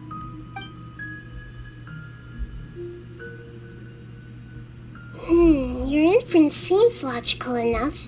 Forbidden knowledge once polluted the desert thousands of years ago, but was successfully repelled thanks to King Deshret's self-sacrifice, and Greater Lord Rukkhadevata nearly exhausting her power. Then, a second instance of forbidden knowledge pollution occurred during the Conria Cataclysm 500 years ago. But I'm afraid it is much more serious this time, with Irminsul itself already in danger. So, if we're in the remaining consciousness of Greater Lord Rukkhadevata, and it's also been affected by forbidden knowledge pollution, then does that mean, in order to save us, Greater Lord Rukkhadevata? Yes. It's very possible that she sacrificed her life in the fight against forbidden knowledge. She didn't completely eradicate forbidden knowledge, but if it weren't for her actions, the pollution would have been far more rampant over these past 500 years. The way that everyone, including me, has forgotten everything about forbidden knowledge may very well be due to her restoration of Irminsul.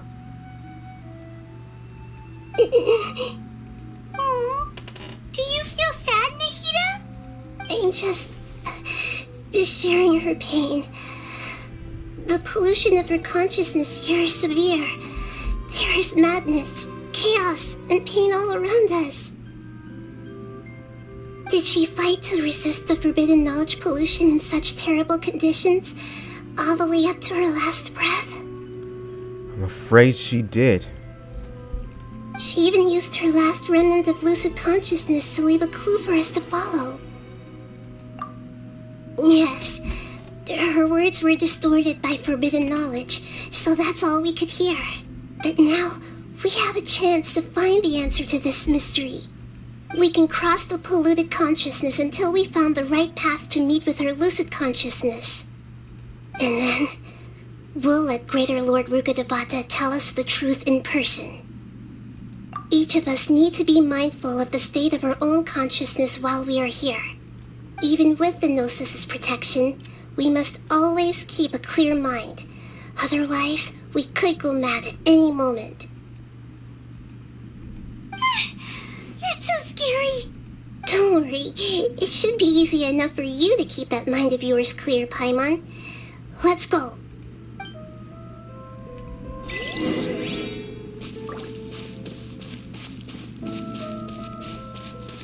Are we in the air? And why is there a huge boat? That's the boat of consciousness, which symbolizes reason here. Its course is the direction our consciousness is traveling towards. If we lose control over our consciousness, we will fall into madness. So let's make sure the boat stays on course.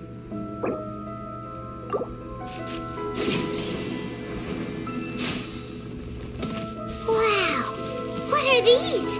The monsters seem to have been affected by them.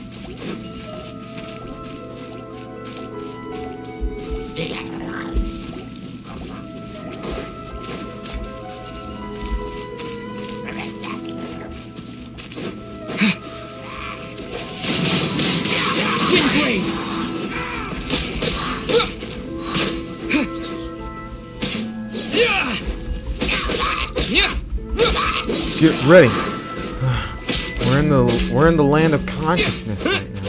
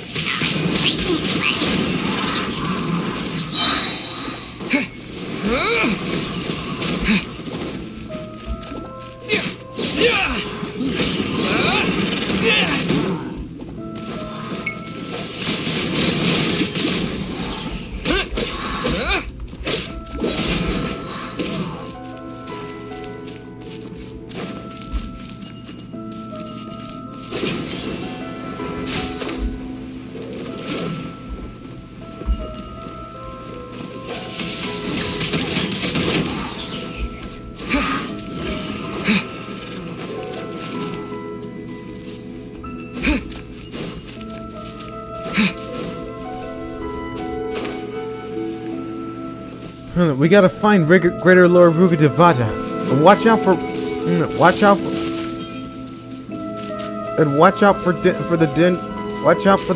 this place's consciousness attacks.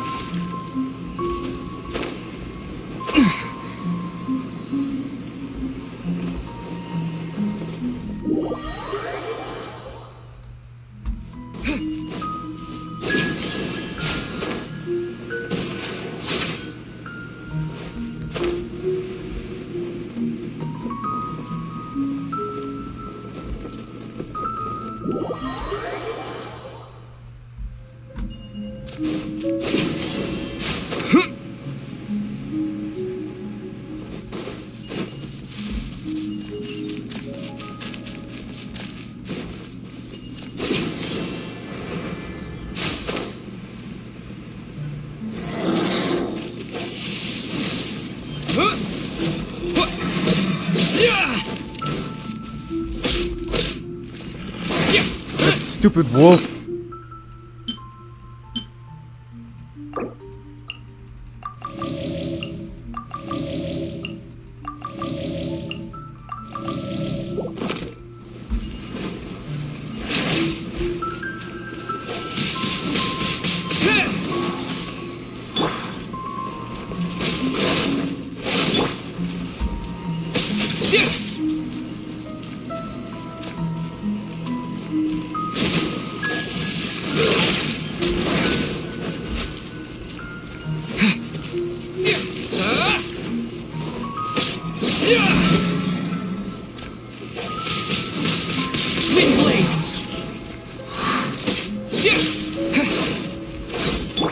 Let's dance.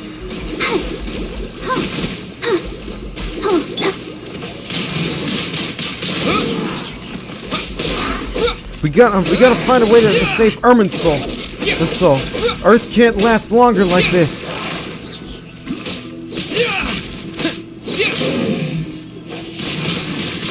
Windblade! With the wind!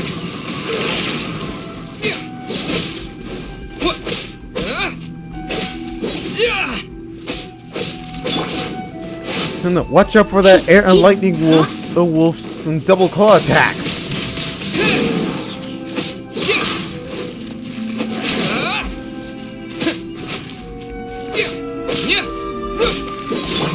I'll protect her.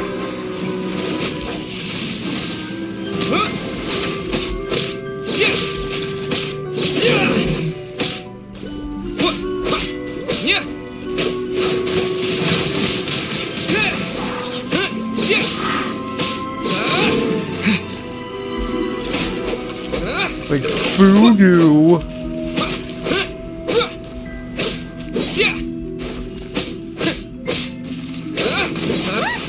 Four-leaf sigils have appeared in the sky!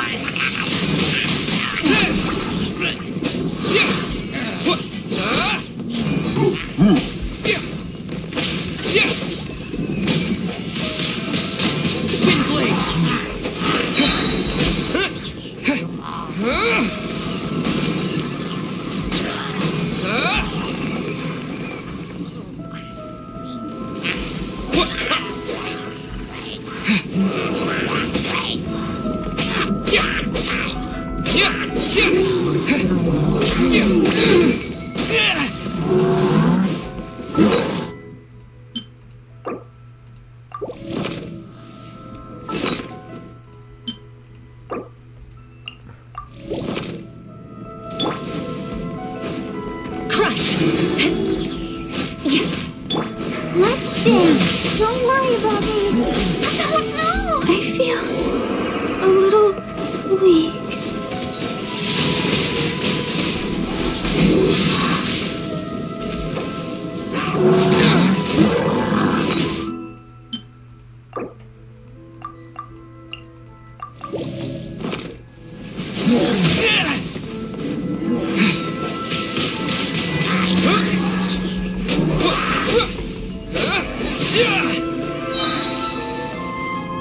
Disappear! Beg for mercy.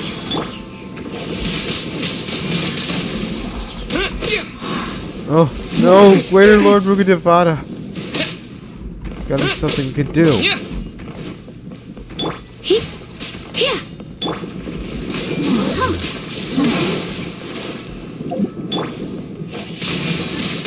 Windblade!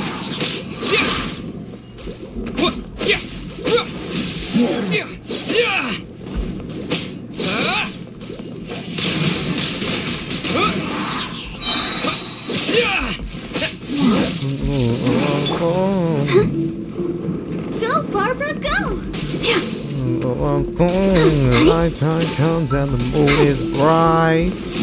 Get together if you I'll protect us.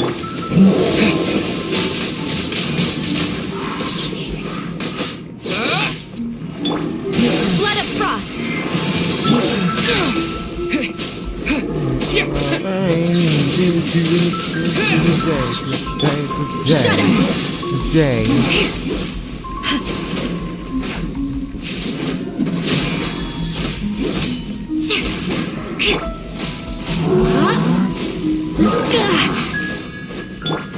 Into the night to save the day.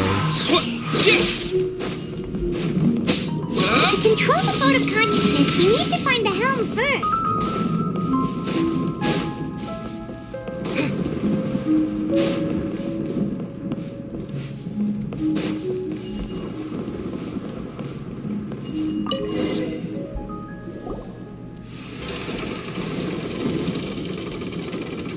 We changed direction. Are we still going the right way, Nahida? Mm-hmm. Judging from the current route, the boat of consciousness will soon take us out of here.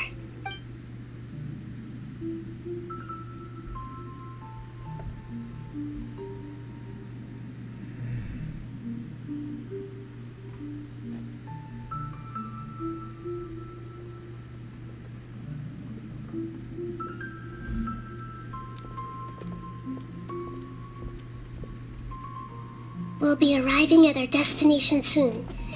How are you feeling? Are your minds still intact? Huh? But everything's been completely normal for Paimon. Hopefully there won't be any more interruptions. This time, we should be able to meet Greater Lord Rukkhadevata. Are you saying you've never met Greater Lord Rukkhadevata before? No. It seems that my birth and her death took place at the same time. Otherwise, I think she would have given me a little more guidance, and I could have done a better job. Hey, you've done a great job, Nahida. Let's get out of this creepy place and go meet her.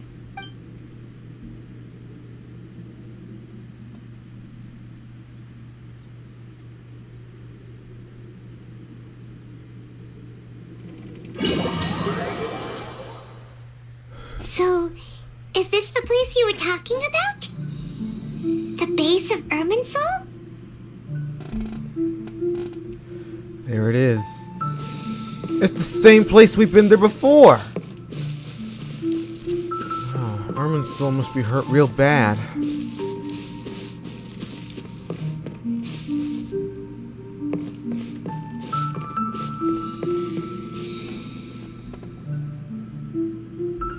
Well, this is the place.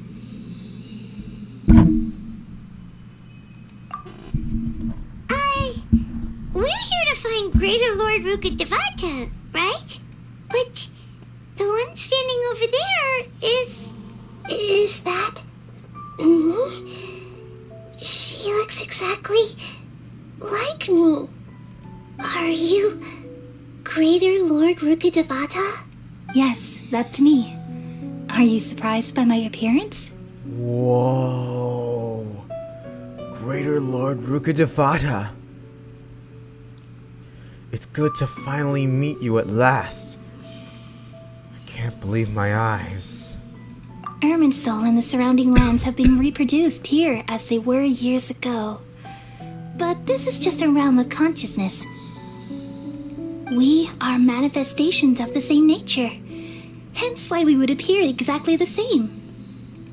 We're of the same nature. Why? Because you are me, and I am you. You are me in the new samsara. The new samsara? As Greater Lord Rukkhadevata, I'm the avatar of Irminsul. And you are the purest branch snapped from Irminsul. Imagine it this way. Even if a tree dies, its branches will eventually take root and grow, continuing the tree's life in another form. I'm merely the remaining consciousness of Greater Lord Rukkhadevata. The real me has presumably died a long time ago. We know. You sacrificed a lot.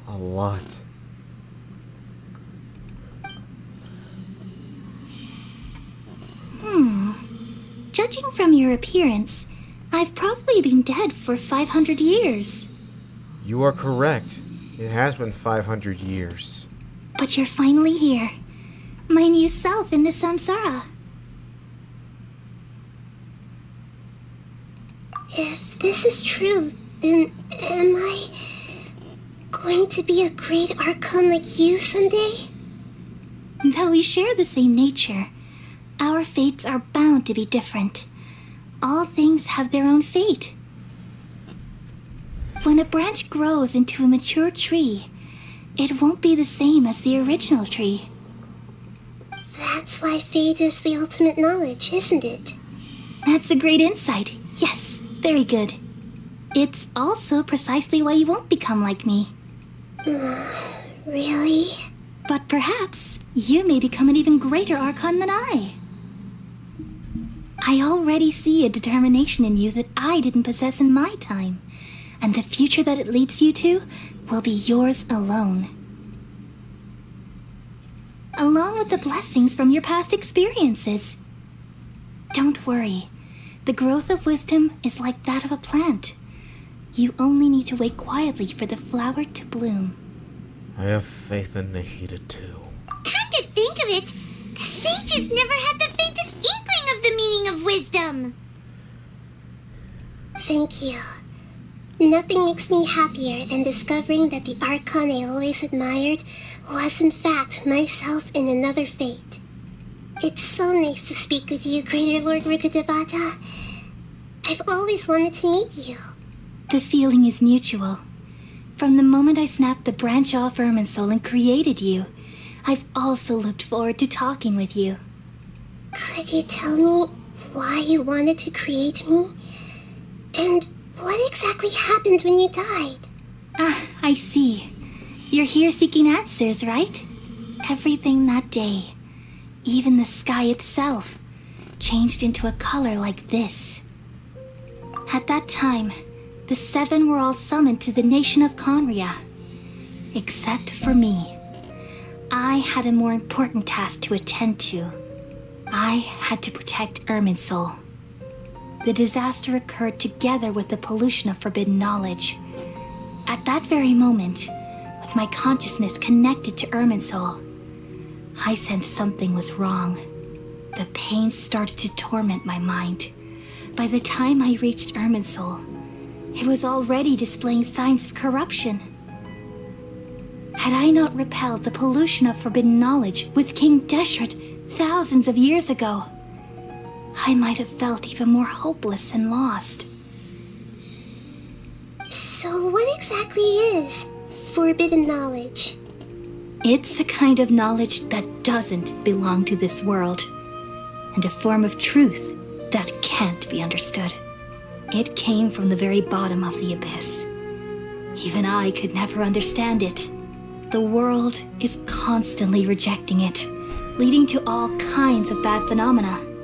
If we allow forbidden knowledge to pollute Irminsul, I'm afraid the entirety of Tevat could fall apart. So, there's knowledge that even the God of Wisdom can't understand? At that time, I knew I couldn't repel the forbidden knowledge with my strength alone, which is why I created a device that compiled human wisdom and named it the Akasha.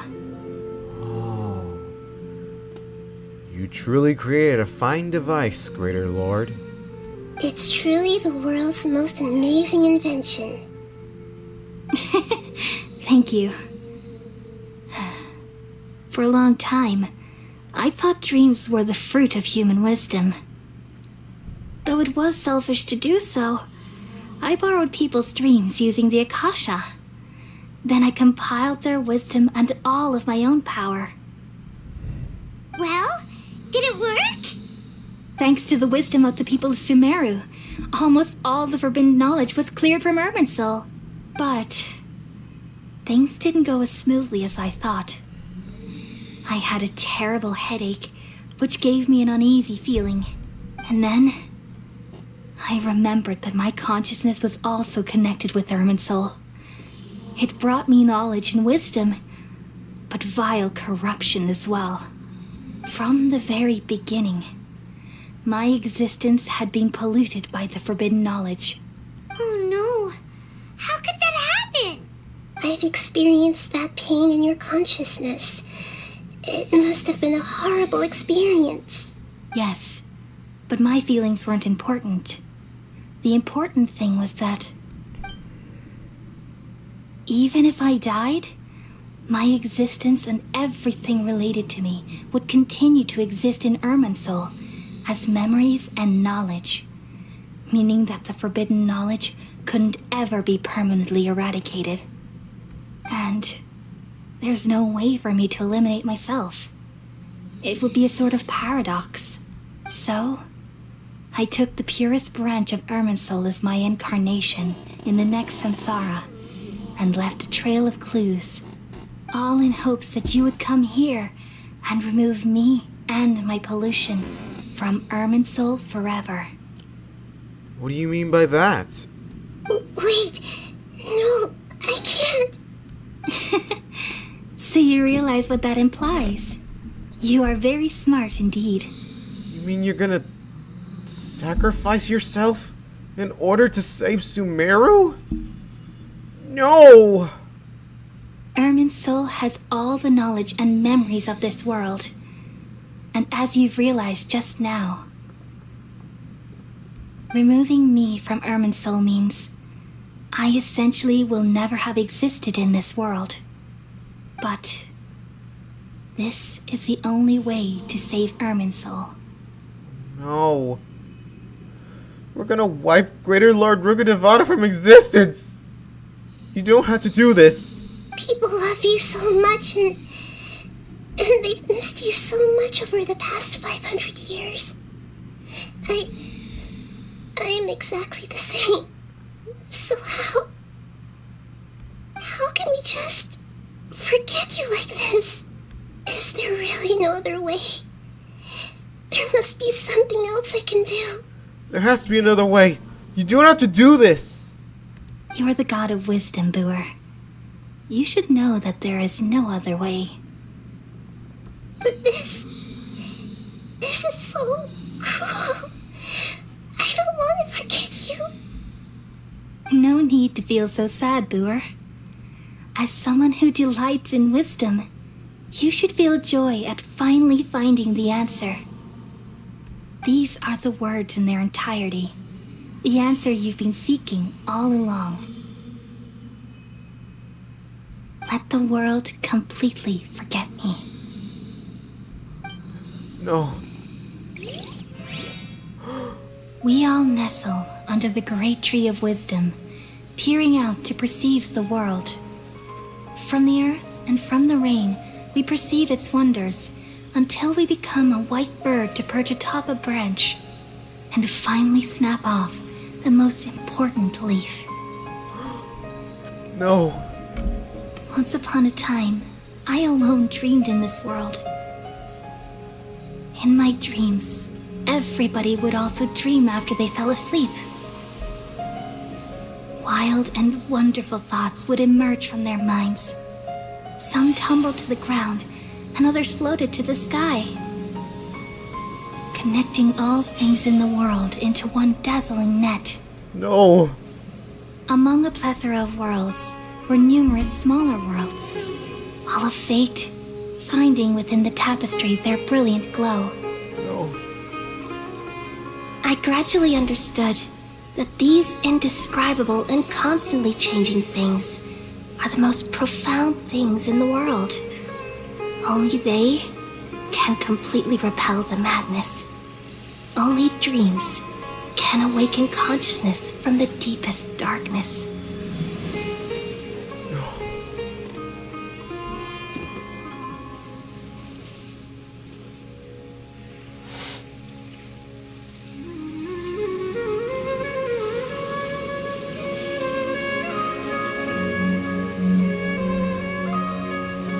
I'm the one who posed this question, yet also the one who sought a solution.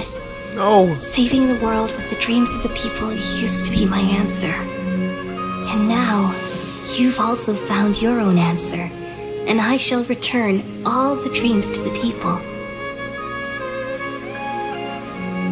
No. No way.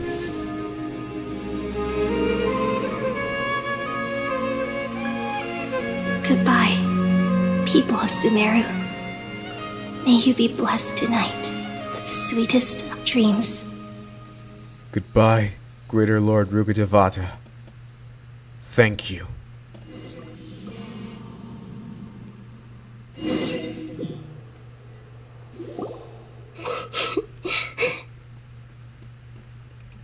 I'm alright. I'm just a little confused. We've just saved the world, right? So why am I crying? I don't know where this feeling inside of me is coming from, but I feel very sad. Just now, we used the power of two gnosis to successfully connect with the Ermin soul consciousness from 500 years ago. Then, we removed the remaining pollution from Merman soul.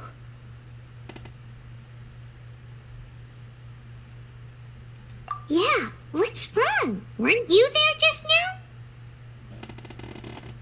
Greater Lord Rugadevata, she made us forget her, and the only way to save the world is to fix Irminsul. But to fix Irminsul, we had to forget about Greater Lord Rugadevata, which is a sad tragedy indeed. She sacrificed herself to save everyone, and yet everyone forgot. It's a shame that no one will forget her sacrifice.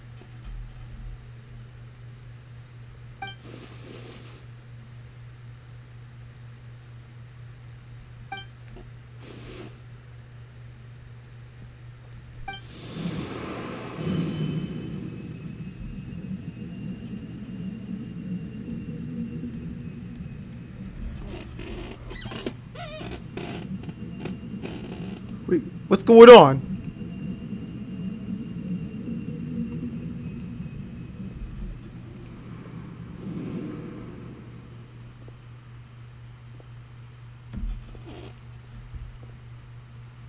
Huh? That sound. Traveler! Paimon! I've been waiting here far too long. But finally I have the chance to be alone with you. All the precious time I wasted has finally paid off. The doctor! What have you done? Just a type of sound wave that can quickly put defenseless people into a dream. As I expected, it doesn't have any effect on gods. This is the only thing of interest I found among the sage's research. I thought I'd take it for a little spin. Don't worry. I know you would never forgive me if I actually killed them. I'm here to negotiate with you. Naturally, I won't do anything dangerous that could potentially damage our relationship. Negotiate with me? I heard you had already left Sumeru. Why are you here again now?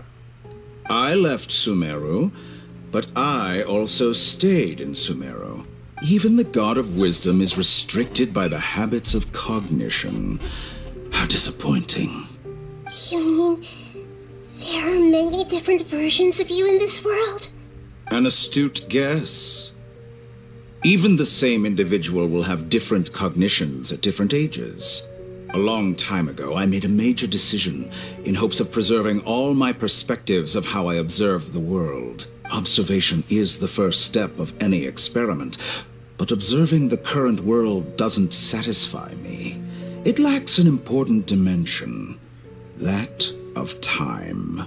So I saved segments of all my ages and made them into independent individuals. That's all there is to it. Indulge me. How does the God of Wisdom find my method of seeking knowledge? It's an insult to the very concept of life. Life inherently has many rules and restrictions, each with its own significance and reason to exist. They can't be broken on a whim. Good. Amazing, even. Indeed, it's difficult for humans to make peace with themselves, not to mention oneself from a different period. Since you are in the academia, why wait until now to show up? You could very well have stopped us and helped that fake god. Simple.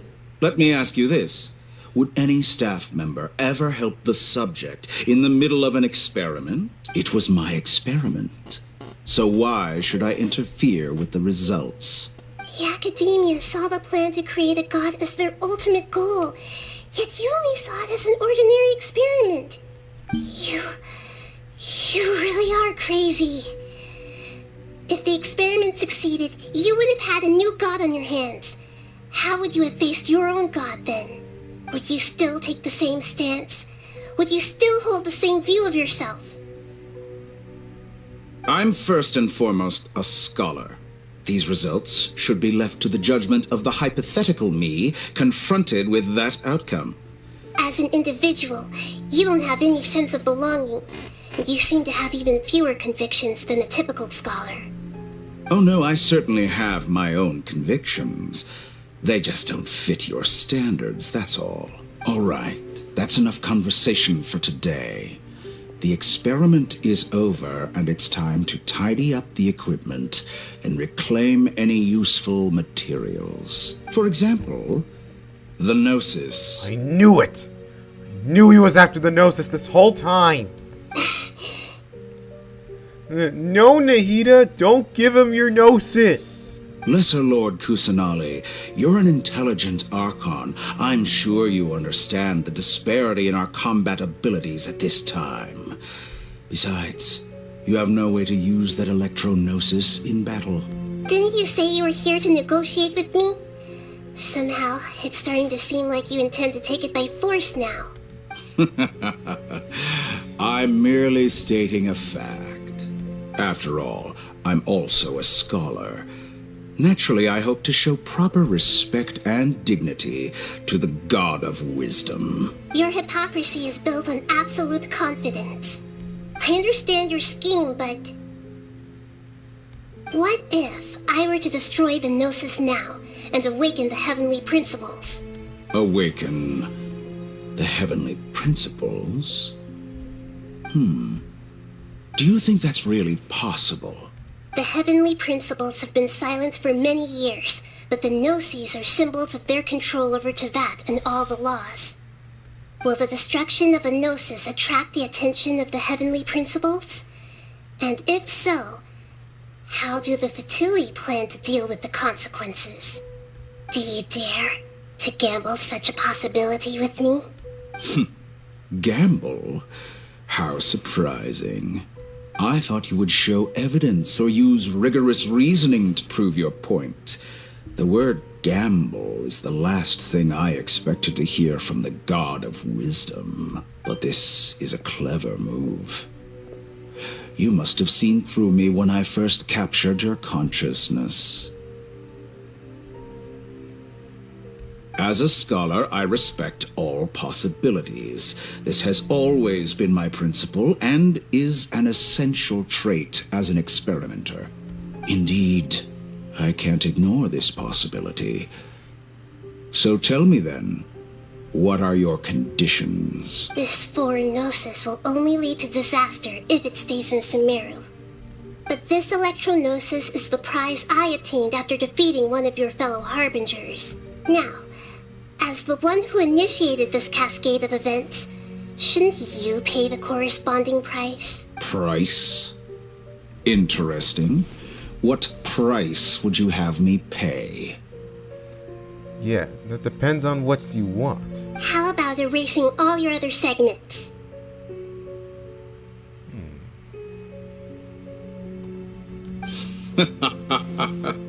So this is how you wish to restrict me, the most threatening opponent of the Nation of Wisdom.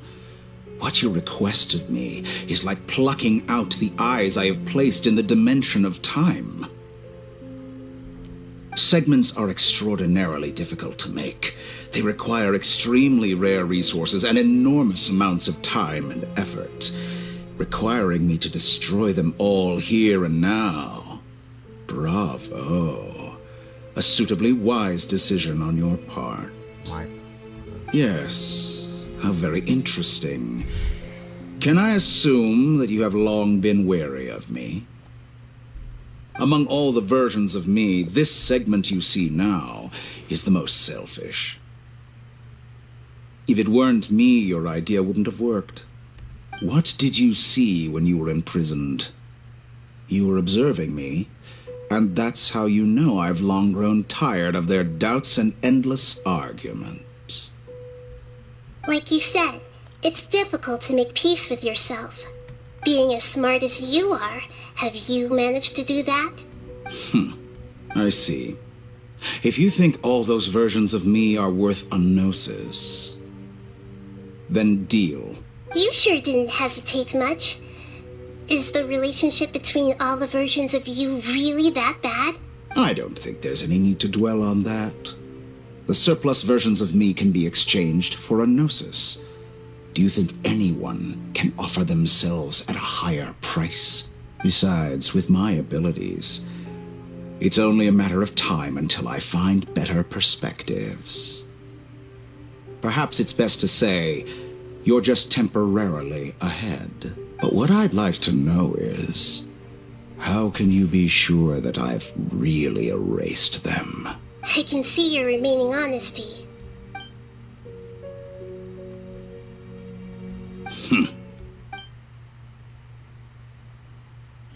What a ridiculous decision! You can't be serious! How could I have been so short-sighted? You think this is the end? Wait, I'll have You'll make this moment count. You will regret this. Well, have you confirmed that it's complete? Here, take it. No, wait, that's an electro-gnosis. Maybe we can steal it back for the Raiden Shogun. The future of Sumeru City will be in my hands alone. I will shut down the Akasha and let curiosity and the thirst for knowledge drive the realm of academics once again. There won't be any further gaps for you to exploit. It truly pains me that my academic achievements have never been appreciated in my homeland. Of course, I have no interest in being rejected by this city for a third time. Another chess piece. And where is your dendrognosis? It's inside her. Don't be greedy, Harbinger of Snezhnaya. No, this is a different transaction.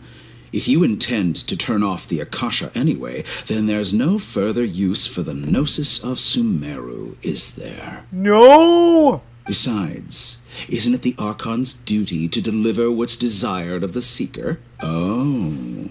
Judging from your expression, you don't seem to find the idea very agreeable. Then let's think of it this way. Since you're the god of wisdom, how about I exchange some knowledge with you? No.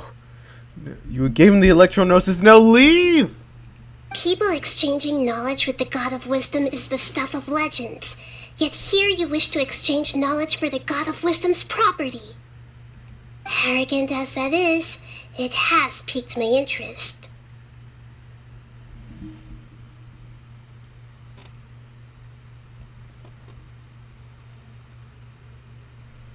Let me ask you, have you in all your mighty knowledge ever heard the rumor that the skies of Tevat are fake?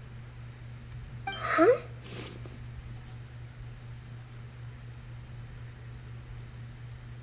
That's the secret hidden by Ermin's soul concerning the truth of this world.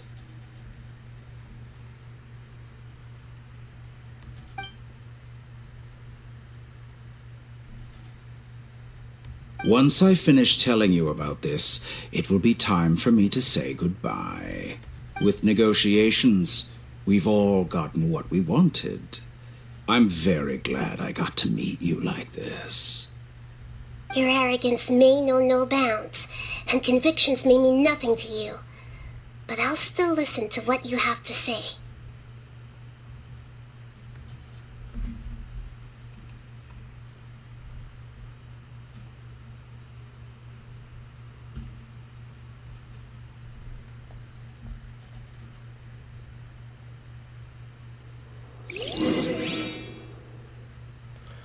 Oh no.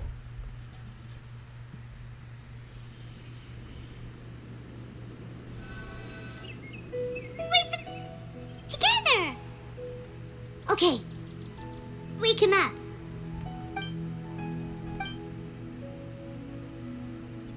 Are you awake? Kali says it's time for breakfast. Come on, get up!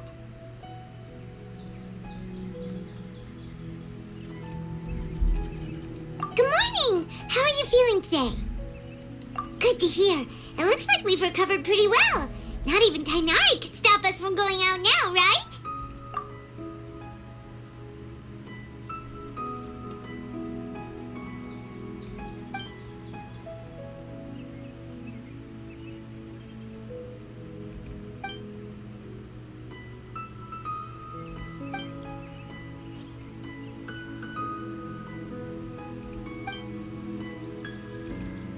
Come on, Traveler, let's go!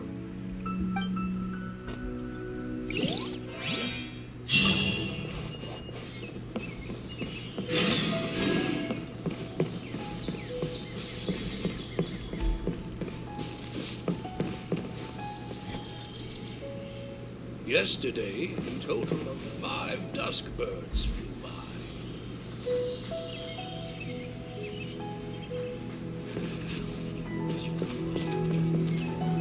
Good morning. Looks like you're awake. Yep, yep. I prepared some breakfast today. Please have a taste. I hope you'll like it. It's nice to have you here so we can eat something yummy.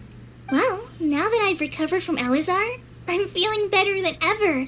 I can even prepare 4 or 5 meals a day now. And Paimon bets they're all delicious. Oh, by the way, someone brought a letter for you after you went to sleep last night. Nope, Paimon wanted to read the letter with you after you woke up, so Paimon didn't open it. Alright, let's read it now. Oh, it's from Nilu. Ahem. We're going to hold a feast at the Grand Bazaar and celebrate Sino's reinstatement as the General Mahamatra. As heroes of Sumeru, please be sure to attend. I'll wait for you. The date of the banquet is written on the back. It's in 2 days. Oh, I've also heard that you've become heroes here as well. That's amazing. Sometimes I'm really envious of strong and confident people like you. Oh, you're embarrassing me. Anyway, let's go to the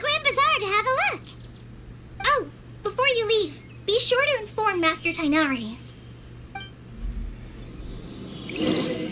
World.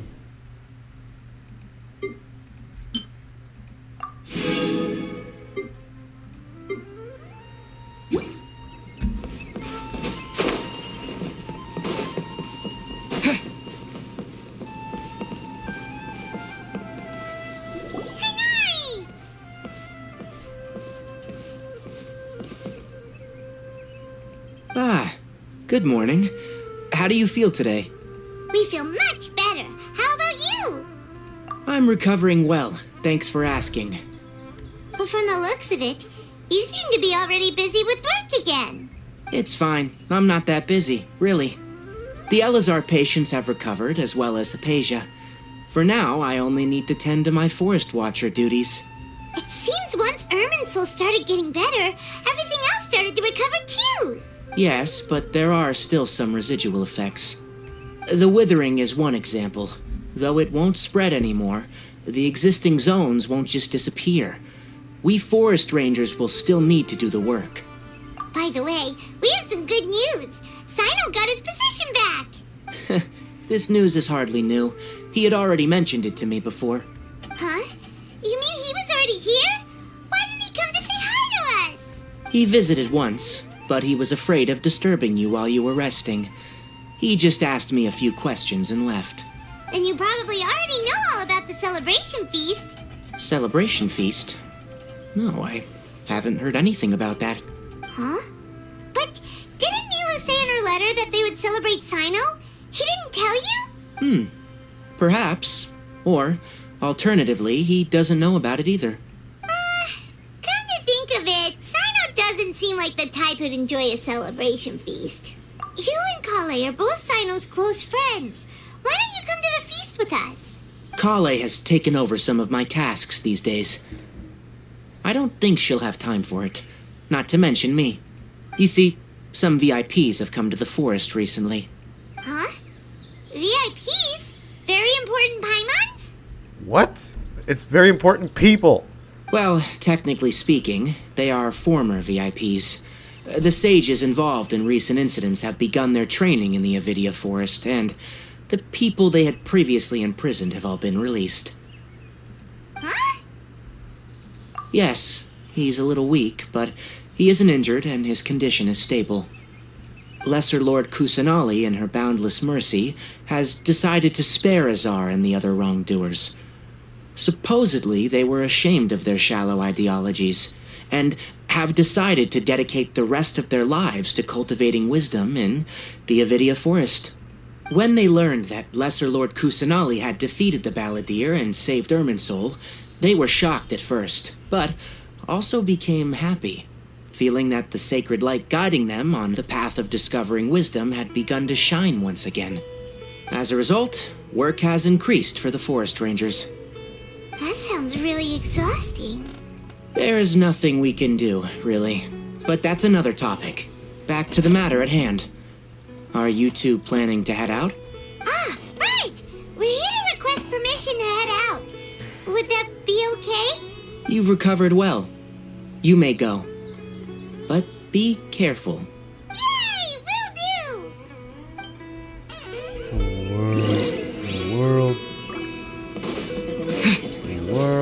World is safe. Ready? The world is Steady, safe, and Earth is safe too. Looks like the Grand Bazaar. It looks like everyone else has recovered too.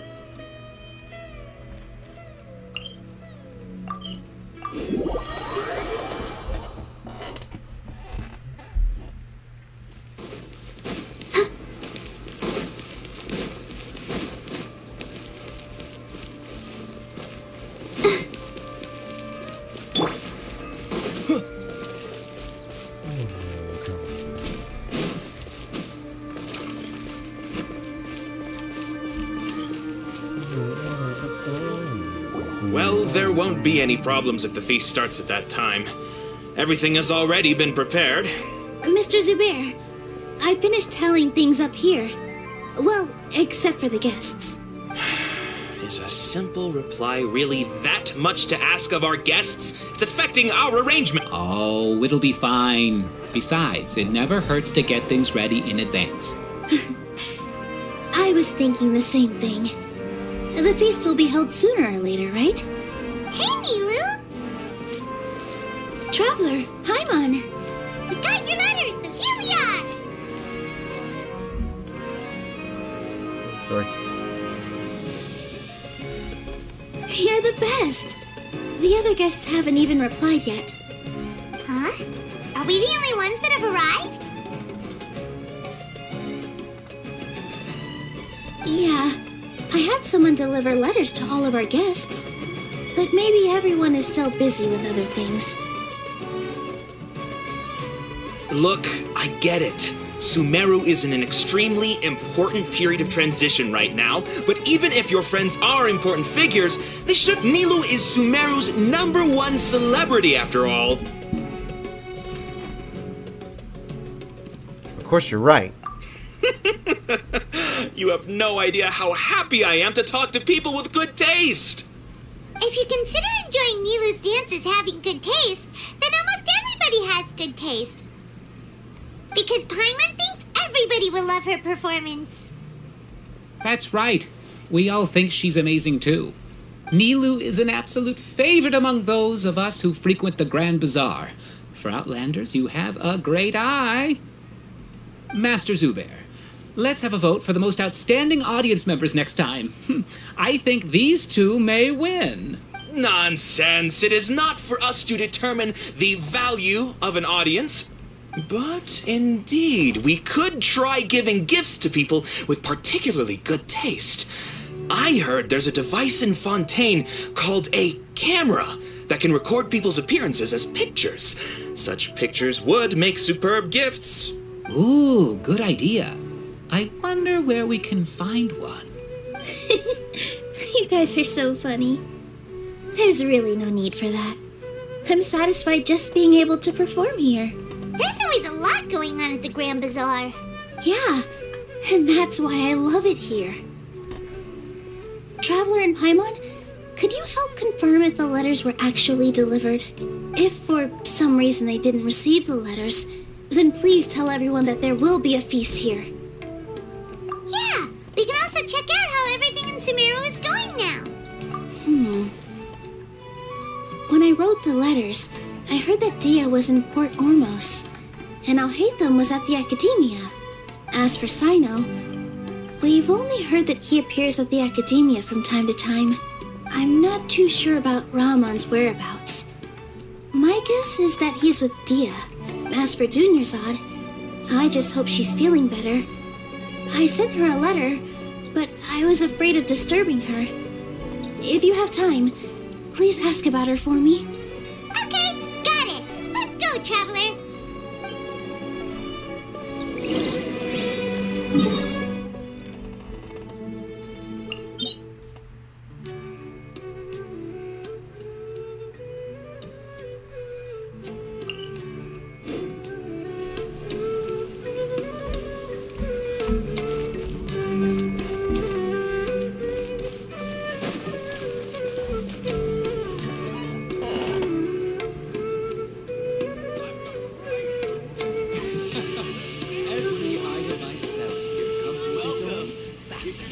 Here, we've got all kinds.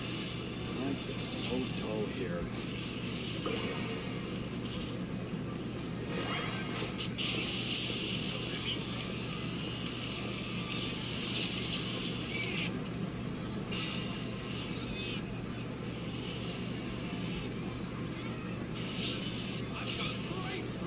Welcome. Get your spices here. We've got all kinds. Life is so dull here. Every item I sell here comes with its own fascinating story.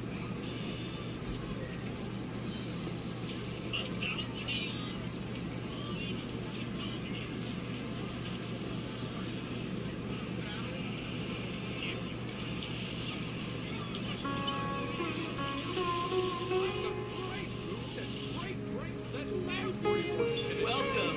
Get your spices here. We've got all kinds. Every item I sell here comes with its own fascinating story.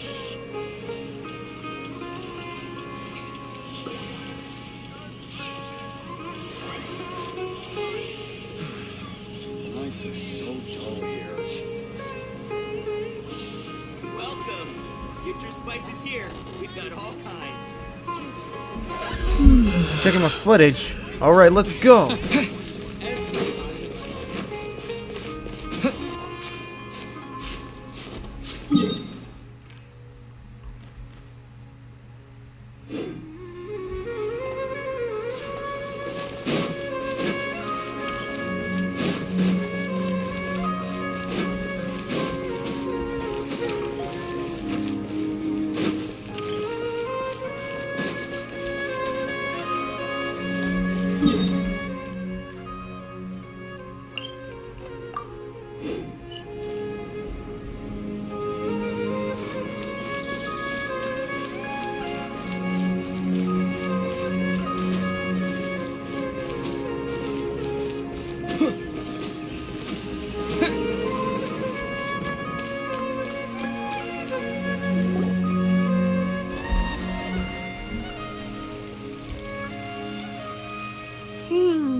We haven't seen Alhaitham anywhere. Let's ask that person over there.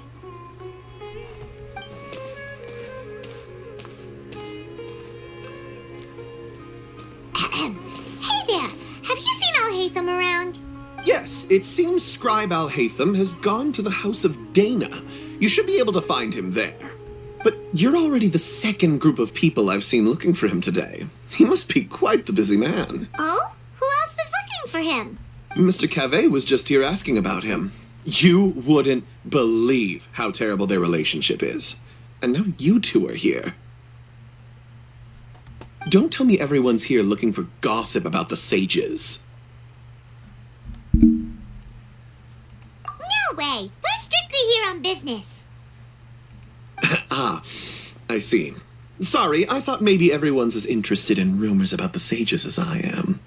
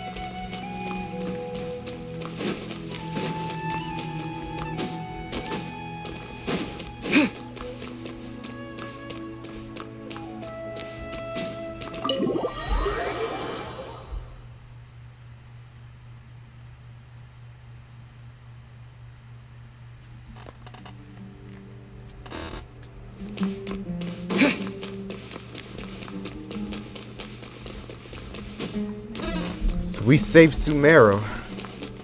Looks like we gotta deal with some things here.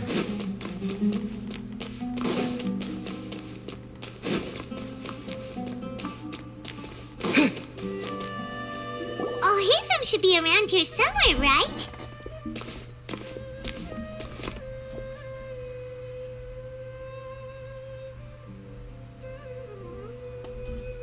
Oh, he's over there! But it looks like he might not have time for us. Just put down that worthless book and tell me what happened in the academia. This is not just some worthless book. Do you have any idea how difficult it is to find a physical book like this in Sumeru? It doesn't matter. It's probably just another thing that you used your authority to get your hands on anyway. Just put it aside. Listen, I came back today only to hear that the sages have disappeared. Oh, you sound surprised. I thought you would already know the inside story. Would I be here asking you if I knew? You're the scribe, not me. So just tell me what you know already. Well, I almost became a sage. Huh? Oh, don't sound too surprised now. You're the renowned Kaveh, light of the Kasharawar. Besides, as a master builder and craftsman, chances are you'll be appointed as a sage too. Why do I feel like you don't really mean it? What makes you say that? Why would you question my heartfelt sincerity? Maybe it's because you've never said anything good about me before. Yeah, well, I share a similar sentiment, and anyone who knows you as well as I do would surely do the same. Oh, you... See? This is why I hate discussing anything with you. Your ridiculous and arrogant attitude always gets in the way. It seems that you really can't stand my personality. Ha! What was your first clue? Well, then you might as well move out of my house. Are you threatening me? Stooping to a new low, I see. Ugh, and don't change the subject. You, a sage? What a joke. The academia might as well just close tomorrow. Are they having a fight? Forget what's going on with the academia. Haven't you been busy with your construction project? Tell me, when are you going to build yourself a mansion? Don't get me started. I get angry just thinking about it. So, what great building did our master architect work on this time? Like I need to tell you. Keep your nose out of my business. No, I think we deserve to know. Where were you when Sumeru needed you most? I was in the desert for a large project, but considering Haravatat's utter ignorance of architectural and aesthetic matters, you probably wouldn't understand. Which is truly unfortunate. I can only pity the man who doesn't understand the first thing about beauty and romance. Unlike a true... hold on, wait a second. What do you mean by when Sumeru needed me most? Well, while you were out fiddling around in the desert, many people came together to save Sumeru from a crisis. Ha! And you think I'd believe that? Look, all you really need to know is that Azar and all his accomplices have all been overthrown. Huh? What nonsense are you talking about? It's no skin off my nose if you don't believe me. It's not like my Darshan was the one trying to apply for funding from the Grand Sage. I'm sure someone knows what's going on here. You're dead if I find out you're lying to me.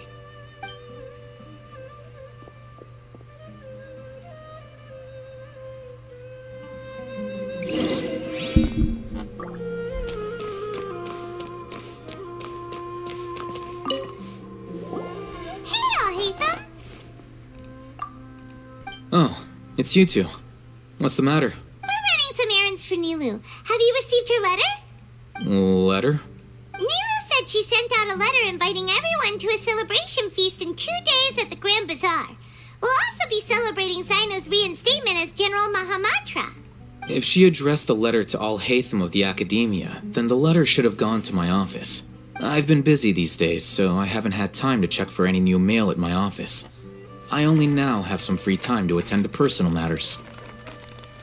Have you always been so busy with your work? Of course not. I'm only busy these days because several sages have been dismissed recently and the whole academia was practically turned upside down. Looks like saving Sumeru. Looks like we're dealing with the aftermath. Tainari told us they all went to train in the Avidia forest. Apparently they will spend the rest of their lives there. That is already the best possible ending for the likes of them. 4 of the 6 great sages were possessed by their desire for power and attempted to create a new god. In order to pull it off, they even imprisoned the other 2 rational sages. To imagine such things could take place in the academia. Yeah, you're right. Huh. Feels kind of strange to hear them called that after all this time. But then again, the 6 great schools sounded pretty impressive too. Yes, at least that's how they're supposed to sound. It's said that when the Academia was first founded, the Dendro Archon herself established the 6 great schools, each representing one of the 6 different types of wisdom. Numerous Darshans have sprung up and faded. Only the 6 Darshans attaching themselves to the 6 great schools have stood the test of time and obtained permanent seats in the Academia. Now, the 6 Darshans are nearly synonymous with the 6 great schools, And the leaders selected for the schools are the 6 great sages. Among the 6 great sages, there is one central leader, the Grand Sage. Unfortunately, only the sages from Vahumana and Amorta remain now. They were imprisoned for opposing Azar, and were only rescued after Azar's downfall. So who's managing things in the other 4 schools now? Do they need to find someone new? Yes. Normally, new sages are selected based on a strict set of criteria. Oh, didn't you just say something about becoming a sage? If they pick you, then we'd have a huge connection in Sumeru. Paimon has a point. Yes, about that. You didn't let me finish my sentence. The person in charge of personnel affairs nominated me to be the Grand Sage in place of Azar and help Lesser Lord Kusanali manage the academia. But I refused. Huh? But why? Can't you be a little more ambitious? I'm not even interested in being one of the 6 great sages. Like I said before, I don't like being a leader. Oh, all right. So are you busy these days trying to find others to take the job? That's not my job either. I'm only responsible for handling important affairs within the academia before the new sages take office. And the first thing I'll do is reject Kasharawar's application for funding. By the way, who was that other person just now? Is he your friend? Do we look like friends? Paimon doesn't know. That's why Paimon's asking. His name is Kaveh, my roommate. You could say he's the representative for Ksharawar scholars. Which is exactly why he always has so many problems. So everything that's happened recently must be a huge change for the people of Sumeru. Such is the work of the Academia Scribe. Well, anyway, no matter how busy you are, since you are our planner, remember to attend the celebration feast in 2 days. Alright, I'll see you there.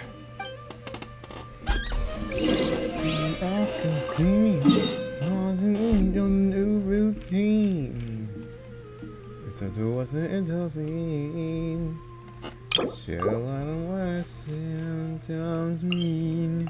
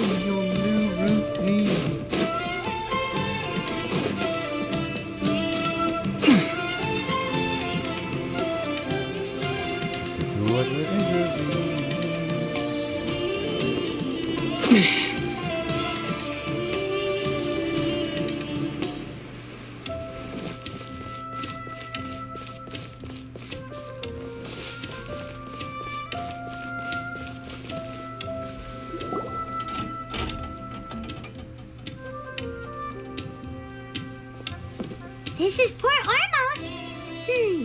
Now where could Is that Paimon I hear? Huh? Oh, it's been a while. How are you doing? Dinyarzad! It's been so long since we've seen you! I'm doing well. I can go as far as saying I have never been happier in my entire life. I don't know if you've heard, but Elazar has completely disappeared, and all the patients have recovered. You kidding?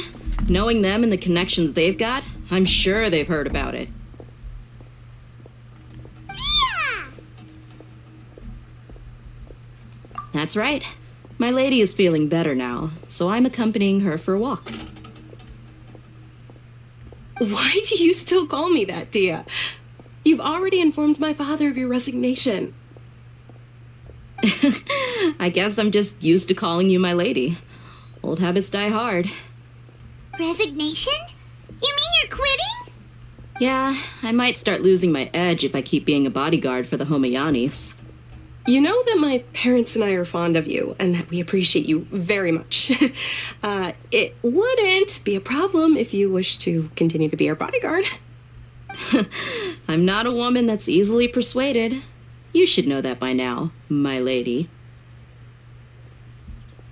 When I took this job, I'd already decided that I'd quit as soon as you recovered. It's time for me to get back out there and chase that horizon. So what are you gonna do now if you're not gonna be a bodyguard anymore? I want to take a risky job and put my body to the test again. Huh? But we literally just finished one of the most dangerous jobs ever! Are you getting bored already? I know. If I hadn't joined in that plan with you, I wouldn't have come up with this idea. I guess I still get fired up by that feeling of going all out in a fight. It made me realize that I'm still a mercenary through and through.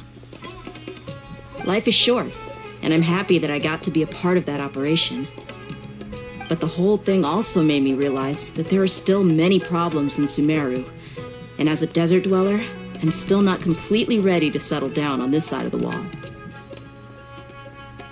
Well, I remember a friend had someone bring you a message. You mean I'll hate them? I didn't expect him to still remember that. We just came from talking with Al-Haytham at the Academia. Did he tell you that he suggested that I come work at the Academia? What? I heard that Azar and his cronies fell from power, and Al-Haytham told me that now was a good time to find a job in the Academia. But only if... Whoa! Paimon can't see you being anything other than a mercenary. Me neither. Oh, but I think Dia would look great dressed up as a scholar. Ugh, forget about it. I wouldn't last 10 seconds in there. Al-Haytham probably just liked the way I worked and knew I'm good in a fight. So he suggested I find some work in the Academia. But you know, if you take him up on the offer, Sino might actually agree and let you become a Matra. Because you're super amazing! The Matra have all the talent they need as long as they have Sino. I prefer to be free to live however I choose. In fact, I chose this job from the very start because I knew it'd be right up my alley. Even if being a mercenary means facing all kinds of danger.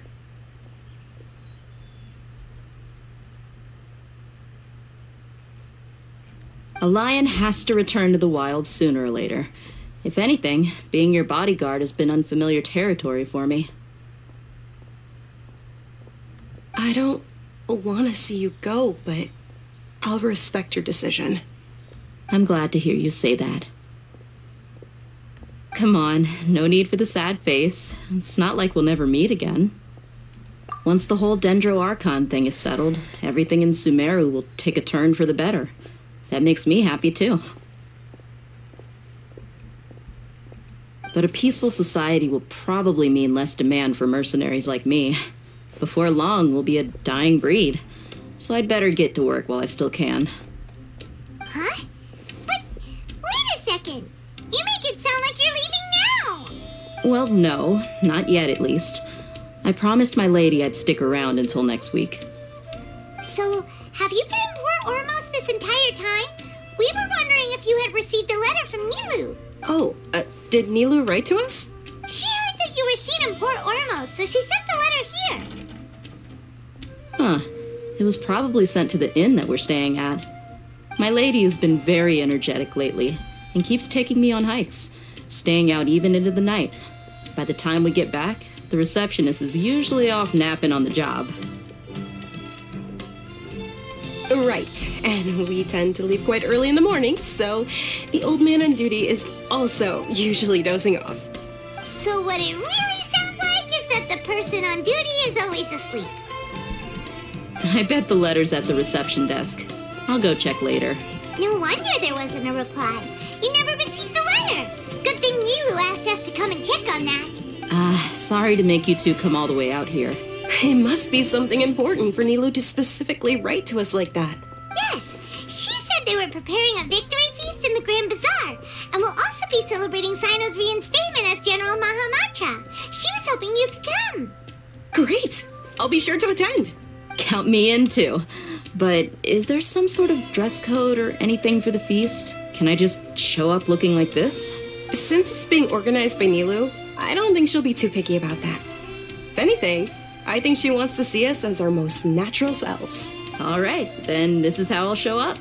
The feast will be held in 2 days, so don't forget. Sure. Thank you so much for letting us know. We'll see you there. Oh, by the way, do you happen to know where Sino and Raman are? The General Mahamatra always comes and goes without a trace. Normally no one knows his whereabouts. Oh.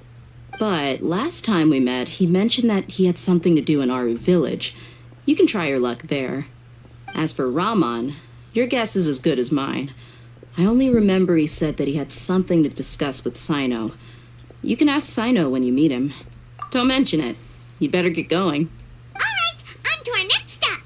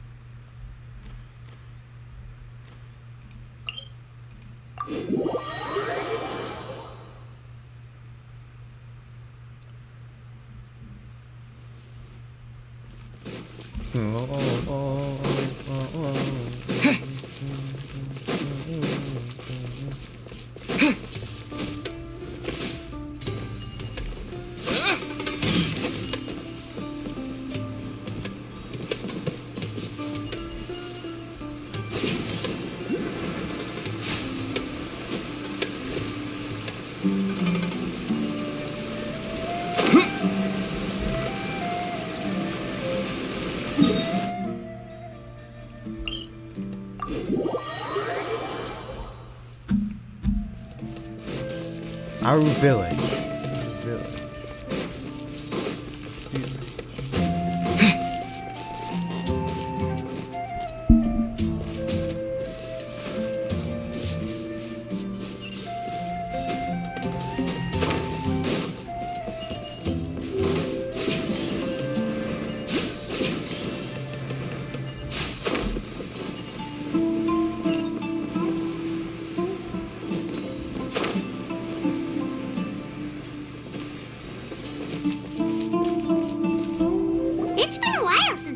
Visited Aru village.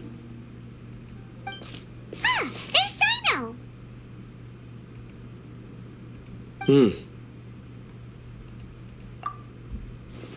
What brings you here? We recovered well, and Tainari agreed to let us leave, so now we're out and about again. It seems Gandharvaville's medical treatment is still as good as ever. And Tainari is recovering well, too. That's good to hear. Yeah, you're the one who brought us to him when we lost consciousness, right? Thanks for that. You're welcome. Tainari has excellent medical skills, and Kale is quite attentive. It was the best place for you. But why are you just standing here like a dead tree? I'm meeting some people. Oh, you mean Candace? I've already talked with Candace and the village chief. They're still at the usual place. You can go there if you'd like to see them. But you know one of the people I'm meeting as well. Oh, by King Deshret's blessing, my friend suddenly appears in the desert. Don't tell me you've run into trouble and need us to help now. Roman! And, Sitaria? Oh, you know me? Oh, well, you're pretty famous in the academia. Don't worry, these are our friends.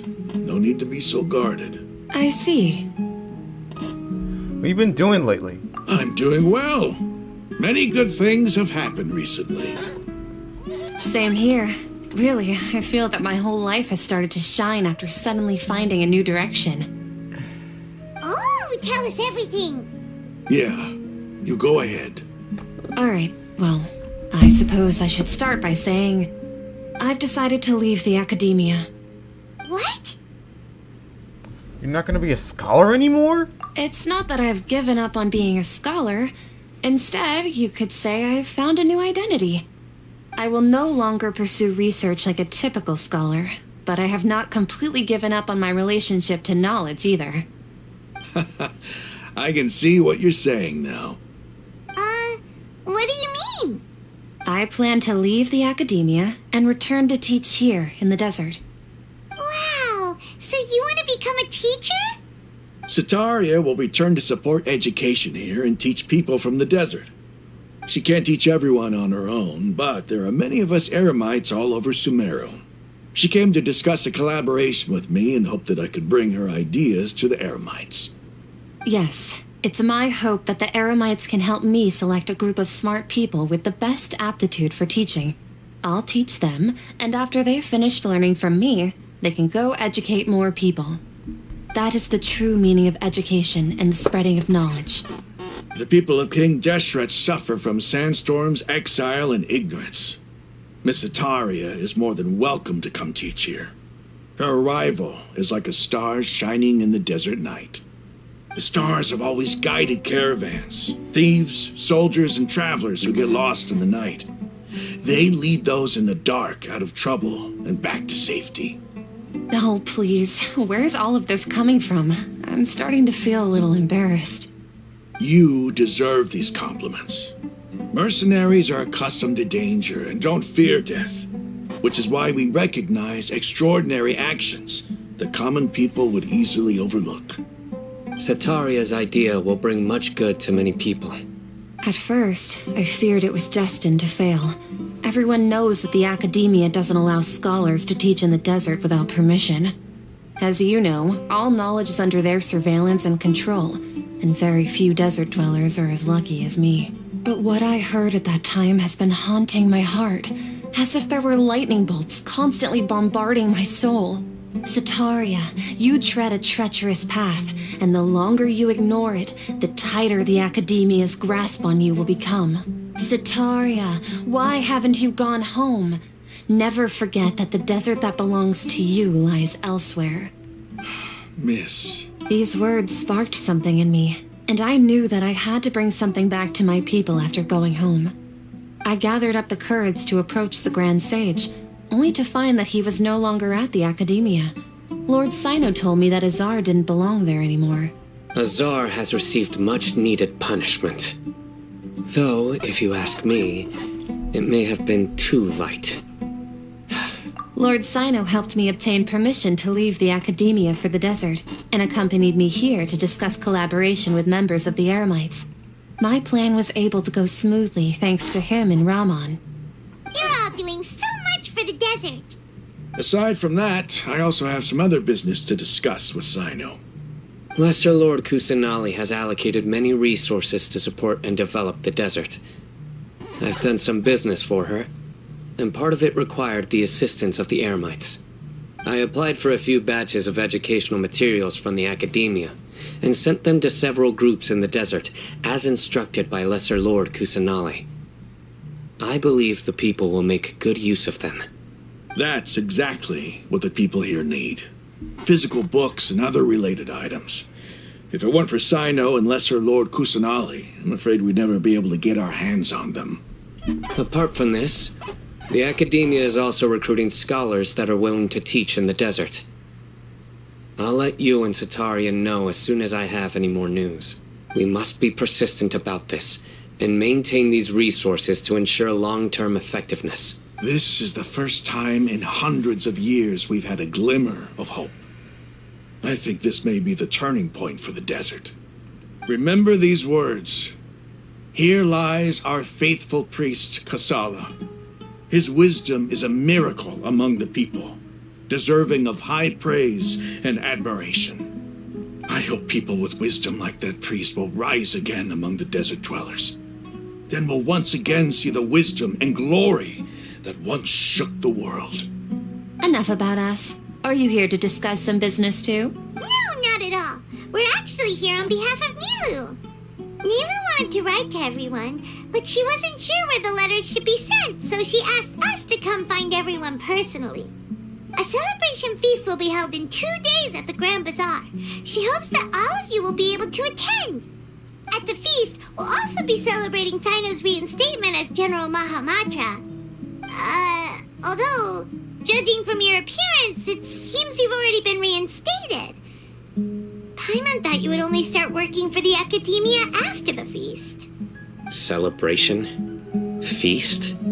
It's the first I've heard of it. Tainari was right. He really didn't know. This feast is for you, Sino. Sounds to me like you'll have to be there. It's rare to see that kind of expression from Lord Sino. You must not like feasts very much. No, not really. But I'll go. Well, I still have a lot to handle here. Besides, I need to look after Miss Sataria in the desert, so I'll have to pass. I'm afraid I won't be able to join you. Although, if you'd be so kind, please give a message to Miss Nilou for me. The message is, I'm sorry for how I treated you before, but now I understand the beauty of your dance. It's like a light shining in the sky. You and the art you symbolize are not only beautiful, but also lively and powerful, so much so that it was prohibited.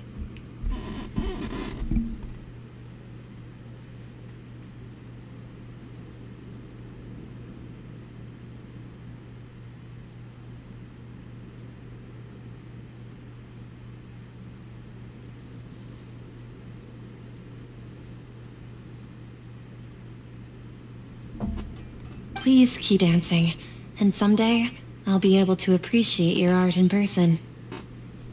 Okay, we've got all that down. Our job here is complete as well. Oh, Sino, remember, party's in 2 days. Make sure you're there. Got it.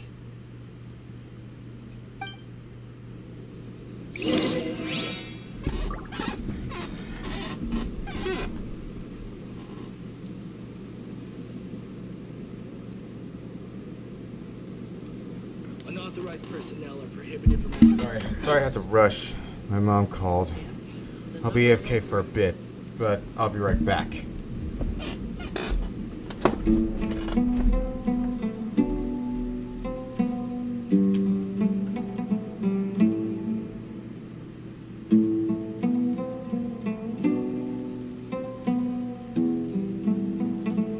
Unauthorized personnel are prohibited from entering the warehouse. The numbers are correct.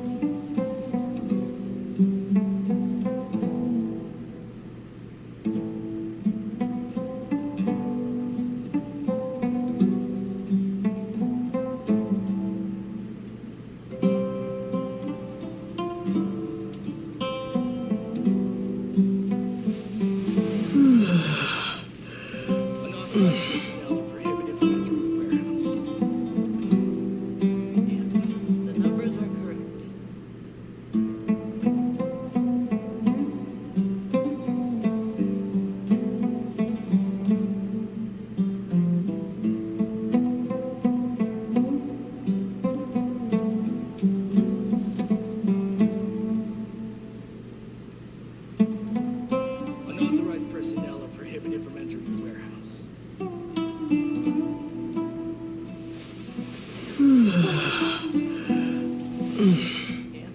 The numbers are correct.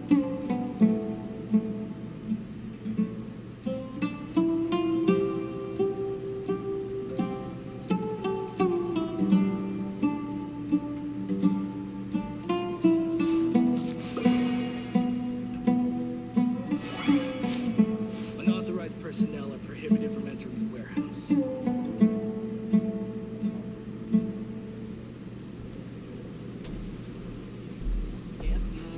Didn't answer, but all like 2 days later.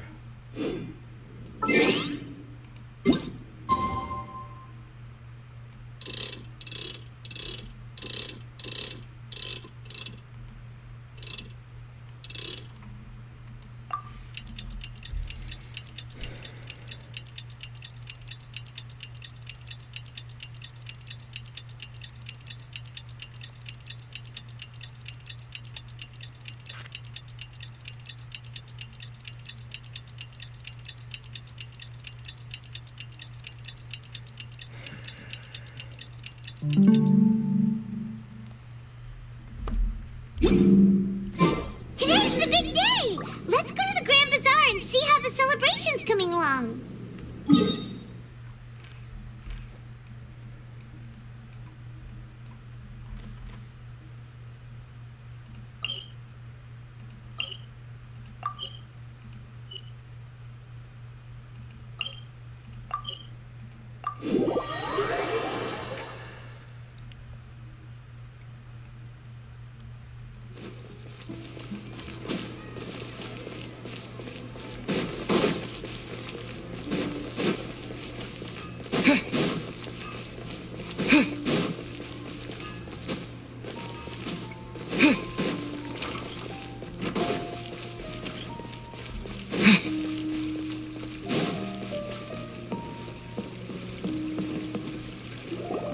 Everybody's already here.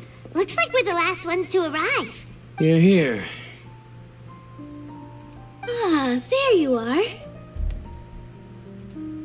Well, look who finally decided to show up. You look like you came here immediately after finishing up some work. I'm very happy to see you here. But we're not late, are we? It's just that everyone else arrived ahead of time. I propose that the last one who arrived be put in charge of today's speeches. What? Nah, there won't be any speeches today. Oh, really? Well, even better. Come join us over here. Let's share some great food and drinks, and chat about all sorts of fun things. Everything looks quite good. Wow! Paimon can't wait! Traveler, just look at all the delicious food here!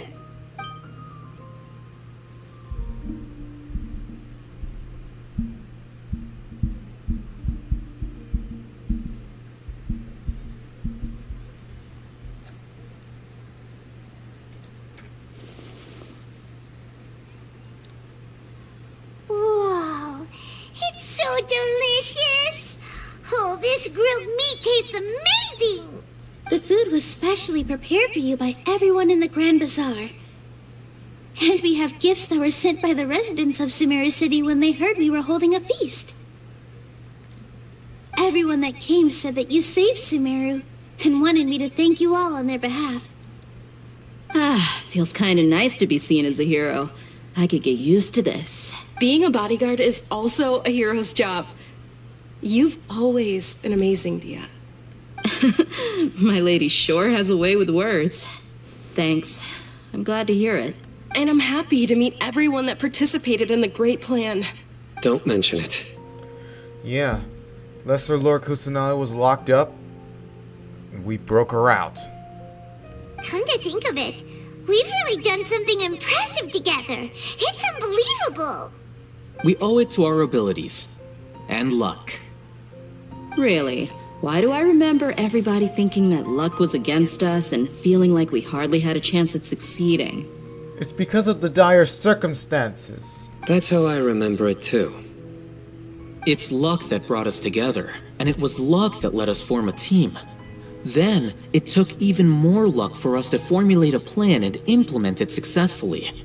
Moreover, judging from the results, everything worked out well. Yeah, everyone gave it their all when it mattered most. It was almost like a performance. We took the stage and put on our best show. Everyone played their part, and thanks to everyone's efforts, the performance was a great success.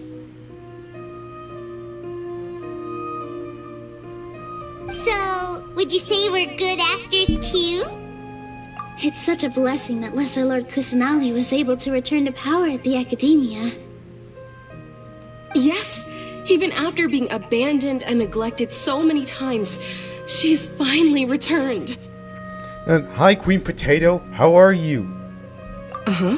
Lesser Lord Kusanagi once used all her power in a great disaster, which resulted in her losing all her wisdom and memories of the past. The Academia basically abandoned her because of it. This should be something everybody should remember. Huh? You look surprised. I didn't say anything wrong, did I? No, everything you said is correct. That's good. Something wrong? Yeah, what's with that face? You knew all of this this already. Even if those two giants of the academia are here, I still have to say it. Those sages really have some nerve. 500 years ago, Lesser Lord Kusanali used all her power for the people of Sumeru. And what did they do in return?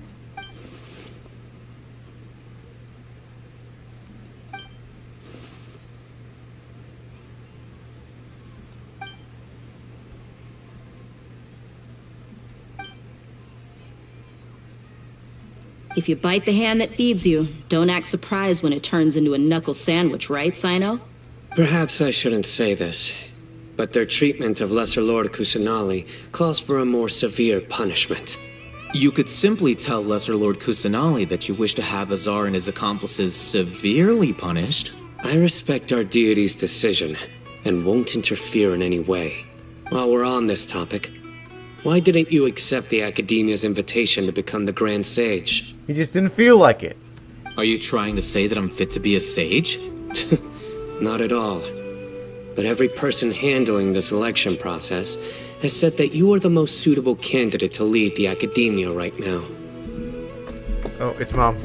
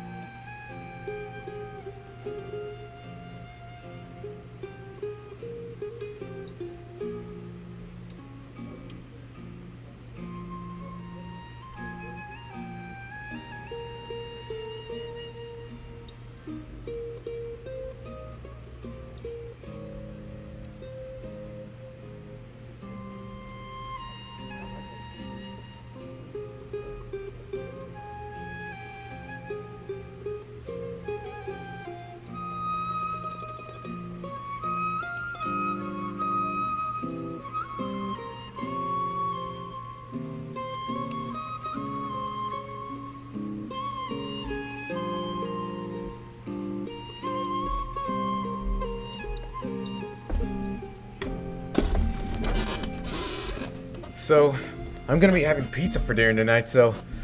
Then back to the story at hand. Why? Because he dethroned Azar from power? Could you try to put it another way? This is a good thing, yet you're making it sound like I overthrew Azar for my own personal gain. But seriously, though, I always wondered if you had some personal motives behind it.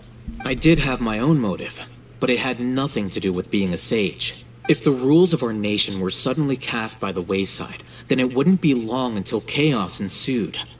I had no intention of letting their dreams disrupt my life. By that, you mean your life working as the Academia's scribe? Precisely. Wait, is that all? So, that's the only reason why you joined us and came up with all those plans? It's reason enough. You've certainly got quite the personality. You flatter me. All right then. How about you? You've already resumed work as the General Mahamatra, right? That's right. Will you be happy with that life? It's not about being happy. There are merely a lot of things that I must do. Even so, keep your spirits up and try to be happy, okay? And try to smile more every day, just like I'm doing now. Thank you. I'll keep that in mind.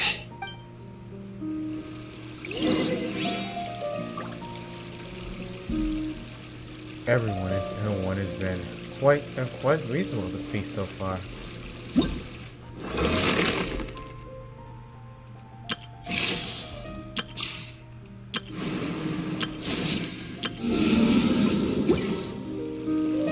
Ah, there you are, traveler. Well, how is it? Are you enjoying the feast today? If there's anything you're unhappy with, just let me know. I'll be sure to take note of it. That's good. It's the first time I've ever invited so many exceptional people to one place. I was a little nervous myself. You see, every guest here is quite extraordinary. It's unbelievable that we've got everyone together here. Almost like a fairy tale. Make sure you live it up tonight. I'll be happy as long as you're enjoying yourselves. I'm honored to have her think of me this way. If I have a chance in the future, I would really like to invite her to one of my performances. I can't explain why, but I just feel elated right now. Thank you.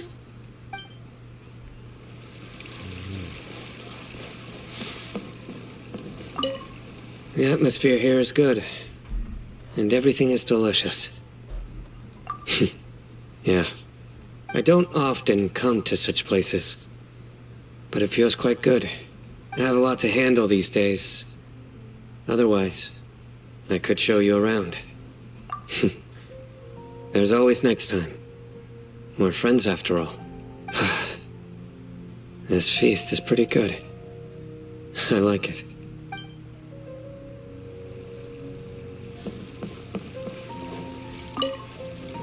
I seldom participate in such lively gatherings, but the atmosphere here is quite good. No, this gathering today has a unique meaning. The Grand Bazaar is lively because the people here feel happiness from the bottom of their hearts, unlike the farces at the Academia. That happiness is an emotion that'll be forever alien to those bookworms who have driven themselves insane by studying. I seem to have taken both keys when I left the house. Oh well.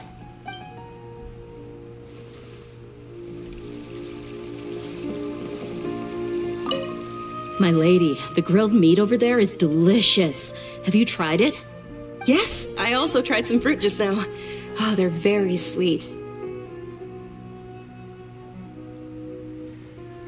What an amazing place to relax. No wonder everybody likes to rest at the Grand Bazaar. You said it. Oh, look who else is here. Hello. Oh, I'm so happy Nilou invited everybody. Oh, now I have the chance to meet all the heroes.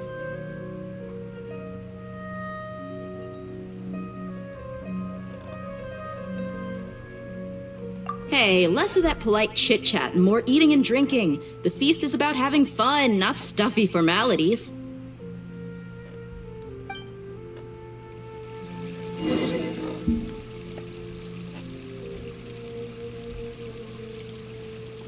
Hey, what's wrong? Your head is starting to droop.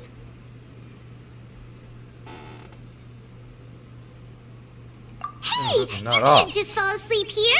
Paimon will go find something delicious for you to eat. You wake up once you've put something yummy in your tummy.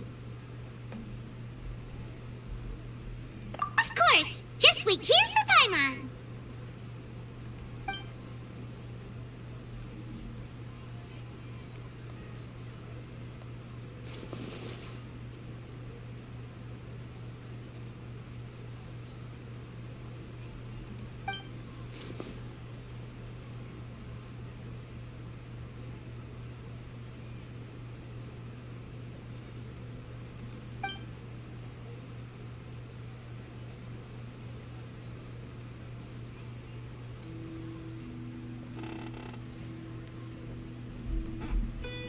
It's me.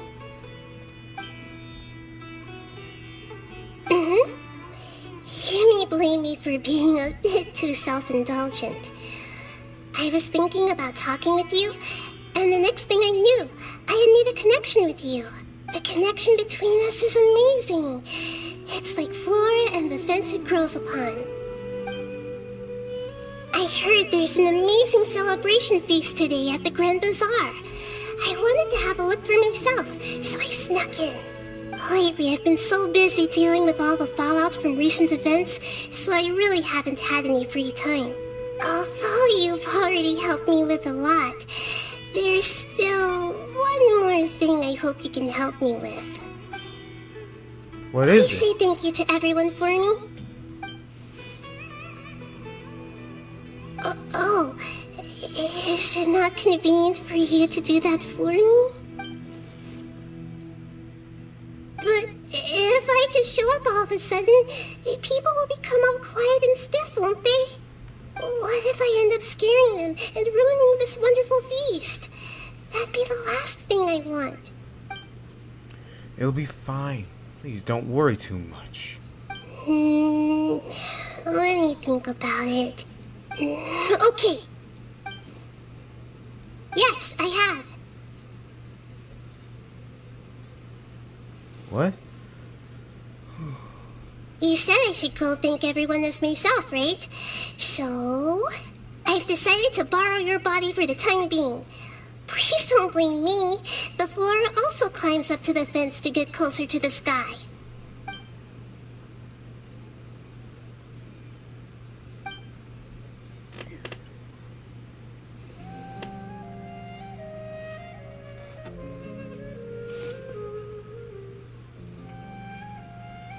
Everyone!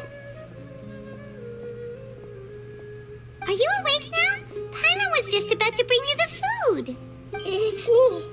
Huh? That voice. Nahida? Hold up. What's going on? I didn't expect to have a conversation with the consciousness of Lesser Lord Kusanali in the Grand Bazaar. Interesting. Is this also a part of the feast? Nope. This is a big surprise. No, of course not. Are you Lesser Lord Kusanali? Hello, Nilu. You know who I am? Yes, I already know every one of you. Nilu, Alhaitham, Sino, Dia, Paimon, and Dunyarzad. Lesser Lord Kusanali? I took the liberty of occupying the traveler's body so that I could thank all of you in person. Thank you so much for rescuing me, even if that meant placing your own safety in peril and taking the risk of becoming enemies with the Academia, the sages, the doctor, the balladeer, and even the entirety of Sumeru. Without you, without any of you, I would have been in a much more difficult situation. Had you not helped me to resolve the crisis, not only I, but Sumeru and even the entirety of Tevat would have suffered great misfortune. People refer to you as the heroes who managed to rescue a god. I'm quite fond of this name. It not only explains your identities, but also bears witness to your relationship with me. Please, allow me to present to you my most sincere gratitude. Lesser Lord Kusanali, you have done so much for Sumeru, and I didn't even have a chance to do anything for you. Dunyarzad, the suffering you endured during your illness is also proof of you being with me and praying for me. Thank you. You don't need to be so ceremonious. It's always been my duty to protect you. This is how the relationship between the Academia and Dendro Archon should be. We just did what was necessary and set things back on the right path. You're an Archon, but you act so humble. You really don't need to be so polite with us. I'm honored to have been able to take part in this plan. I hoped you liked the dance I dedicated to you. Thank you, all of you. Thank you so much. Lesser Lord Kusanali, it's an honor to be in your presence.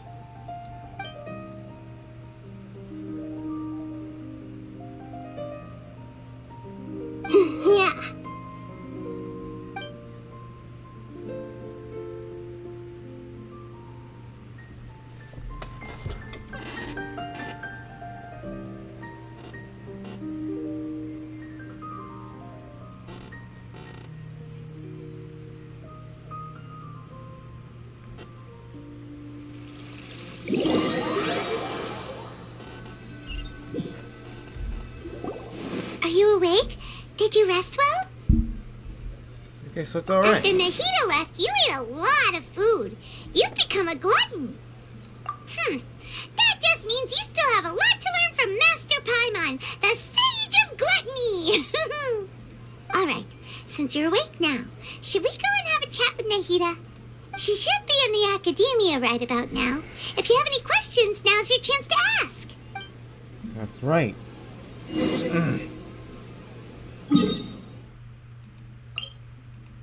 To the Sanctuary of Surstana! And it looks like Nahida's prison has also turned into her home.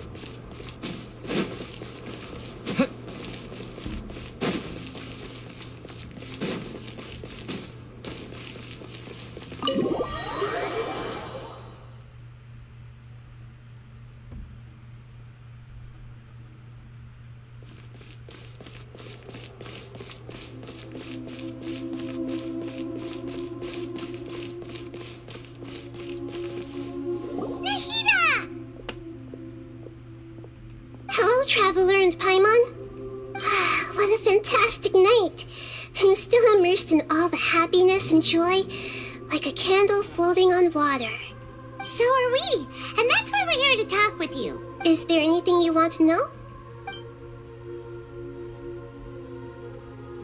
After recent events, the Akasha can no longer function as it used to. I've given it some thought, and have decided to shut it down permanently.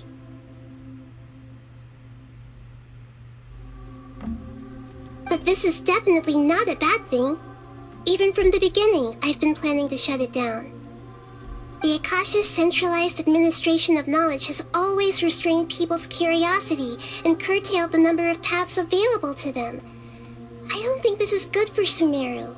Although people may initially feel a little uncomfortable with the loss of the Akasha, they will soon understand that this life is more suitable for them. And as for the future of Sumeru, I'm preparing to regain control of the academia. The former sages have received their punishment, but the new sages have yet to be selected. I hope that the new 6 great sages will be more focused on academics. Sumeru needs such leaders more than ever. The other big issue is the people of King Deshret. All the residents of the desert, in fact. They have been mistreated for far too long. I've already taken some measures to address this. It will take some time to rebuild everything, but no matter if it's culture, friendship, or trust, we will rebuild it. You mean, what happened after the doctor put you to sleep? You guessed correctly. The top-ranked Fatui Harbingers, up to number 3, possess power comparable to that of gods. I was no match for him in that kind of situation. However, in spite of the bad situation, I still managed to make a fair deal with the doctor. I'm sure you remember the entity that changed your fate, the Heavenly Principles. In fact, the Heavenly Principles has been quiet since the Conria disaster 500 years ago. I used this point as leverage against the doctor. I told him that the Heavenly Principles may be awakened if I destroy the Gnosis. Although it's just a bluff, he still fell for it. I assumed that the Heavenly Principles wouldn't just stand by and let such extensive damage to its laws take place.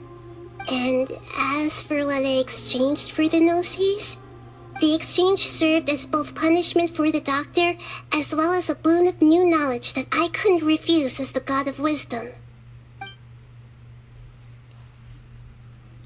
So, about the Balladeer. He's still in a coma. I've hidden him like how one would hide a feather. I know you have many misgivings about him, but as someone who had become a god, he has retained a number of very useful features. Don't worry, I'll keep an eye on him and make sure he doesn't do any evil. In addition, there are still some mysteries left in him. Some things may be very clear from my perspective, but he is still yet to understand them himself. His future will be determined by fate. About Fontaine. Is that where you're headed next? Fontaine, the nation of justice? As far as I know, that nation operates in the judicial system. Does their Archon personally judge people? No, there's a Chief Justice in Fontaine. Generally speaking, the Hydra Archon, Focalor, won't preside over individual trials. However, even then, Focalor will still make herself present at just about every trial. It seems that she just likes to immerse herself in that sort of atmosphere. As Archon, she still reserves the right to influence the final verdict. Anyway, let's just say she's got, a very unique personality. I got nothing else to say. Are you sure? Isn't there something else you haven't asked about yet? What? Huh? You mean... About your sister. While you were resting at Gandharvaville, I took some time to perform an Irminsul search for information on your sister. Yeah, isn't Irminsul a repository for all the information and memories of Tevat? So there shouldn't be anything on him or his sister. This is true in your case. Irminsul indeed does not have any information on you. However, there must be something different about your sister. Because, as it turns out, the world has recorded information on her after all. What? There is only one possible explanation. She belongs to this world.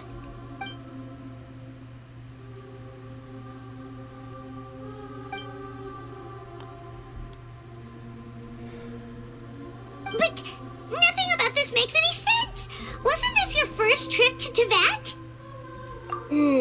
According to the records I was able to access, your sibling suddenly appeared in Conria.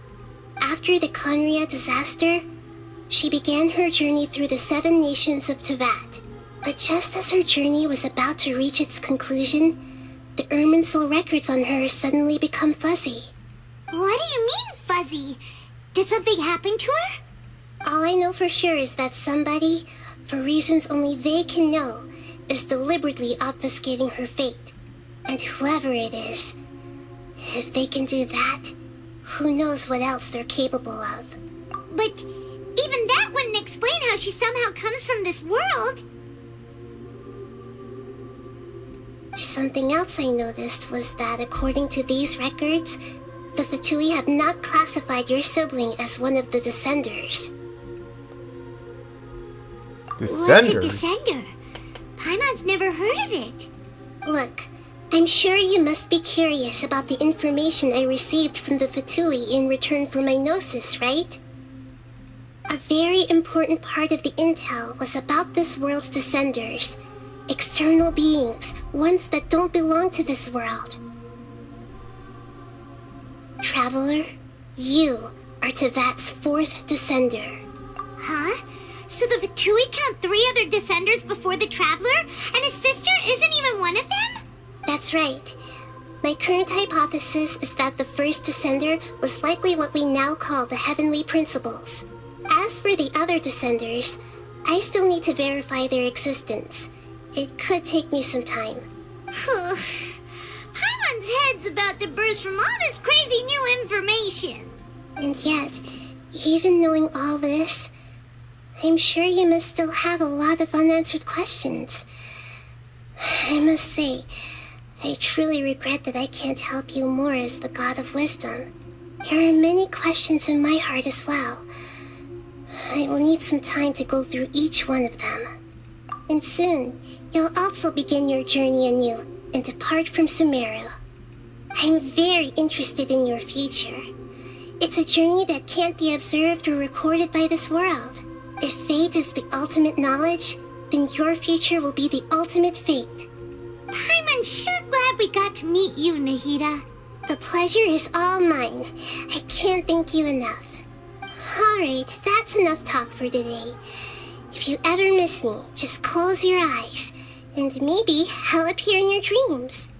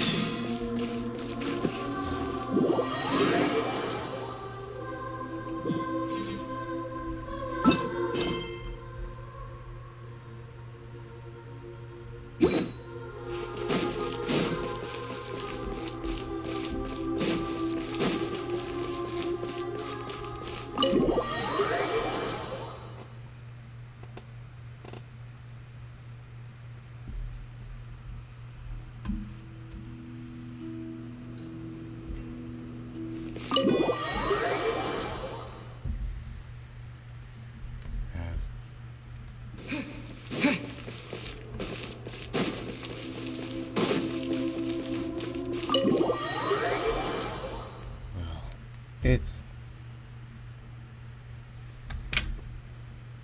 Well... It has been a day, hasn't it?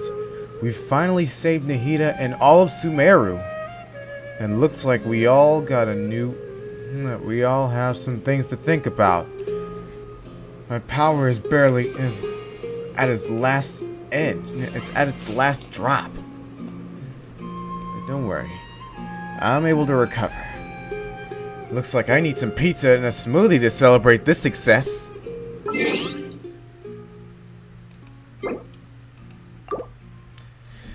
But the story of the Descenders, that's probably a story for another day.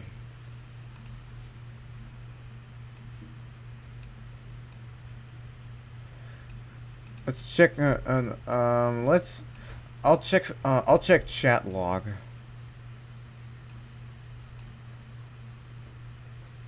Let me just fix this.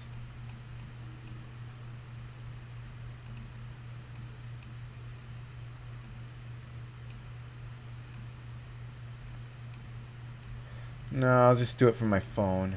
Let's see. Wait, let me just... Alright.